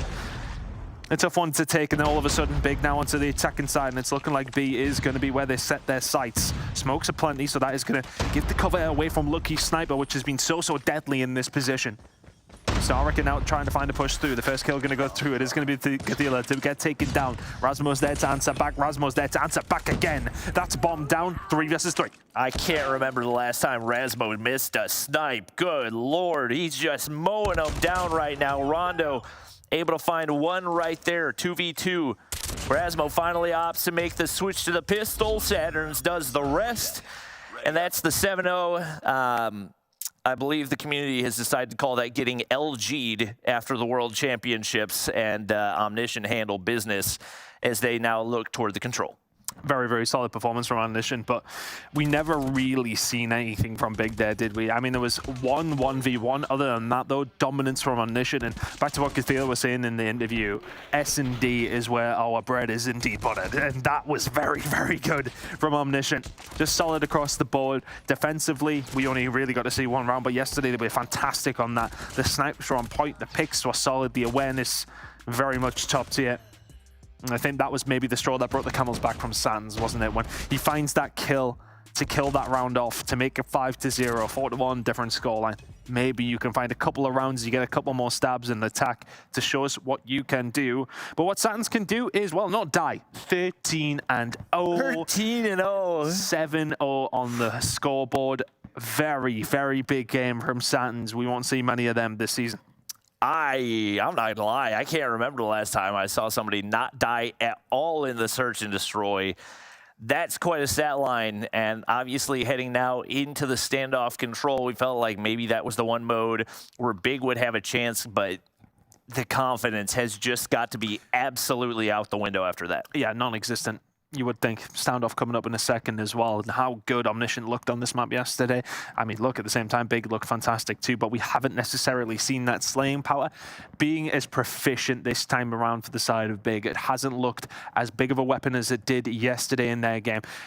We are definitely seeing the difference in the top teams and the lower teams here today. We're kind of starting to get a theory of where everybody's sitting. We can only kind of sort of, well, theorize to a certain degree. After Omniscient's game up against Kings, I almost said win. It felt like a win in a certain kind of way. Yeah. You know, after their game, we had high and lofty expectations. They're kind of proving that they do belong with these top teams at this moment in time. I know Big aren't necessarily the strongest of opposition, but the way they are dealing with them so far, irrelevant about how the end of the Hardpoint went, it was still solid enough. An absolute statement of a search and destroy. And now heading into a mode where they absolutely dominated one of the best teams in Europe. We're heading into control. This game could be over very, very quickly. Yeah, Big have got to not allow that to affect their mental and still stay aggressive right here, because that was really the one thing that they had going for themselves in the control yesterday whenever we saw them, but it's going to be the complete opposite. Omniscient full sends it through the middle of the map. They have every angle covered off the bat right here, and there has been zero response. 5 kills off the start for Omniscient, and instantaneously Big completely trapped, nowhere to go, fish in a barrel. That's 8 kills off the bat. Where's the communication? You know Nox is in the barn. You've got to get rid of him. You can't get across if you want to try and defend over towards B. If Nox is in the barn, eventually Vat will deal with him. And Vat will get dealt with himself. Lucky finds the kill. There is B gone in the blink of an eye. Omniscient 7 kills to the good, and Big, well, they have at least gained some sort of control. And Mirage now with the crossbow takes down Rasmo and Nock. He wants to try and get rid of him if he possibly can. You need that back alley control if you possibly can. Starricker will find 2. So a momentary lapse for Omniscient. The shots in from Saturns, though, just continue to be so crispy. A control now belongs to them, and they're looking to try and put the nail in the coffin of this round. Big here to say, though, for what was a terrible, terrible start to the control, they have regained some map presence at least. Yeah, honestly impressive that they've been able to get the life count as close as it is, because that looked like it was about to be a 27-0 with the amount of momentum that Omniscient opened that one up with. Phenomenal regain out of this Big squad. I believe we saw one player sitting on a 5-3. That may have been Rondo, who just got shut down. And once again, that's going to allow the Omniscient players to advance up toward that spawn point. Big Zaka still yet to pick up a kill. There's his first one on the board. If he can get going, actually an opportunity where Big might have a chance in this one as they shut down a couple more. Mirage is there to do some damage, but still -4 lives.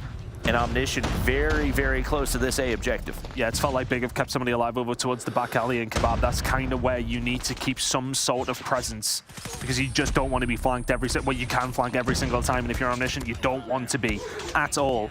That was the first time Omniscient had got out the spawn in quite some time. Now the lives are dead even.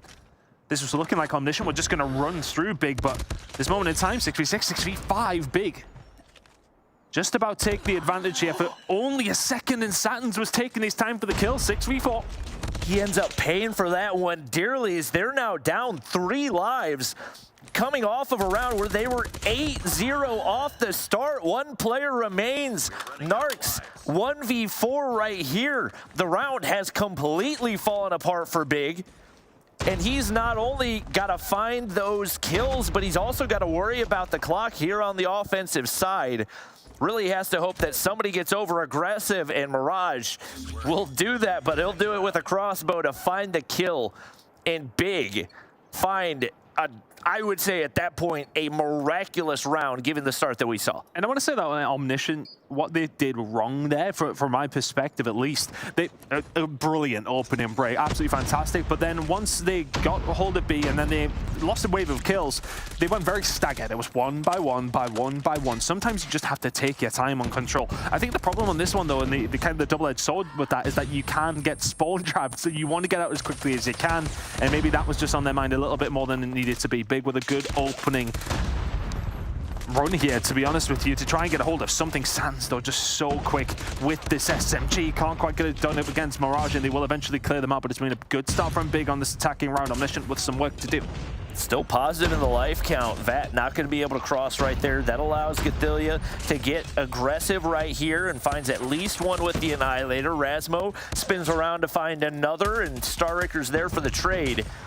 The investment of the operators right here going to be crucial as Vat pulls out his Annihilator as well.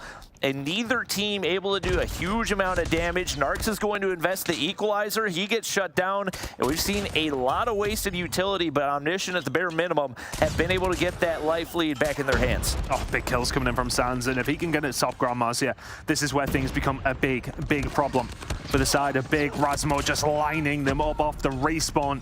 Lucky is there to further cement the position that Omniscient are in, and this is looking very solid now. Not a single point captured, not even a single segment coming out from Big, and finally they get themselves onto the scoreboard in terms of these kills starting to ring in, but the damage is already done.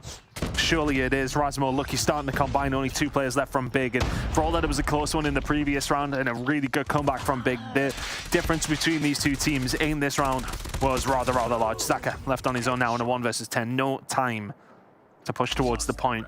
And I think, and I don't want to be overly critical of teams here, but Omniscient, they initially put a lot of operators into that. And at one stage, I think they were up by like 15 lives. There was 5 or 6 left for Big, and I see more operators being brought in. That sort of stage is where you've got to temper your expectations and just sort of say, okay, well, we don't need that. We should be confident in our own ability. We can keep them in this spawn.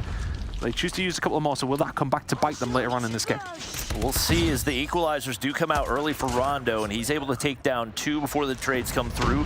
Rasmo's going to opt for an early investment on that Pred missile. That'll get him some information. Not a lot of kills to be found, but Rondo on the inside is not going to be able to win that gunfight, and Omniscient do win the openers right here. Mirage applying that pressure towards spawns. He's got to be dealt with if they want to find an easy avenue toward the objective.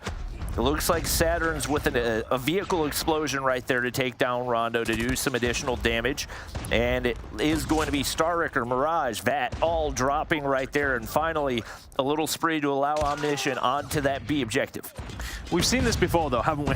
A nice early break from Omniscient, a push over towards B. That works out well, but you couldn't quite close the round. A big investment coming in here from Big Zaka himself. Can't quite get more than 2 kills with the War Machine, but eventually will clear them off the A point just in time before it does get taken. So that timer now starts to tick again. Big have got themselves set up very well in the middle of the map here, but not quite putting the pressure on they would probably like to try and get that spawn trap up and running. So Lucky has been able to find a way out. Now inside the point, getting those ticks over towards A. But again, really good play from Big there. They don't force it to try and get a hold of that spawn trap. They just take their time. They sit back, they wait. The lives very even at this moment in time. We've not really seen any big value out of the operators outside maybe that claw that Rasmo is able to spawn trap Big with to go ahead and end the round. I'm curious if these teams start to get a little bit more calculated as we get closer and closer.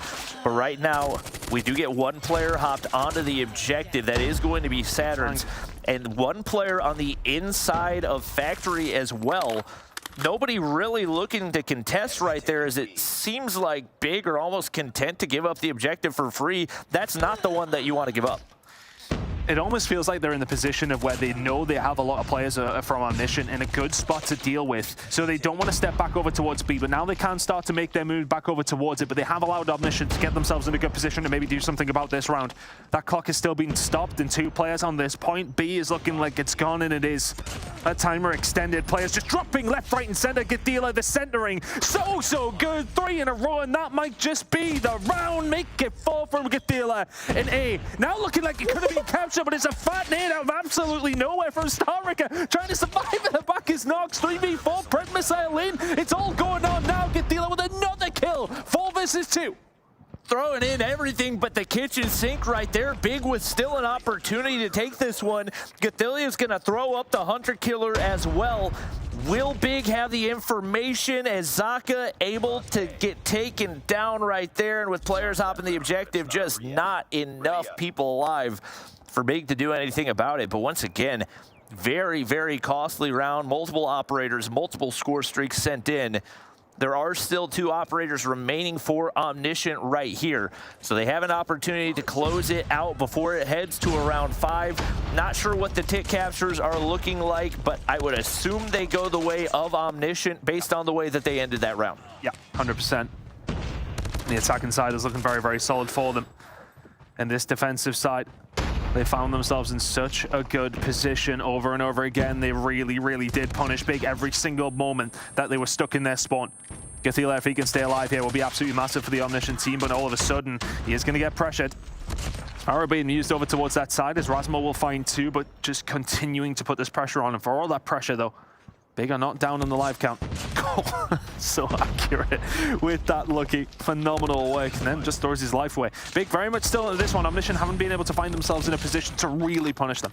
Would have loved to see Narcs play that equalizer a lot more passive. Everybody on that Big squad was sitting back and waiting for him to push out of blue. An opportunity for the entire squad to push forward and enact the spawn trap. And instead, he gets over aggressive, doesn't make anything out of it. And that's definitely a win for Big if you can find one from that defensive side. It's going to be Vat popping the Annihilator. He's able to find 3 already right there and still going with it. Rondo's going to pop the Equalizer as well, and they're going to be able to find big value. They've got to get on the objective, though. Only 9 seconds remain right now. Githilia, force back right here. Big finally get players onto the objective, but they've got to keep them alive, and Narcs is being pesky with the spawn trap. Mirage, Claw on the top side. They're going to be able to shut down another as well, and they remain on that objective as the lives get closer and closer. It's actually growing in the lead for Big right here as they've thrown all their operators in, and the Claw shots connect for Mirage. Now 5 lives to 10. No respawns remain for Omniscient. We may be on our way to around 5. Oh, this is huge, though, because Big need to stay on the A point. They get wiped off it, but only momentarily. Now Vat is all on his own over towards B, but A is captured. That's bad news for Omniscient. Now 3 versus 8. The claw's being popped, though, by Rasmus, and I'm not sure about that. I don't know if he tried to pop it just to get this round continuing, but it's not going to work out. Githila now left pretty much on his own because Satins is here as well, but not going to happen. Big find that round. And it just feels like every single control is just fumble after fumble from all these teams, to be honest with you. In the end, Big will get the round, but Omniscient, it just seems as if they had that one on lock, and all of a sudden, Big find a way out, and they just don't relent. Fortunately for Omniscient, they will start on the defensive side right here, and that's absolutely been the strong side between these 2 teams. Githilia gets aggressive right there, takes down 2. Annihilator gonna get popped instantly. If he can go big right here, they can end this one quickly. That's 8 lives to 0 off the bat. We've seen that before, but it wasn't in the same scenario as Githilia. Cannot be stopped right now. The Pred has been earned, and 10 life make it 12 advantage already. Players spawning out for Big. They're trying to find an avenue, but the Pred from above does some more damage. 13 lives up already. Phenomenal work from Omniscient. Big only momentarily saved by a spawn out over towards the back alleyway, which has actually allowed them to find a route out. So maybe the push from Omniscient was a little bit aggressive, but has the damage now been done? Well, so if you look at the kill feed, it absolutely hasn't, because all these kills starting to come back from Big now. Omniscient needs to fight back. It feels like they get a lead and they're just like, you know what, screw it, we'll throw it away. Every single time. Mirage will find 2. Rondo will find 2 of his own. And now it's just been broken wide open, and Rondo ain't missing. Omniscient have got this back down to 5. How on earth were they in that position and looking so good to potentially throwing this one away? But still, a lot to be done here from Big. Nox will find an easy one onto Zaka, but still, that time has been stopped. Big on the 8 point, getting a lot of good work done.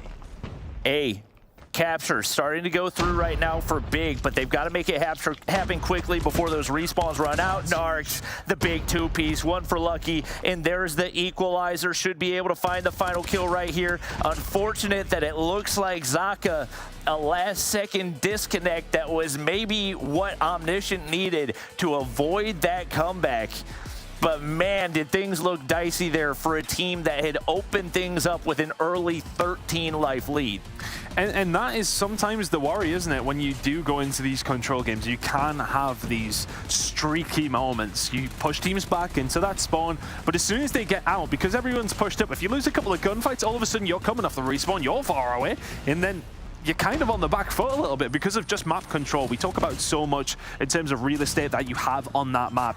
You want to be pushed up past that halfway point if they're an attacking team. And if you don't win a couple of those gunfights to keep them in that spawn trap, you are in danger of losing quite a bit of map control, and that's what happened on a couple of occasions there for Omniscient. I think, honestly, yeah, they looked the more tidy, I want to say, throughout that control. They looked the more, well, in control. But realistically speaking, they still have some things to tidy up on in terms of the control gameplay, just tempering it sometimes, using some of their operators in moments where you didn't really need to. Bit of a weird one. It was definitely a weird one, and once again raises a little bit of a question of their ability to close out games, because we saw multiple rounds right there where they have these huge leads, and I don't know if it's they have the life leads, so they stop calming, and then because they stop calming, they start losing their gunfights, whatever it is. But that's something that's absolutely got to get tidied up on. And you look at the stat line, obviously Gilla had some crazy feeds with the Annihilator, and that was a big reason that they were able to close that one out. Honestly, if maybe you get a little bit more of an effort, or not even an effort out of Big Zaka, it honestly just looked like maybe there's some connection issues on his end. Maybe if he's a little bit more in the game, that could be a different outcome. All right, well, the performance that Omniscient was hoping for, at least here, Brody, as they now at least go 1-1 for the first week of the challenge. Yeah, I think we expected a 3-0. I will say, just like yesterday in Big's previous matchup, they had a fight. You know, they had some right decisions being made across all of the maps. But Omniscient, yeah, I mean, they were still going to come out on top, especially with the standoff control. That was the map that they probably would have wanted, and they played it extremely well. They played it significantly better, I would say, just on the whole, than Big. Omniscient will be feeling really, really confident, I think, after that game. And now we have one more game to close out the day. This one could potentially be the closest out of everything we've seen so far. We've mentioned it a few times throughout the day. If you're just joining us, match number 4 is going to be Nexus versus Mont. Bobby, tell me why I think this one could be a little back and forth. Mainly just because of the way that Nexus played up against Exclusive yesterday. The stat lines weren't necessarily close, but when it came to the search and destroy, there were a lot of rounds that were super winnable that just came down to tiny decisions. And then coming into the control, obviously, Nexus were able to win a round, and the fact that they're able to do that and keep the majority of the rounds that they lost fairly close as well gives me a little bit of hope that they can put up a solid fight right here up against the likes of Mont, who struggled more than I expected that they would up against Big. All right. Well, we've got all 3 matches now in the books. It's time to start preparing for our 4th and final match of the day, which means for us on this side of things, it's time to send you to another short break so you guys can have a little bit of time to reset. Our players can get themselves ready. Our casters can get themselves a few minutes of rest before we dive into the final match of week number 1 of this challenge season. So like I said, quick break. When we return, Mont versus Nexus to close things out.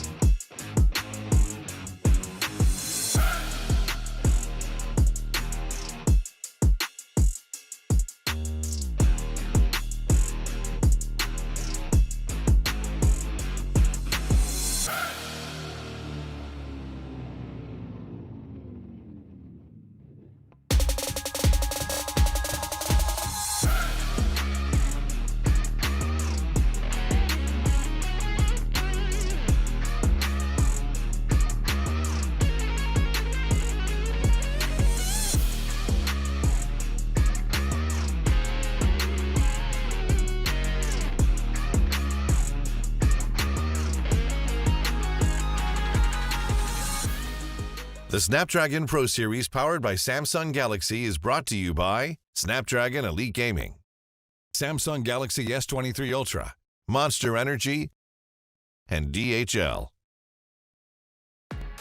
All right, everybody, welcome back to the Snapdragon Pro Series. It's time for our last match of the day and our last match of week 1 here in the Challenge Season 4 EU when it comes to Call of Duty Mobile.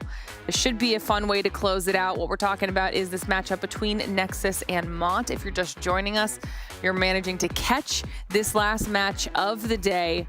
Tun, tell me your thoughts on this one. Well, this one shouldn't be a 3-0. I don't think so, at least. Every other game so far has had a clear favorite. We kind of understood where it's going for. But for me, looking at this one, yeah, okay, a lot of people look towards Bond, but Nexus didn't look too bad yesterday at all.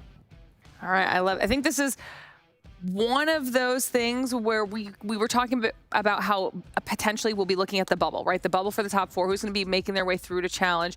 If we can see a Nexus that has learned from their match against Exclusive, moves forward, and then does well up against a team like Mont, who I think a lot of us are considering to be a potential up in that top 4, Nexus could be a little dangerous here, Brody. Yeah, for sure. I mean, like you say, we've been talking about a lot of teams. I think we've had conversations about Omniscient. We've even had conversations about Mont. I think maybe we haven't talked enough about Nexus after yesterday. They've been looking really, really good.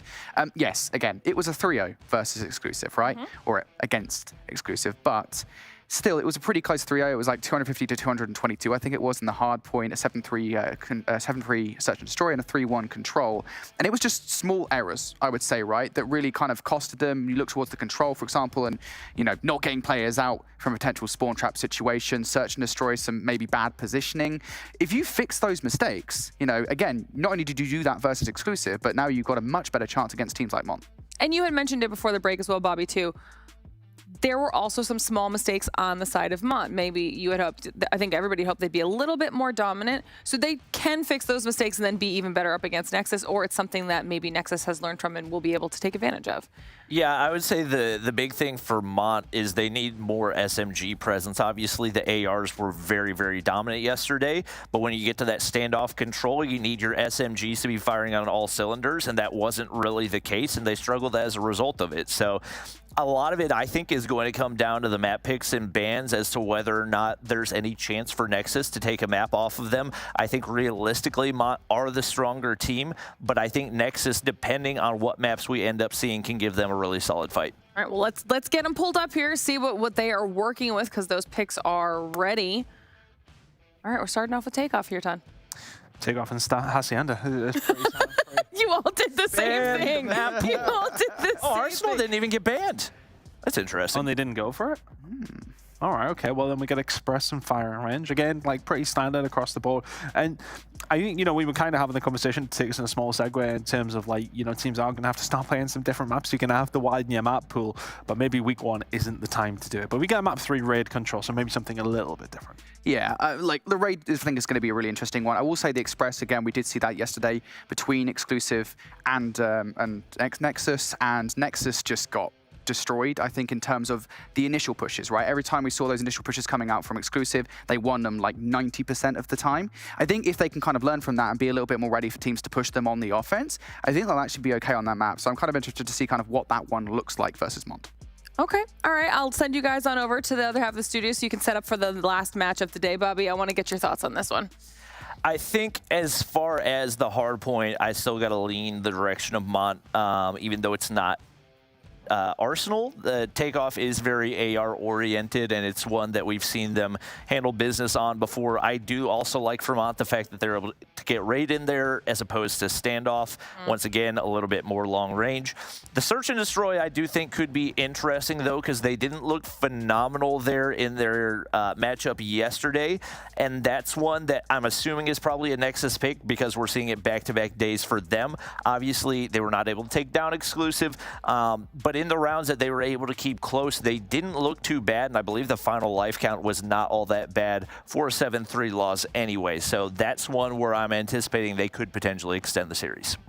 All right, I love it. I love it. Well, it's time for the final match of the day, Mont versus Nexus. This one should be a good way to close out the week. So let's get into it, guys.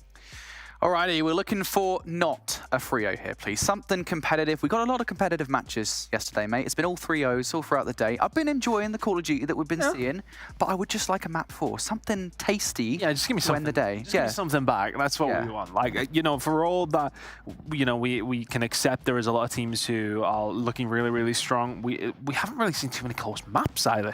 Just some close maps will be good. Honestly, give me a 250 to 230. Give me a 7.5, something along those lines. Okay, we've seen one close-ish. Yeah, I was going to say, you just saw the end of the control, which is around 5.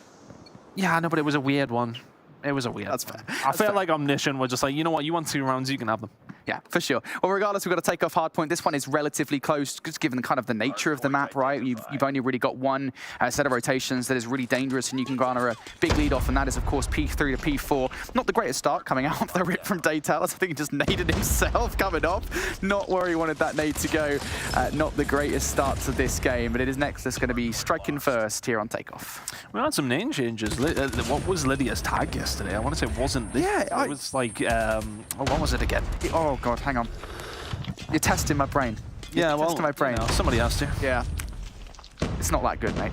It is Lydia anyway, and Lydia is very, very good. I'm really happy that she's on this squad. Lydia is a player I don't think we really talk about enough, because I think a lot of people talk about Daytail or Jace, right, as kind of the players to watch from Mont. Lydia is actually very, very good, and so I'm really excited to see what kind of she brings to the table here for this Mont roster. It's a pretty good start overall from them. Lydia are now on 4 in a row. Daytail also getting into the mixer here on P1, looking over towards those P2 spawns where they know Nexus will be. Vast majority of the gunfights being won here by Mont. They'll be very happy with the time they walk away with from P1. Yeah, you 100% take 32 seconds off P1 every single day of the week. And now for Nexus, well, it's an opportunity over towards P2 to try and get some points on the board yourself. Nice little setup here. They've stretched it out a little bit. You can see where Korea's setting up as well. Not too bad of a spawn, but you've got to find these gunfights towards this front side. I think it was actually Legacy who was in a position to find a couple. Doesn't find anything more than one. And Lydia now through the window finds 2 good kills as well. Mont breaking through far too easily for me to kick things off. And if that's an indicator of how this one's going to go, we'll be over nice and quick. But Nexus, can they find a way back into this one as Mont find a breakthrough? Mont looking for it. Going to go up construction. Will be Etsy. Going to really, I'd imagine, trying to time this with Lydia, but no, doesn't even need to. Finds both of those kills. Goes for number 3. Denicio will deny. Now the flank from Daytail, something we don't often see enough, as Daytail not going to win out that gunfight anyway. Big kill coming out from Legacy. Now Fahim trying to line him up. Oh, nicely done. Lines him up, knocks him down so easily. But again, those close spawns in effect for Nexus. It won't be long before they're right back in the mixer. And this is the push you really want to see from GSA, just to spawn them out a little bit further. But, you know, for all the rotation, the spawns were there for the Nexus for the majority of the time. I think Mont kind of limit that damage to a certain extent, still in the lead as we head over towards P3. They are the ones with the more benefit of the spawn, and well, okay, yeah, they're whacking out the claw as well, so this is definitely going to help things around in and around the hard point. He will eventually fall, though, inside of it. No, Fahim is actually still going, firing it all off in each and every which way he can. Daytail is there to help him out. These are really big fights that need to go the way of Mon. They were the ones who sacrificed that spawn time, they sacrificed the scrap time. They went for this rotation. They need to lock it down. A lot of these kills go in their way, but they haven't even been able to get complete control until that moment. Yeah, I will say the one thing is here, you know, Mont get these kills and they get close spawns as well. Fahim continuing on, I think it was a 4 or 5 spree there. Big kills coming on through. Not going to get the streak though. But regardless, yeah, close spawns from Mont, just giving them a lot of time here. 20 seconds left now. Daytail thinks now's the time to use the equalizer, and only 1 kill. Not a lot of value, but guess who does have value? It's Kree on the other side, gets a double with the Annihilator, is finally going to get shut down, but takes a precious 5 to 10 seconds away from Mont here. But look at the rotation ton. Nexus, they want P4. And one thing I just want to point out on that one, actually, Nexus had a player Legacy spawn behind Mont, so maybe Mont pushed out just a little bit too far, pops the equalizer, finds 2, and that broke things open to allow Nexus to limit Mont to, well, only a 40-point lead now. It was sitting at around 10, so it is pretty much a dominating point from Mont, but it could have been a lot worse had it not been for those spawns coming in from Nexus. But now the fight over here towards P4, Denicio with the War Machine lining them all up. That's going to be 3, but it's 1 right straight back at him. Fahim combining with 2 kills alongside the War Machine out from Jace, who's found another himself. Mont start to gain some sort of control, a bit of a stranglehold on this game now. Things starting to go their way. 35 seconds to play for here. Mont in a demanding and a complete dominating position. Yeah, the thing is, right, in Mont, they know exactly where Nexus is going to be spawning. It's very predictable, so can just kind of fire down that one particular line of sight. And that's exactly what was happening with the War Machine, but now they're broken through. Jace going to fall as well. Trades galore, still in favor of Mont, though. This lead starting to grow to a rather daunting level, isn't it?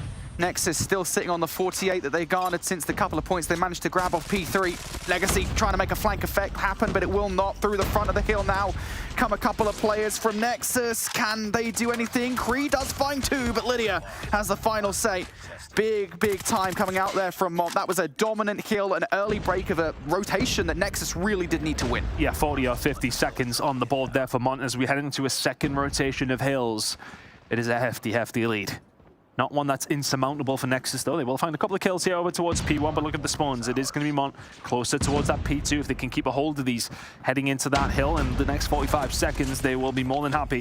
But they would like to pick up some decent time. They picked up 35 seconds or so over towards P1 on the first rotation of hills, which is the hardest time to do it. You know, when we're both 50-50 in there, then it is a little bit more difficult. But can they do it again this time? 30 seconds still up for offer. Looking towards the spawns towards P2. Mont are very aware they want to keep a hold of them. Yeah, there is still a path back into this game for Nexus. You just got to get maybe not so much time on this hill, but make sure you get the rotation towards new, and most importantly, that P3 to P4 kit. Predator missile coming down from Kree. Maybe just trying to create some space in the middle of the map. I'm not too sure, to be honest, but either way it happens, and now Nexus have got those spawns for the next hill until they don't. Rogue spawn starting to come through from Fahim. What damage can he do to the back here? Does die to Kree. Big gunfight win for Nexus. I don't necessarily hate the Predator missile because I see where it came in, and it was towards those spawns for P2. They got rid of one of the anchor players sitting back there. As soon as they get rid of him, they start to get the spawns they can, and then all of a sudden, you are in that position where you are on P2, and I want to say this is where it was mostly fruitful for them, but you got to get rid of JC in this position. He never found himself in that area in the previous iteration of P2. This time he does, and this time it is absolute curtains for Nexus, but I want to say maybe a completely wasted operator coming in there from Mont. Not great usage at all, but Mont still somewhat in contention at this point. Yeah, there's actually two operators being utilized there from Mont that kind of went to waste, to be honest. Lydia brought out a Purifier, and then of course you just saw the second there. 4 in total from Mont. This is a big investment coming in. They've now got nothing on the back burner whatsoever, so a really good opportunity for Nexus to dig in here and actually do some serious damage, but right now they're not. Mont are just chilling in the hill. A lot of coverage being provided by Fahim in the middle of the map. He's now rotating away towards Next, and Mont now is very happy to let Nexus chow them. They'll be more than happy to take the L trigger. Finally, it is going to be HPC that I was going to say. I mean, was going to get control of the hardpoint, but Daytel comes in and says, you guys thought you were even going to get the scrap time here? No, that is not how this narrative goes. Mont now 75 points to the advantage. They are looking so hot. And the only problem there for Mont is the fact that actually Nexus is starting to spawn closer towards the hill off the back of Daytel, finding a few kills. They start spawning over towards the P3 side, and that is maybe going to give them a little bit more room to grow on this one. The spawns over towards the back side now for Nexus. Lydia again, not quite using that as well as she possibly could have. The Purifier not getting the job done, but I tell you what, this War Machine is doing damage. Denisio will eventually take JC down, but not before he falls. Martyrdom, if you like. Hunter Killer drone now out as well from Fahim. Mont starting to grow that lead once more. 35 seconds here. Legacy with a good kill, though. Equalizers are out, and you have to use them very well here if you're Nexus. Starting to trail by just a little bit more than you would like to, but the kill feed is looking very yellow to me. And Nexus not able to answer back. It is going to be Mont picking up more and more time. Yeah, when you invest those equalizers especially, you have to convert for something. And granted, they're going to get the last 15 thanks to a nice little snap from Legacy. But Nexus need more than that. You need the rest of this time, and you need to make sure you get the spawns over towards new. Big kill happening off screen by Denisio over towards Lydia, who does actually manage to garner control of that kill. Veto, though, wants to try and cut them off. The Source finds 2 kills. That will definitely help here in trying to keep Nexus away from getting any reinforcement while that's going on. Might actually find the kills inside the hardpoint as well. So once again, for the second concurrent P4 hill, Nexus get broken within the first 5 seconds. You just can't let Daytel get those 2 kills. One fair enough, and you trade it out. But the fact that he finds the 2 completely breaks the push that comes through from Nexus from that side. Daytel is just running rampant around the map at this moment in time. 37 kills to his name, 39, make it 40 for Fahim as well. Mont starting a runaway with this one. 200 points in, rising now with 30 seconds left to play for on the final hill of the second rotation. We'll be heading into another rotation of hills more than likely. But Nexus really haven't quite been the races for me. And when I've looked at where Mont have had most of their success, it's been on these transitions. It's been on these first flurry of kills and hills. But every single one of them has belonged to Mont, and nearly every single one of them there for Daytel himself. It's 4 in a row very quickly with the equalizer, and that might just put a pin in this game. Certainly feels like it, doesn't it? Mont just 20 points shy of victory now, and well, we've seen they can get more than that on P1. All they got to do is hop on the point. They've got so much utility to work with as well, and Fahim doesn't even need utility. He's got the boxing gloves ready to go. Lydia's going to bring a Predator missile down to try and create some space here as the heal does pop finally. And now's the chance. 15 seconds. All that's required from Mont. One last hit from Nexus. Can they keep a hold of this Nexus? It is P1. It is going to still be difficult for Mont to try and get a hold of something, but it takes one good flurry of kills. And with the way that Jason and Co have been playing in this game, you wouldn't bank on it happening for Nexus here over towards P1. That might well be the break. That might be the kill. That solidifies it. Fahim finds one 10 seconds away now for Mont, make it third in a row for Fahim. That kill feed is lighting up the same way it has been the entire bloody game. Mont has been absolutely phenomenal in this one. It's only just a last stand for Nexus that can prevent this happening a lot quicker than it probably should have. 250 to 103, a dominant showing for here from Mont in map number 1. Mont are pretty good at these 100-point clubs. Yeah, they got one yesterday. I don't think they got one there. I think it was just... Oh, 103, yeah. 103, yeah. Okay, maybe not. I take it back, guys. Awful. Regardless, though, still a pretty dominant damn game. They were looking so good. It was just constant control. And, you know, again, Nexus were making the right decisions, right? I mean, you saw it, I think, most notably when they were rotating properly over to P4. I think twice, I want to say. They did it both times, and they got broken immediately. And I think this really is one of those cases, and it's funny, because we always do the deep analysis, right? We wasn't do like, oh, you know, this is where they went wrong. This really, for me at least, was just one of the cases where Mont just outgunned them. And I think, though, at the same time, I feel as if Mont had their cruxes in terms of what was going really well for them. P2 never really felt like they had the spawns that they needed to actually do something and actually get some good time. But every single time they stopped Nexus getting anything, really. It was contested for the majority of the time. If Nexus got anything, it was maybe a 10-point catch-up. P3 was always quite scrappy, but P4... I think Mont, out of the 2 times that we've seen it, probably picked up, I want to say 100 seconds of it. It was so dominant on this hill specifically, and that's where they picked up a lot of their time. It was really solid, and when Nexus are fighting back from that hill in particular, that's maybe something they have to look at in the future to sort of say, right, P4, when it does come down to takeoff, we need to work on it. But while something you can't necessarily work on when you're going up against it is Fahim and Daytel, 47 and 44 respectively. 47 and 22 from Fahim is a hell of a stat line. Big game from him in map number 1, and that is a dominant map number 1 coming over for Mont. And then heading into Search and Destroy next, Brody. Does that make you feel any different about the matchup? Because I still feel as if we could see something from Nexus in this game. Yeah, I think, again, it's important to remind people just how Mont's game versus Big went yesterday. Again, it opened with a 100-point club. I know this wasn't one, but it still was a pretty dominant scoreline. Went into the Search and Destroy, and that was still a pretty dominant game. But there was some fight back, and then as we got further into the series, that's when Big came to play. Same thing could well happen here. We could well see Nexus really start to wake up and play extremely well when we get to that control. I think we even said the control as well, we're expecting to see some resistance, but ideally, you kind of want it now in the Search and Destroy. Yeah, and I think as well, what we kind of got to see in that previous game with Big up against... it's because their name is really confusing. You mean in the last game? Yeah. Omniscient? That's the one. Okay. When they were up against Omniscient in that control, we've seen Big actually have a decent turn of things in control overall. So maybe, you know, Big are just a really good control team. So then if you're looking at Mont and sort of saying to themselves, right, okay, well, should that have been a little bit better going up against Big? Big seemed pretty decent at control, specifically on standoff. So are we maybe just going to see something a bit different from Mont here with a different map as well?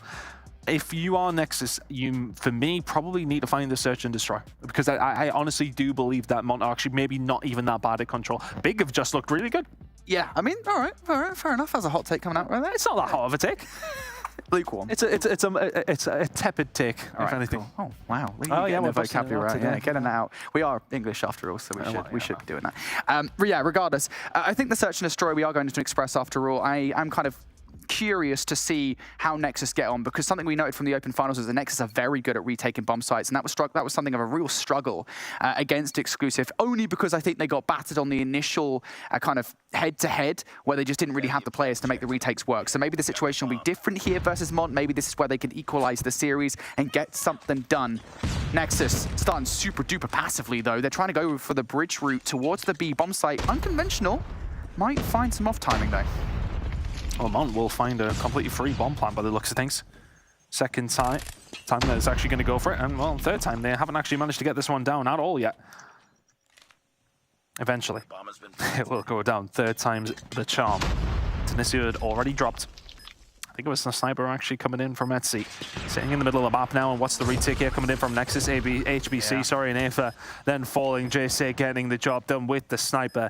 And as you said, it's unconventional and for the right reasons. You don't want to completely give up this side of the map, although we say that. Legacy can find 2 out of absolutely nothing, and now find a 3rd. Surely not. Excuse me, that's 4 kills. Where did he get that from? That's now 4 kills coming in from Legacy. The bomb now being defused. Has he got the time to do this? He didn't dodge the nade! Legacy's just 1v5'd! How has he done that? And how did he get that 4th kill? He Thanos snapped him out of existence. I want to say it was maybe a 2v5 and then a 1 state, but he got all the kills. No, literally, it was a 1v5. He was coming on the flank and everybody died around him. It was a really late flank. That is an incredible play from Legacy. That should never happen. Legacy's like kicking his feet up. He's well happy after that one, but into this one we go. Mont, very aggressive. Same kind of story here with Nexus playing late. As long as Legacy's in the round, doesn't matter what happens, does it? I mean, I just presumed they were going to kill him at some stage. Finds 2 on the other side. I would love to have seen it from his POV, but hey, well, we're in the next round. Nexus 1-0 up. It's looking like they should lose this one, but who the hell bloody knows at this stage. Cree now will find the kill into Fahim, and well, if Legacy is involved, apparently anything is possible. I want to see that again. I want to see what happened with Legacy. Cree's found a kill. They just don't have time, surely. You'd imagine so. Legacy's on site. Legacy, yeah, not this time. Hey, I'm still bewildered, to be honest with you. It takes us a round to recover after these sort of things happen, to be honest. But it's okay. Mont have recovered at the very least, right? I mean, again, same kind of look, right, where they're getting on the bomb early on. And I would kind of like to see some kind of adaptation from Nexus here in this round where they do start to get a little bit more aggressive with it. And hey, would you look at that? They love me. They're giving me exactly what I want. Straight for the middle of the map are 3 Nexus players. Again, bit of a different look here from Nexus, but they actually have to win the initial jousts. And, well, Aether and HBC, unfortunately, not able to give us that.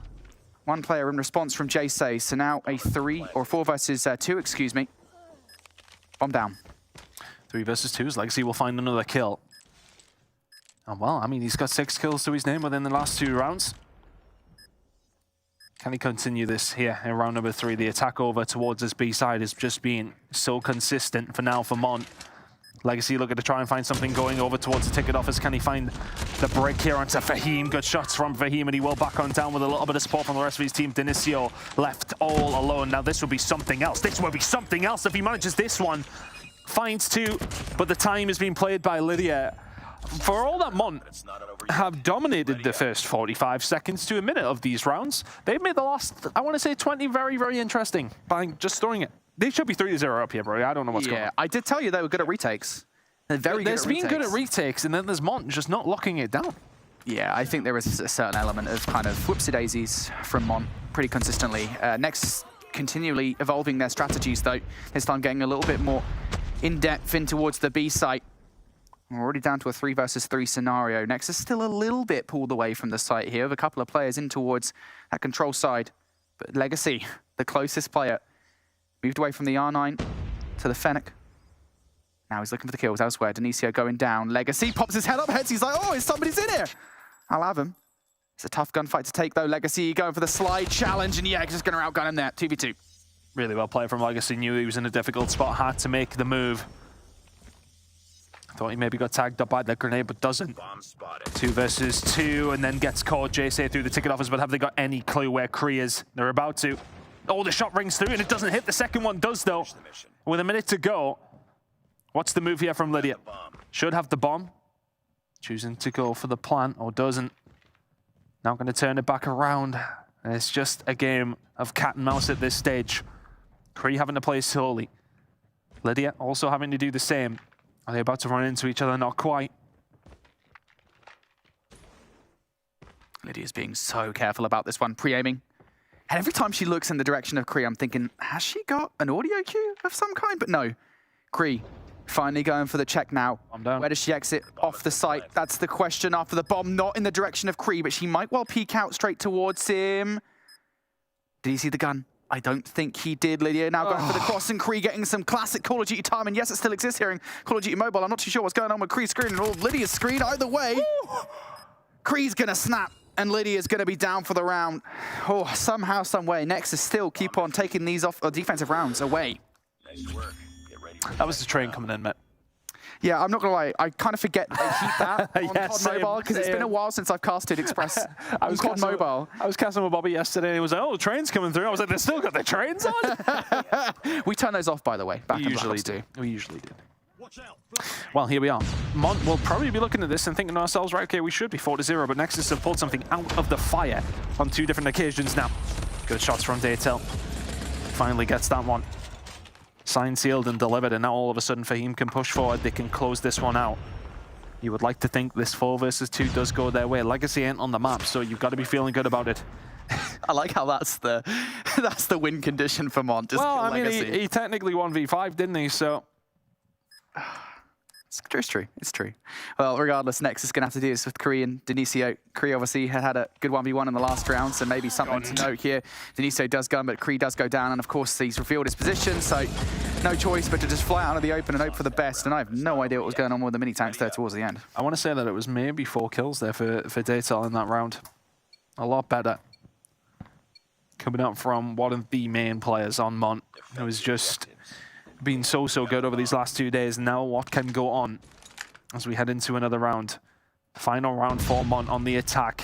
And they'll be looking at this thinking, hey, we could have been 5-0 up here very easily. For him, going to go for the challenge, but Kree is there as well. Really good bait and switch coming through from Denisio and Kree. And this is looking like one of the rounds that seems maybe a little bit more solid from Nexus.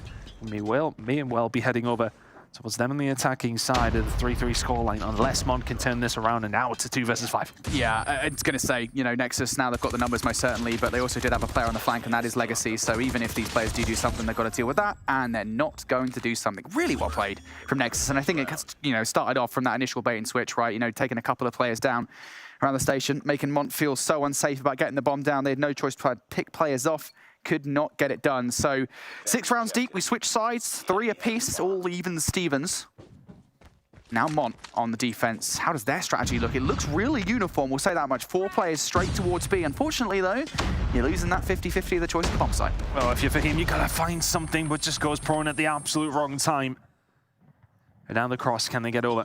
Pretty much unscathed. You can already see that Etsy is over there, sniper in hand, and is going to cause some problems. That's all the way over towards the top ticket side, and that's just such a good position for them to be in if he hits that shot as well. He's in such a good spot against Legacy. He has to back on down, doesn't have the gun for it, and Legacy continues. The fight gets dealt with by Jayce, and all of a sudden, it's a 4 versus 1 in favor of Mont. It looked like a really good attack from Nexus to kick things off, but I just don't think Afa has got the facilities for this one. Bomb defuse coming on through. And Mont will find that one, 4-3 now. Oh, what a retake from Mont, especially after considering, you know, the start of the round when Nexus basically had a bomb site entirely to themselves. All they needed to do was, I think it was Fahim was the first player in which they came up against, and all they needed to do was take him down and get the bomb down, but just took a little bit too long with it. And of course, Jayce came through with that crucial double. Completely flips around on its head, and Mont apparently are now the ones that are proficient at retakes. Good start. Looks like a very similar look here in this one, but as a matter of fact, even better. You've got a totally free site. Is it Christmas or something? Jayce is looking for some kills across the train, but that's not where Nexus are going. I suppose Mont probably looked at this and said, well, we don't need to send Fahim over because we can take this one back fairly easily.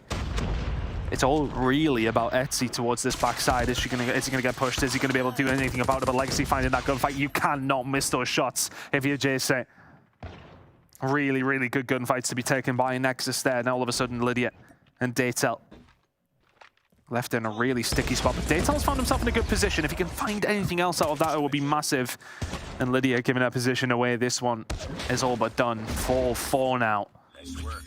Works this time for Nexus. The retake not quite there. I still think Mont should be sending somebody over. Yeah, I was just about to say that. I think that is a bit of a small tactical error there of just like, send somebody over, if only to get the information, right? If Fahim dies in that situation, okay, you've lost a player, and yeah, that's really hurtful. But at the same time, you now have information which you can act on pretty much right off the rip. So, small error, but they'll learn from it. Very close search and destroy here, folks, between Nexus and Mont, and immediately here, Fahim might well be in the position to do something special, but no, backs away from the stun, but has the help this time. They've got it over here very quickly, realizing what Nexus are preferring to do, and that is indeed the air hit. And this has slowed them down now. So what's the plan when you don't have that map control in and around this site, when you can't make the push down the platform? That's a problem. A small shoulder thrown towards Jayce. And I think this is really going to potentially be on Denisio to try and find something. Afa now going to try to make the push. Fahim is there, ready and waiting. Are they going to try and go for the trade? Yes, they are, but the trade's there for Mont. Not quite. Nobody gets aggressive, and now a bit of platform control for the side of Nexus is going to allow them to plant this bomb. Bomb has been planted. This will change things. Certainly up the urgency for Mont here in the 4 versus 4 scenario. Looks like they're going to triple stack down this side of the map. Legacy, though, in from behind. How much more value can Legacy find in this situation? Well, he doesn't, but at the very least, Kree does find Daytel elsewhere. So now a 3 versus 2 here. Lydia and Jace. Still not multiple angles to go from. Lydia is down. Jace already found one nice snipe, switching over towards the L-car for the second kill. It's the right weapon for the situation, and he finds it. Now down to 1v1. 15 seconds. You got to get moving. You know where he is, but Kree can just take his time. He can just play at the time. Time very much not on the side of JSA there. Surely this is not going to have enough time. Even if he does find the kill, he will not have enough time. Technical 1v3, but the bomb defuse is not at the other end of it. Get ready for the next round. Mont, for the first time, find themselves behind, I believe. Wait, was the very first round that they lost? Was it the very first? No, it was the second round that they got 1v5 then. So the first time the Nexus have found themselves in a lead here. The attack over towards A has been working so well. We're having a little look over towards B. I don't think Nexus know that that bomb site exists. I mean, to be fair, why not, right? If it works, why break it? Why fix it? I like this adaptation coming through from Mont. 3 players straight towards A. They are not giving it up for 3 this time, but they want to be careful they don't stack too much. It might lead to a 3-2 piece. HBC just chilling in the corner. Yeah, nice play from Fahim. Good trade coming out from Denisio, but Fahim will escape away. And Nexus are kind of stuck here off the back, right? But you know, there is a rotation potentially. Legacy, yes, does kind of poke a hole in the defense by taking out Fahim. And, well, now Jace is down as well. So everything I was saying, just out the window gone. I mean, it feels like Mont are maybe offering themselves up as free fodder here, to be honest with you, a little bit too often.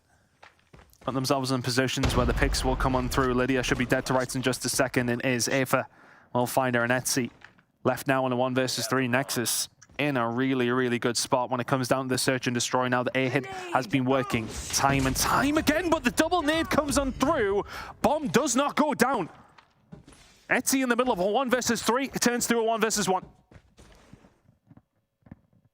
Kree still got to have that bomb in consideration as well. Etsy playing this one slow as you like now. It's a much more manageable situation, isn't it? Info. Does it land though? That's the question. Well, Kree's picked up the bomb now. And they're on collision course here. Does Etsy go for the pre-aim? No, actually decides to go down low. Does Kree check? That's the question. No. They're going to pass each other like 2 ships in the night. Does he know where Etsy is? He may well have a night. Oh, no! You can't stand on train tracks. Ready up. You can't do that. A train will come. That's why we turned them off, by the way. You can't do that. You learn that in like year 6. Or maybe before that. Yeah, I think I was in college at that stage, to be fair. But what on earth? These are the crucial moments you just cannot let happen. A dagger to the heart of Nexus, and now all of a sudden we're at 5-5. It very well could have been and should have been 6-4, but can they maybe right the wrongs in this round? Legacy and Kree combining, they will find the first 2 kills, now 3 versus 5 for Mon. It's feeling like they've always been on the back foot during these defensive rounds. Detail challenging that. You just got to get out of dodge when you were offered the opportunity. Now Lydia. Oh, in a good spot, but all these sound cues that, well, yeah. I mean, yeah, it's just not going to work out. Nexus find the round 6-5. Their turn now to go again on this attack. It's worked so often over towards this A side. And at what stage do they throw the B curveball? Well, it's going to be this round, and well, Mont have read it. They've read it, and they're going aggressively onto it. HBC is doing something. We're not sure what it is. Making a bit of noise, maybe. To draw players over here. Denisio, though, is going to pick off Daytel. So that's a nice big first pick. And Nexus, they didn't, or Mont, excuse me, they didn't think that it was a B hit after their initial approach towards the site, so they've rotated back towards A. It's a brilliant bait coming out from Nexus, but they actually have to react to it right about now, and they're not doing so. Little peek out from Kree, it goes awry. And now Nexus, they do feel isolated. I mean, all 3 of these players are completely separated from one another. Hasn't worked out for Nexus this time around, but what a shot from Legacy. Great gun skill coming out. And now what's the plan going to be? It's looking like B is still in the eyes of Nexus. HBC and Legacy. Legacy sitting at 16, by the way. Having a hell of a game. Here on Express, and now can make the move over towards the B site. Mont just sitting tightly. That bomb's going to go down. JC's got to win this gunfight, and doesn't. Legacy is an absolute reaper. finds another kill, and now a 2 versus 2. Mont needed to keep this game going. Nexus, if you find this one, you tie the series up. Players separating on both sides here.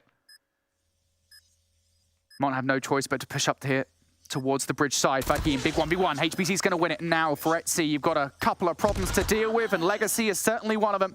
Nexus, the 7th round that was required, and they will grab it away from Mont. The series just got a lot more interesting. We got a game lock. Oh, it's 1-1. Bloody hell, I can't even believe that some of these rounds and how they actually ended. You've got the train coming through, the technical 1 versus 5. I mean, so many different moments. I need to check on this one because part of me believed that Legacy did have somebody with them at one stage during that actual point. So It was. I think it was definitely a 1v5. I'm pretty sure like he literally entered into the site just as the other player died, right? Yeah, possibly. Yeah. And it only appeared as 4 kills on the feed because there was got the defuse, right? Yeah, it's just like Legacy. That was an insane 1v5. I gotta watch that back at some point. But there was some insane plays. I mean, this highlight reel is just that. That is hilarious, by the way. That was like, we were ready for such an intense moment in that little 1v1, and then it's just like, train. It's like comedic timing. It's hilarious. I mean, they were literally about to run into each other, and then, well, Kree ran into a train instead. So that is truly unfortunate from him, but luckily will be saved of his blushes because Nexus will get the search and destroy to go their way. And now we head over towards a control where, I mean, you've had question marks around Mont. We've thought that Nexus maybe could bounce back here. On the control, I said that I feel like they need the search and destroy, so we're kind of 50-50 on this next map. We definitely got a series on our hands now, irrelevant of what happens here. But who do you feel needs to win this map more if they want to win this series? Because it kind of feels like Nexus still. Yeah, I think I'd agree with that. And again, you know, we talk a little bit about kind of this being the map they needed to win. We said this is the map they needed to win before we even got into the series. I think that pressure was alleviated somewhat now they've taken the search and destroy, right? Because they're no longer needing to win this map to survive. They just needed to win it to take an advantage away from their opposition. And it is, you know, still possible. You look at this and you look at what Mont did yesterday. The stand of control did not go well for them at all. So it's possible. It definitely is possible here for Nexus, but if they can win this one, this would be huge again, because going back to what Lauren said earlier on, we are looking now at Nexus and Mont, both of these two teams as potential teams for qualification for playoffs, right? And it's important to remember, I think it's only 4 teams that make it towards playoff. Yes. So say you've got Exclusive and you've got Kings, and maybe those are the guarantees. We don't know, but we probably know that they're guarantees, right? Omniscient as well. I would honestly put Omniscient in. Yeah, I would as well.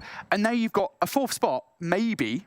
This is a really important match for a fight for that spot. It really does feel it, because, I mean, you think of some of the other teams that are going to be in and around it. Mont and Nexus are the two that it does feel like these two are on the bubble. A 4th and 5th place is a big, big difference when it does come down to what's going on here. I mean, it's one of those that Nexus, if you can find this win, and find the wins that you're expected to, you're looking fantastic. Same applies to Mont though, but this start has been really, really good from Nexus, who've just come flying out the gates. Fahim eventually decides to start to show up. 3 kills in a row to maybe break things open here for the side of Mont, as now they will start to get a bit of an advancement over towards this B side. 2 ticks already in. This is going very, very quickly. A big stack coming in here from Mont, and it's not going to happen this time around though. Big kills coming in from Nexus, had to find those kills. Yeah, I will say this much, right, Mont, now I want to see the reaction being, all right, you've lost control of B, straight towards A, because you have that advantage on the offense, or the offense here in this one, because there's nobody sitting inside bedroom, you'll be spawning closer to it, and they still try to bang the drum that is B.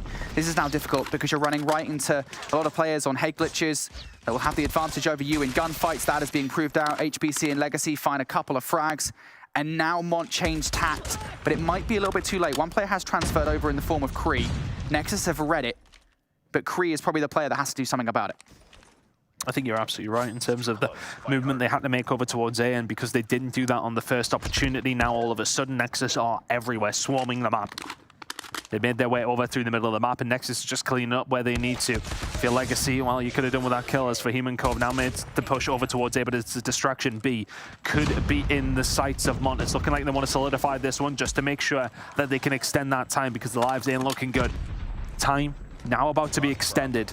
So 1 minute and 40 seconds for the 9 players of Mont up against the 19 of Nexus to try and just find one good break. That's all you need. It's a big gunfight win from Fahim. HBC is able to answer back, but momentarily Nexus on the back foot just ever so slightly.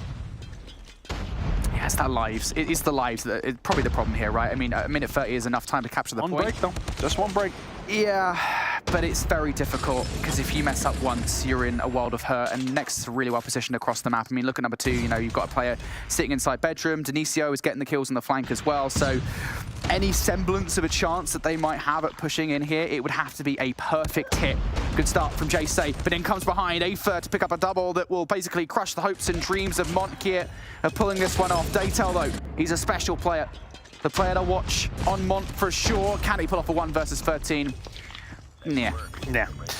And I think the problem there for Mont is that they were constantly just hard-hitting over towards the middle of the map. When you have that many lives missing, it's always going to be difficult, but you've got time on your side. The best thing they do there is wrap bedroom. You've got to get that bedroom control. And that's where still, I feel as if there's a lot of learning still to be done around control for some of these teams. I mean, I'm sitting on my lofty tower of having watched this game for years. Some of them, there's still learning to be done. And that's what I think it's going to take to elevate some of these teams. I really do feel like control is there to be taken by somebody out of these top teams. There is still a lot of work to be done. Still a lot of game to be played in this one, though. Nexus 1-0 up in the rounds. Can Mont mount a comeback yet? Well, immediately Nexus have got a lot of free time over here by A. They've got the first tick of progression through. Chal coming in from Etsy. Double Chal, as a matter of fact, is Daytel and Fahim. Wow, around the back line. Really nice clearance from Mont. And now this is what I want to see. I want to see Nexus now. You're spawning over towards Garage. Go towards B. They do have a little bit more pressure to deal with, though. Mont are pushed fairly far up into the driveway. That was Lydia, who does end up falling. So Nexus doing a pretty good job of breaking out of the prison that would be the spawn trap. Only one more player to deal with, and that will be Etsy, who's chilling by the car. Etsy does find one, but the kills are being made here pretty well by Nexus. Fahim with the claw, going to pick up the first kill versus Aether. If you can take Fahim down, which they do indeed do, pretty good position here for Nexus as now progression starting to go down on B. Do indeed do. It's probably quite hard to say, so you did well to get that one out the first time around. Creed doing really well to find 2 there as well. Nexus doing a lot of damage over towards the B side.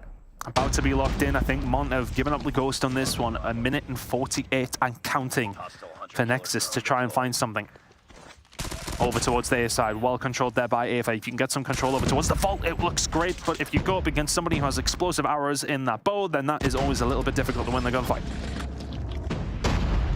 Yeah, and we do have quite a lot of operators on site here. 5, as a matter of fact, in the back pockets of Nexus, and they're going to use 2 of them right now. This is a big push, big investment coming through, and the Equalizers only find 1. It's very difficult to find somebody on that money window. So it's a bit of an egregious challenge, to be honest. Now HBC, I feel like the pressure has definitely doubled for him to find some value with the Sparrow. Daytel still trying to do some more damage after taking that Equalizer out of the play. Can't find anything, though. Mont still on the hunt for these kills. Nexus has still got players pushed forward, and Denicio, who was earlier in that gunfight versus Daytel, is still chilling inside money. They want to try and find him, to be honest. I'm very surprised that they didn't go on the hunt for him. Bit of a miscommunication there from Mont. Now Denicio still behind enemy lines, and he's got the War Machine. Yeah, Lydia's been taken down, and she was in top bedroom as well. That's going to be really, really bad now for the side of Mont because its back's against the wall, guns up, and hold on tight. Legacy finds one, and now here starts to come the push from Nexus, starting to gain more and more control of the map. JC is now going to fall as well. This is really good from Nexus. If they can find this next kill, that would be huge. It's a flurry of kills at just the wrong time for Mont. It's a 3 or 4 man stack over towards the A side. If you're Nexus, if you're Denicio, just stay alive. Everybody get inside the point and force them to come. HBC can find another kill on Etsy. Mont, you've got to find something. You've got to find it quick. Fahim can find 1. They've got to get inside the point. They're staring at 2-0 down. 4v3, they clear the point, but Aether finds 2. 3v2 now. Time on the side, make it 3v1. And just about Mont find a way back into it, but can Legacy produce something impossible again? Oh boy, I wouldn't put it past him, to be honest. He's got 15 seconds though, so this has to be special for him. Peeks out of Tiki, and so close. I tell you what, that was a beautiful collapse though from Mont. It's very difficult, right, to try and slide on through towards the when you lose it, it's hard to retake it. Yeah, it's really, really difficult. But no, they get it done, and I think a lot of it was just players coming from all different angles. They even have Lydia coming on a long flank, and even though she didn't actually pick up a kill, she most certainly did put enough damage in that it helped the players that came from the basketball court and the money window. So really well played from Mont. That is a massive defensive hold from them. Nexus not able to take it away. Now on the defense themselves. Nexus, they want to have a good start to this one. Crucial gunfight's being won over by B, but not in the middle of the map here, with Lydia winning that one. So Mont still got some players in crucial positions, but they do lose most of the openings. It's felt like Nexus have been on top for the most part, hasn't it? Yeah. Definitely their attacking rounds looking a little bit more solid. Their defense was brilliant. Well, now all of a sudden, Armont going to be able to bring something to the attacking side. Lives very even, and well, dead even. At this moment in time, the flurry of kills is really what makes the difference in control, but kills being traded across the board. A little bit of beat control, though, for the side of Mont. Can they hold from the mid-map? This player's starting to push to try and find some control over towards that side. Denicio will fall. It's going to have to be a good retake here by Nexus if they want to continue to keep a hold of B. This is very unconventional, though. You don't, generally speaking, see teams just go straight for it. You, generally speaking, see them prepare for that point being gone to stop the wrap around the back line. Veto here with the equalizers. Just one more player up top in Laundry, and, well, Legacy's been putting him in the dryer. Big kill to make. Point is gone, though, and now it's about the reaction from this point onwards. Players already around the point, but Mont, they want to get in from behind, and they're taking one down in Laundry. And I really like what JC has been doing that entire time. They're keeping a hold of B, they're keeping that pressure on, and JC just goes for a wonder towards the kitchen side and starts causing absolute havoc. Lydia finds one, will get traded out. The Sparrow comes out from Etsy, and at the right time. So investment here from the side of Mont, but Nexus, they had somebody top bedroom, he drops on down, he gets taken down. This is pressure from Mont. 16-9 in terms of the lives as well, but that is not what you want to see. A Sparrow to yourself from Etsy, but still the pressure is here from Mont in a really good position to try and close this round out. We've seen him, though. We've seen teams get on towards a point. That smoke probably doesn't help Nexus. Life advantage, most definitely in favor of Mont. Fahim looking towards basketball for more than one kill. Will only find the one. Now looking for more. Legacy gonna go down. He's out of the round permanently. Bit of an egregious challenge that he will suffer for. Mont looking to close out this round now, and they should get it done for sure. Kree, Aether. Aether's gonna find one. Kree finds one on the other side as well. Now an opportunity, but still, even now, even those players coming off the respawn, this is 2v3. Yeah, I was gonna say, you know, that's okay to find those kills if there's 3 seconds left, but a minute and 14 is not gonna take much for Mont to solidify that one. Much, much better. And I wanna say there was a lot more heads up play there from Mont. When they were capturing B, they weren't just thinking, like in a linear fashion. Okay, get B, then get A. They were thinking, okay, get B and get some control over towards A whilst we have this ultimate control of B. We have a little bit more room in the middle of the map because of that. They move towards mid-map. JC does some really, really good work for Mont to get things running. And now onto the defensive side. If you are Mont, if you're Nexus, you need to find something here, or you're 2-1 down in the series. I can start from Mont on the defense. Lydia finally gonna get cut from Zig. A little bit more breathing room for Nexus here, but Fahim's going to pick up right where Lydia left off. Can only find one frag, though, and while all that's going down, they're slowly but surely capturing B by way of HBC. And since HBC's on his own, shouldn't be that difficult for Mont to take him out of the equation, and that is exactly what happens. Mont now fighting back. Daytel, Etsy, both of them looking to try and recover control of this point. Etsy does it with a hip fire, a couple more kills in front of him, and back and forth we go. Pinstripe kill feed that will mostly favor Nexus as they continue to get good looks at B. Mont, how much do they want to put into this, though? That's the question. The answer's none at all. 2 whole minutes and a little bit more for Nexus to now transfer over towards A. Yeah, don't mind them holding them in here, though, from Laundry. You know, you sort of sit back. You know that they're going to try and probably make a push here, make a push through mid-map. If we can find ourselves in these positions, then maybe we can do something about this. Denicio Nelly gets gunned off that heady by Daytel, but fortunately for him, retains his life. 19 versus 17 now in favor of Mont. Those lives may well come into it towards the end of things, as it so often does in mobile. A minute and 45 to go. Etsy trying to lock this down from the middle of the map, but what's the plan here for Nexus? It seems like they're being camped over towards the B side still. They need to try and make some inroads through the middle of the map and over towards the bedroom side if they want to have a go at capturing it. Yeah, Mont have done a stellar job at keeping Nexus at bay. They haven't even crossed the 50-yard line of the map for the most part. JC, I don't know how long he's been here around Laundry, but it's so frustrating for Nexus to deal with. Fahim keeping an eye on the middle of the map as well. Everything looking so good, but Nexus, they've got a ton of utility to work with, and I would say probably now is the best time to use it, to be honest, Dan. Well, the War Machine's being popped in here by Denicio, and he has found 2. So is that now going to break open the defenses? He's going to just try and cut the head of the snake off at the top. Denicio finds another onto Daytel. And now the spawns coming on through from Mont are under pressure from the side of Nexus. 11v8 now. This has turned itself down into a hell of a round. And look at the gunfight from Denicio. Just not one that you can lose if you're Fahim. Gunfight's coming up through, and Legacy will find the shots over towards the back with the equalizer. A lot invested here from Nexus. They have to make it count. Yeah, 2-2 split here on the defense as well. Mont have players pushed all the way towards the bedroom side, and Denicio brings the Predator missile down. If there was ever a time to invest it, it was absolutely now. You need to throw everything, including the kitchen sink, at this hill. 2 operators being utilized here for Kree and Legacy. On the other side, there's still 2 in the back pocket. Big kill being made there by Kree, who still is alive with that Annihilator. Still finds a second one as well. These are big kills. 4v3. 3v3. Kree's found another, but Fahim and Etsy combined together, and all of a sudden, it's down to Aether. Time is on his side. Has 25 seconds to try and pick them apart, but needs to do it very, very quickly. Thinks he's going to be collapsed on. 100 killer drone in the sky as well. This is such a difficult spot to be in if you're Aether. Slowly but surely moving his way around, but slowly but surely realizing what's about to happen. 7 seconds. You need to have done something about 30 seconds ago, Aether. Not a lot can be done here. Will be eliminated before he gets anywhere near it. Feels like Mont were on the back foot the majority of that control, but they find the game anyway. Rounds 1 and 2 were not pretty, but a lot better in the next 2 there from Mont. Yeah, you said it right. I think they made a lot of good adaptations, especially as we got into that round number 3, where they were starting to thinking kind of ahead of what they were going to do, right? They knew they were going to capture B on that offensive effort. So what do? They're like, all right, well, we're just going to push players through towards laundry ahead of time to make sure we're ready for the next step, and started to get, I think, a little bit overbearing, too much to handle if you're a Nexus. And I will say, I don't think Nexus did anything particularly wrong. I think fundamentally speaking, most of what they were doing was pretty fair enough. It was just when it comes down to the operators that Monster wanted to use, especially again on the offensive effort in round number 3, things were just looking better if you're in the Mont camp. Excellently played overall, I think, from the Mont side. Nexus, we said it. Ideally, they wanted to win that one, not able to take it away. And now we're heading over to a Hardpoint again, and we remember what happened at map number 1. Mont found their strengths in a couple of different hills and ran with it. Can they do it again here with, well, I've completely forgotten what the map that's coming up. It's Hacienda, I believe. It's probably Hacienda, let's be honest.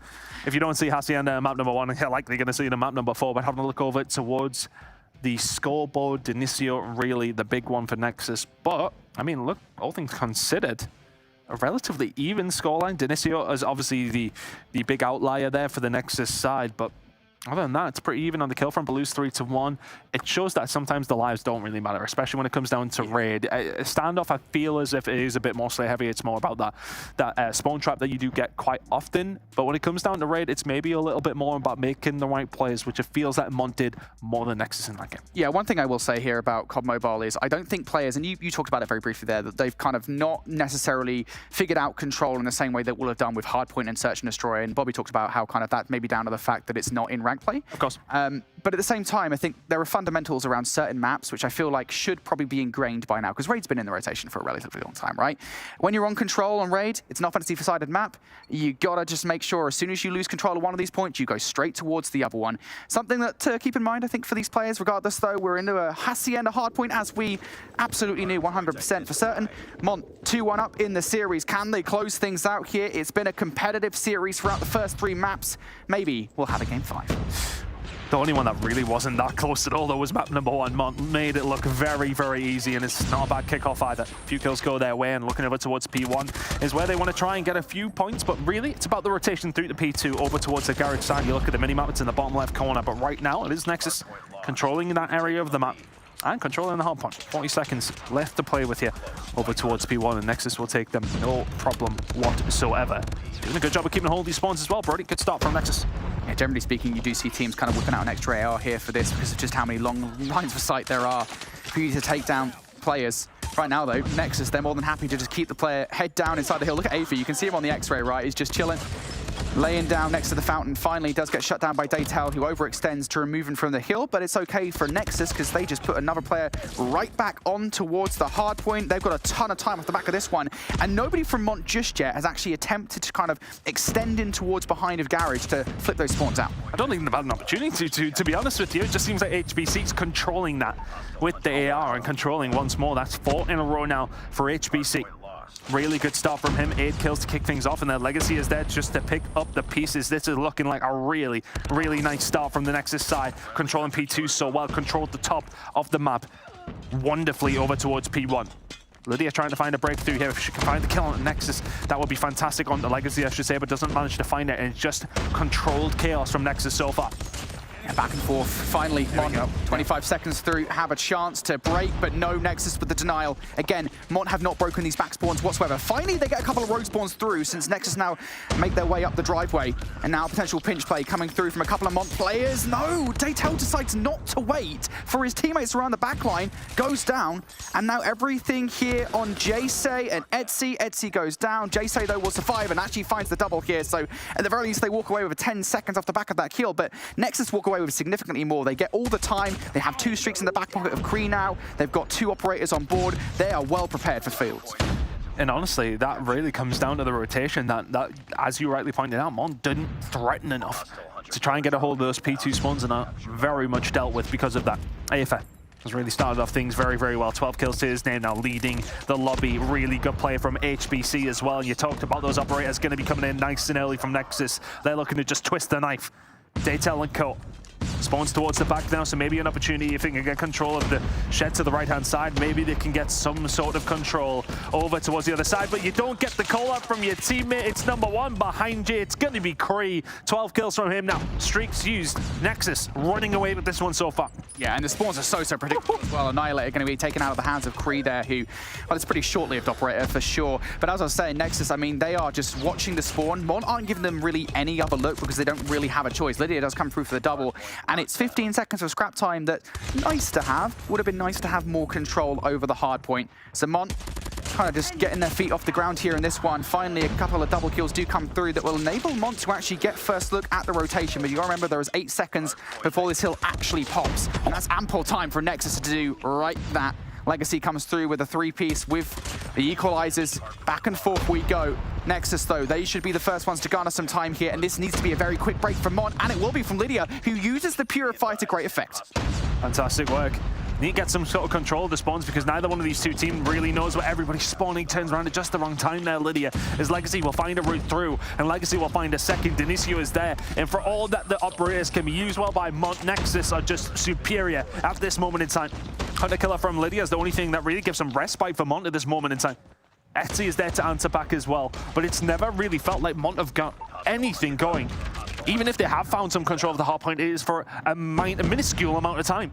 Every single time, Nexus just seems to have that slaying ability. They are bringing it to the table right now. And I want to say the difference here. Daytel and Jay say 5 kills apiece. That is not something you typically see when Mont are involved. They are very much leading the charge, and they are nowhere to be seen right now. 80-point difference already as they're about to head into a second rotation. Yeah, and I think it's plays like that are making the difference right now between Nexus and Mont. There are consistently 2 pieces and 3 pieces that are being found by Nexus in the right moments for these games.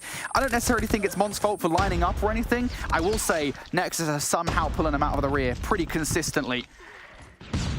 Nexus just in such a solid spot here as we go into the second set, and you cannot afford to give them the same kind of time they got on P1 last time around. Fahim's just going to chill in the middle of the map, using the obscurity of the smoke to try and play his life as much as humanly possible. Fahim's actually going to find a double. This is really well played from Mon. They're actually getting some significant time here, and Daytel converts for the double as well. And just something I wanted to point out there, when you think about the previous rotation of hills, Nexus controlled P2 so well. That's where they got the majority of the chunk of time. They got some good time over towards P3, but you know, Mont were there, they were contesting, they were at least keeping it interesting. Over towards that previous hill, Mont didn't get a great deal, but neither did Nexus. If Mont can hold on to P1 here and get a good P2 rotation and a good P2 hold, they're in the lead all of a sudden. For all it is a bad first rotation of hills, you can quickly turn things around here on Hardpoint. Lydia lines them up. It's 3 kills to her name. Feels like JC and Daytel are maybe getting online. Lydia nearly finds a 4th, but this rotation's looking good, especially if they can get rid of Denicio down lower water, and all of a sudden they can start to control, but Nexus are controlling themselves well. They're staying alive. This could be a good push coming in here from Nexus. Yep, Fahim going to find the double, but Create going to have to wait a little bit here for Legacy to find their way in towards the hard point. This needs to be hit at the same time as well. A little bit of help coming in from behind from Denicio as well. This could be a big break coming through from Nexus. Denicio finds 3 in a row on towards the Lamborghini. Heady goes Legacy. Fahim trying to find his way through though. Big investment now starting to come out from Mont. 3 operators coming through. They are using everything to try and stop Nexus from getting out of reach once again. Etsy throwing those Sparrow bullets through the kill, but Denicio finds 3 with the War Machine. Nexus, they've got operators too. Fantastic work from Nexus, and I suppose the difference last time around is that nobody had operators. This time Nexus have got something to break with. P2 has been their playground where they have really found the majority of their time. If you're Mont, you give up the ghost, you walk away licking your wounds, your tail between your legs, however many different descriptions of bloody hell run away can I offer? Nexus are controlling P2 so well. Mont all the way over towards P3 now, and this will be complete control for them. They need some good time here. It's still an 80-point difference for Nexus. This has to be a hold. I don't know how many times I'm going to say this here in this game, son, but Mont cannot afford to lose this one. They get the full control of it. They'll be right back into the game. Hunter Killer being thrown away there by Denicio. Not going to land onto anything. Here they go, straight towards the hill. Aether trying to find some value, not going to do so. Kills for the most part being held out in favor of Mon. Daytel's going to bring the Predator missile down. I mean, you know what? It finds some value, so fair enough. And you get information as to where they're spawning. But you got to be careful about the flipping potentially happening. And that has now occurred. Legacy has managed to grab a kill. Players now coming from both sides of the hardpoint ton. Desal needs to stay alive. Lydia inside a tin shed. She's going to have to do a lot of work. Has she got trigger discipline? Well, no, because they checked the corner, because it was a corner that was used so well by Legacy last time around. We were over towards P3. Now contested between these two teams. Kills starting to go the way of Nexus, though. 15 seconds to go. Kree starting to pop off. HBC is there with him. Lydia still trying to cause problems. It's all about this rotation now. A big, fat, long rotation from Mont, by the way. They are going through every single room that they really don't need to. Could have went through the middle of the map just to cause some issue, but they've went the long way round. They want to fight out from the outside of water. Nexus now. About a 70-point lead or so. It's looking very, very good for them, but these kills for Mont, they need to come in. They need to find them. They need to find a break and do so. If they can get a good amount of time here, they're very much in this game. One operator piece here from Mont and Nexus. So when do they come out to play? Mont. Don't want to use it just yet. They're currently in control. Got to be careful about the jump up coming from behind. Kree's going to get caught out on the long flank attempt. So good kills starting to come through from Mont for the moment.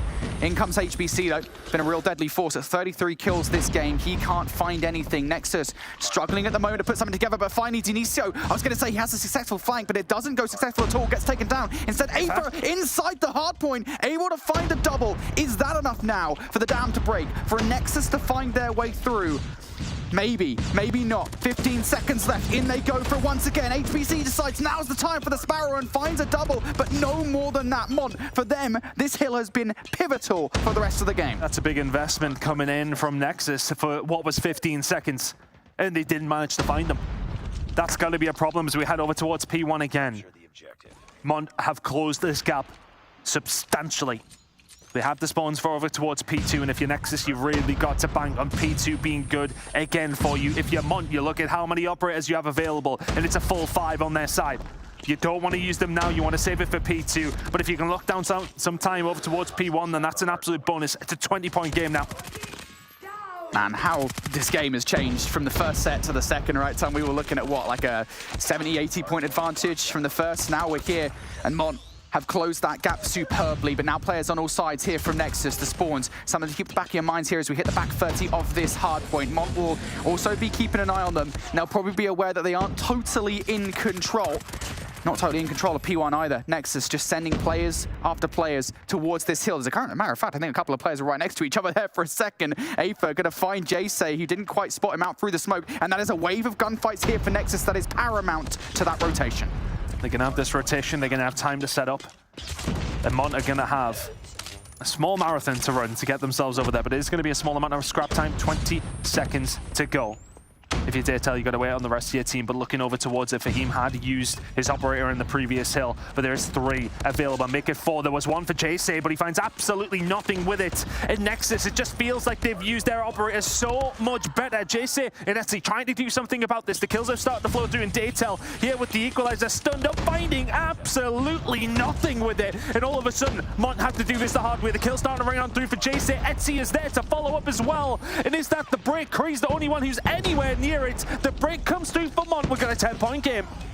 How has this happened? Etsy now finding value with the Sparrow as well, sending players away. Lydia, she got 2 or 3 kills earlier with a Purifier. How much more she can get at the moment? Just pre-firing through the doorway, and why the hell not? That thing has a hell of a range. 2 valuable kills. Only a couple more to go before you wipe the entire squad, and there goes HBC. Nexus going to give this one last look. No, they're actually going to go away, but Jace utilizes the Predator missile to stop a solid rotation. Only 2 players make it past the spawn. Yeah, I don't mind it whatsoever, but realistically, Nexus are still going to have time to find their way over, but Mont are going to be here in a few more numbers than maybe you expected. Lydia's really stepped things up in this game. 36 kills to her name. Aether finds 2 huge kills over towards the bedroom side, though. Finds another as well. HBC starting to light it up, so Nexus now getting some control over towards P3. But for all that, Mont found so many kills, they now have streaks. They have ability to maybe try and bring this one back. HBC, Sparrow in 46 kills to his name. You'd imagine that's going to grow with the bow and arrow in his hands. Denicio's there as well. to find some kills. Nexus, 10 points away. Mont found the lead, but it's slowly being called back. Yeah, you've got to use everything here. You've already used the Sparrow. Now the equalizer's coming out from Legacy. He gets shut down pretty much immediately. This is a perfect situation for Mont. Everything really, for me, relies on Kree. You can't find anything with the Annihilator. Huge shutdowns coming out from Mont in the closing moments of this game. And the kill feed will be theirs as well. The spawns, they have flipped. Do Mont realize it? Fahim's going to get taken down, so now they've got the information required. They've just got to go straight for this hard point right now for the contest. Can anybody from Nexus touch? That's the question. They can't win it here. As you said, they're going to have to rotate some. Mont now will be just 1 point away from getting the dub. Why are Nexus challenging over towards the fences? You're still here. You got to run to the new hill. Aether's all on his own. Mont chasing. Etsy are here, but they're dealt with. Aether holds it down on his own. Mont 1 point away. Nexus continues to lock this down, and with 25 seconds to go, it's still a mountain to climb. But the opportunity is there. Huge plays coming in from Aether. Nexus need to hold. Yeah, smoke doesn't certainly help here for the vision of anybody on this hard point. In they go. Legacy for the double. Kree gonna answer back, but Fahim finds a double of his own now. Numbers coming through. Kree's got to try and touch the hard point, but they tell the nade will close things out. And Mont somehow make a game happen that should never happen. They were down by a hell of a margin at the end of the first set. And to be fair, I'll give you some credit, Ton. You said, mate, that they might be able to come back in. And I've done this before, mate. You see, look, honestly, I think it does come down to hard points sometimes where you are in these scenarios, you're 80 points down or so, it takes one good hold. It takes one good hold, and all of a sudden you are that opposition team who think to yourself, I'm so far out, we're chilling, and all of a sudden you ain't. It can turn around very, very quickly when it comes down to hard point, and that big break that comes through, that big hold over towards P2, put Mont in the lead for the very first time. And then because of that, they had so many streaks, had so much to play with, and honestly, Nexus played a really solid game, and I think, you know, these two teams are very much going to be on the bubble. But is that the hugely important win that Mont maybe needed only on the second day of this season? That could be massive. It could be. Just in a really incredible game, I think, on the whole, from Mont. I mean, there are times when as casters, you're sitting there and you're looking down at what was, I think, 130 to 40 scoreline for Nexus, and you're like, yeah, this game's done. We're going to game 5. Big mistake to make, right? You just cannot can out this Mont roster. Huge performances out of the likes. I think we're about to see it from Lydia, who I'm so glad. I think she was playing on a different name yesterday. I'm so glad it's in this lineup because she's such a stupendous player. Stupendous? Yeah. It's a word, isn't it? Stupendous, is it not? Yeah, stupendous. That's what I thought you said stupendous. Did he say stupendous? I think he did. I heard it. It was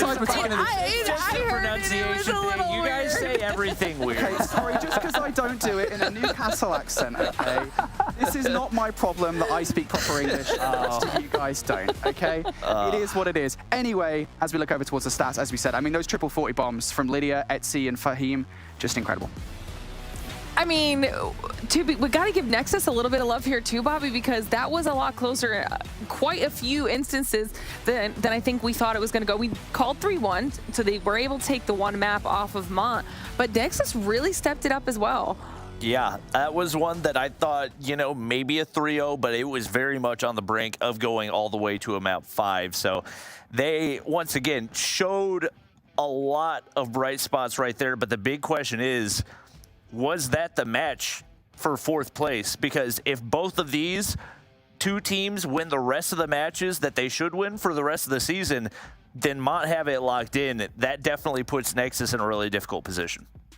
Yeah, 100%. I think realistically, you think of some of the other teams who haven't necessarily performed very well over these last 2 days. There's, well, I would say there's 3 of the others that both these teams should be able to beat. But then you look at some of the other matchups. Are Nexus going to be any of these top 3 teams that we've now put in there? I don't think so, based on the performances that we've seen so far. So that was, it feels like, and I know it's very early to say, a must-win game for the side of Nexus. It's definitely, we're starting to see a little top-heavy action out of some of our teams here as our leaderboard for week number 1 is now completely finalized. Mont jumping up, another team that's managing a 2-0 to start off this season here, Brody. Things are looking good for them. Yeah, for sure. I'm really happy for Mont again because we've kind of discussed the storyline from last season where maybe just couldn't get it done towards the end. Again, I think they finished 5th, which is just out of playoffs contention. And to come in here and actually be a little bit more confident and show that, hey, you know, we deserve to be part of the big boys. We deserve to be part of kind of the playoff selection, I think is really huge for them. And I am excited to see what happens when they go up against the likes of Exclusive, against the likes of Kings, and I think even the likes of Omniscient, to see whether or not they can be competitive, because I do see a real lot of potential on this roster again. When we see the slaying ability from pretty much everybody on the team, I think they are capable of going toe-to-toe with them. I think we're in for some really good matches in these upcoming weeks when it comes to the challenge season. But now that we are officially done with week number 1, Bobby, give me your thoughts so far on the competition.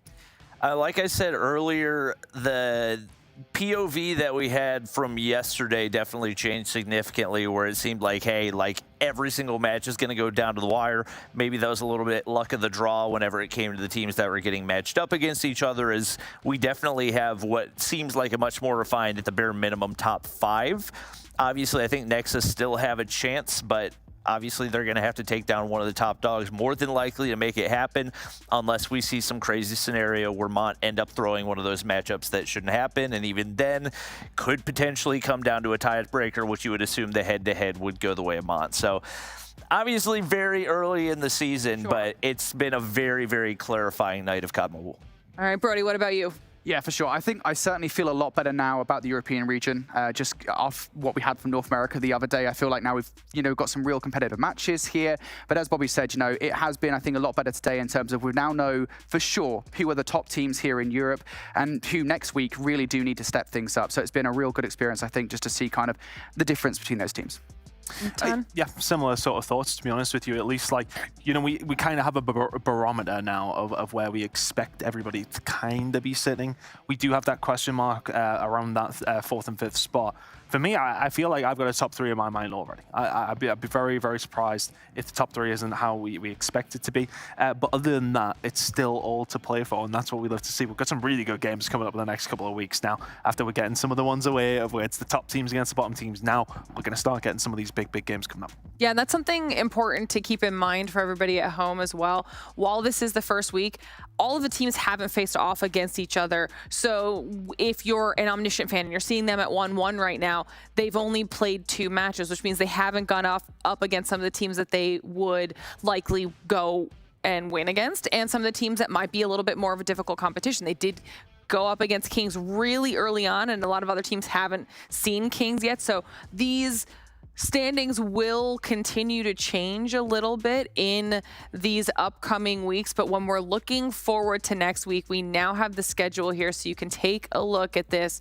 Bobby, what's going to be your match of day 1 there for next week? I think it's got to be Kings versus Mont. That's the one that really sticks out to me. The rest of them, I think that Big versus Nexus could be somewhat competitive. We've seen some decent showings out of Big that were not quite expected, but I would say Mont versus Kings definitely has to be the must-watch. So now everybody at home, you at least know what to expect for the first day of our weekend schedule next week. So mark that in your calendar. Make sure you show back up here and hang out with us. Any other matches jump out at you guys before we say goodbye to everybody? I think the Ricey against Omniscient game might be decent, to be fair, because Ricey, we've seen they're a solid enough team, and it'll be a good test for Omniscient. I don't think today was the best test for them. Up against Big, it was the one that we expected them to win, but going up against Ricey, that is a bit more of a difficult task, so that will be another good tester for Omniscient. Yeah, I'm right there with you. I like it. I like it. Chat, let us know which matches you're looking forward to as well next week. I didn't even get to ask you for any of your predictions today. I'll make sure to ask you guys for your thoughts on our matches next time around and see if you are, you know, kind of agreeing with our casters up here, or if you have some different thoughts, if your accuracy is better, or if you are maybe a potential curse, like sometimes we have been throughout the seasons. It happens to the best of us. But that's it. That's it for now. Okay, it's time for us to say goodbye because week number 1 of our challenge season for EU has come to a close. Kings an exclusive and now Mont starting off the week with records of 2-0 is a really nice start to this season for them. Teams we're definitely going to be keeping our eyes on in these upcoming weeks. So make sure you tune in next time to see how some of those matches unfold. As always, a huge thank you to Snapdragon Elite Gaming, Samsung Galaxy, Monster Energy, and DHL for making this whole thing possible. And thank you to everybody at home in chat hanging out with us and watching the entire show. We'll see you next week.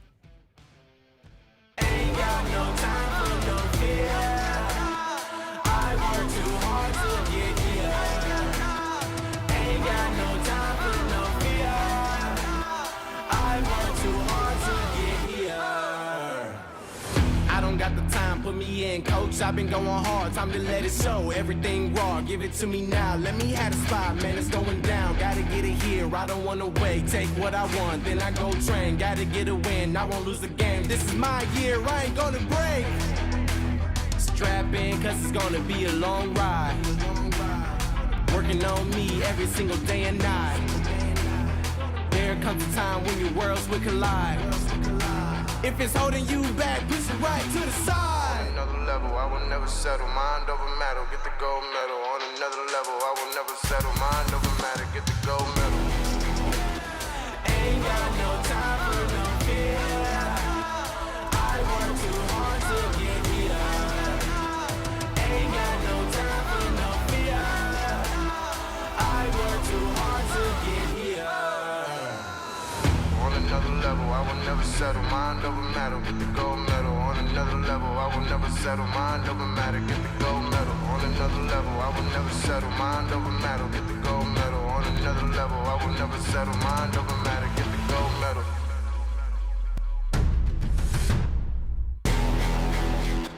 Ain't got no time for no fear.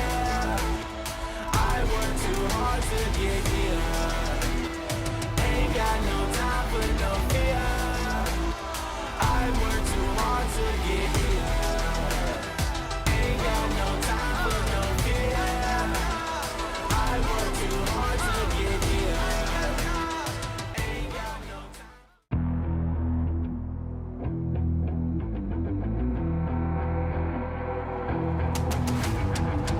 I gotta get it, I'm on the mission, snap any minute, casually winning. Stop tripping on me, stop dissing on me. Yeah, I got a dream, can't take it from me. My fire's burning, I'm always learning. Tell me where to go, man, I'm on a journey. Yeah, I can't explain it, I get excited. Keep a 300, King Leonidas. Strap in, cause it's gonna be a long ride. Working on me every single day and night. There comes a time when your worlds will collide. If it's holding you back, push it right to the side. Ain't got no time for no fear. I work too hard to get here. Ain't got no time for no fear. I work too hard to get here. I don't got the time, put me in, coach. I've been going hard, time to let it show. Everything raw, give it to me now. Let me have the spot, man, it's going down. Gotta get it here, I don't wanna wait. Take what I want, then I go train. Gotta get a win, I won't lose the game. This is my year, I ain't gonna break. Strap in, cause it's gonna be a long ride. Working on me every single day and night. There comes a time when your worlds will collide. If it's holding you back, push it right to the side. On another level, I will never settle. Mind over matter, get the gold medal. On another level, I will never settle. Mind over matter, get the gold medal. Ain't got no time for no fear. I work too hard to get here. Ain't got no time for no fear. I work too hard to get here.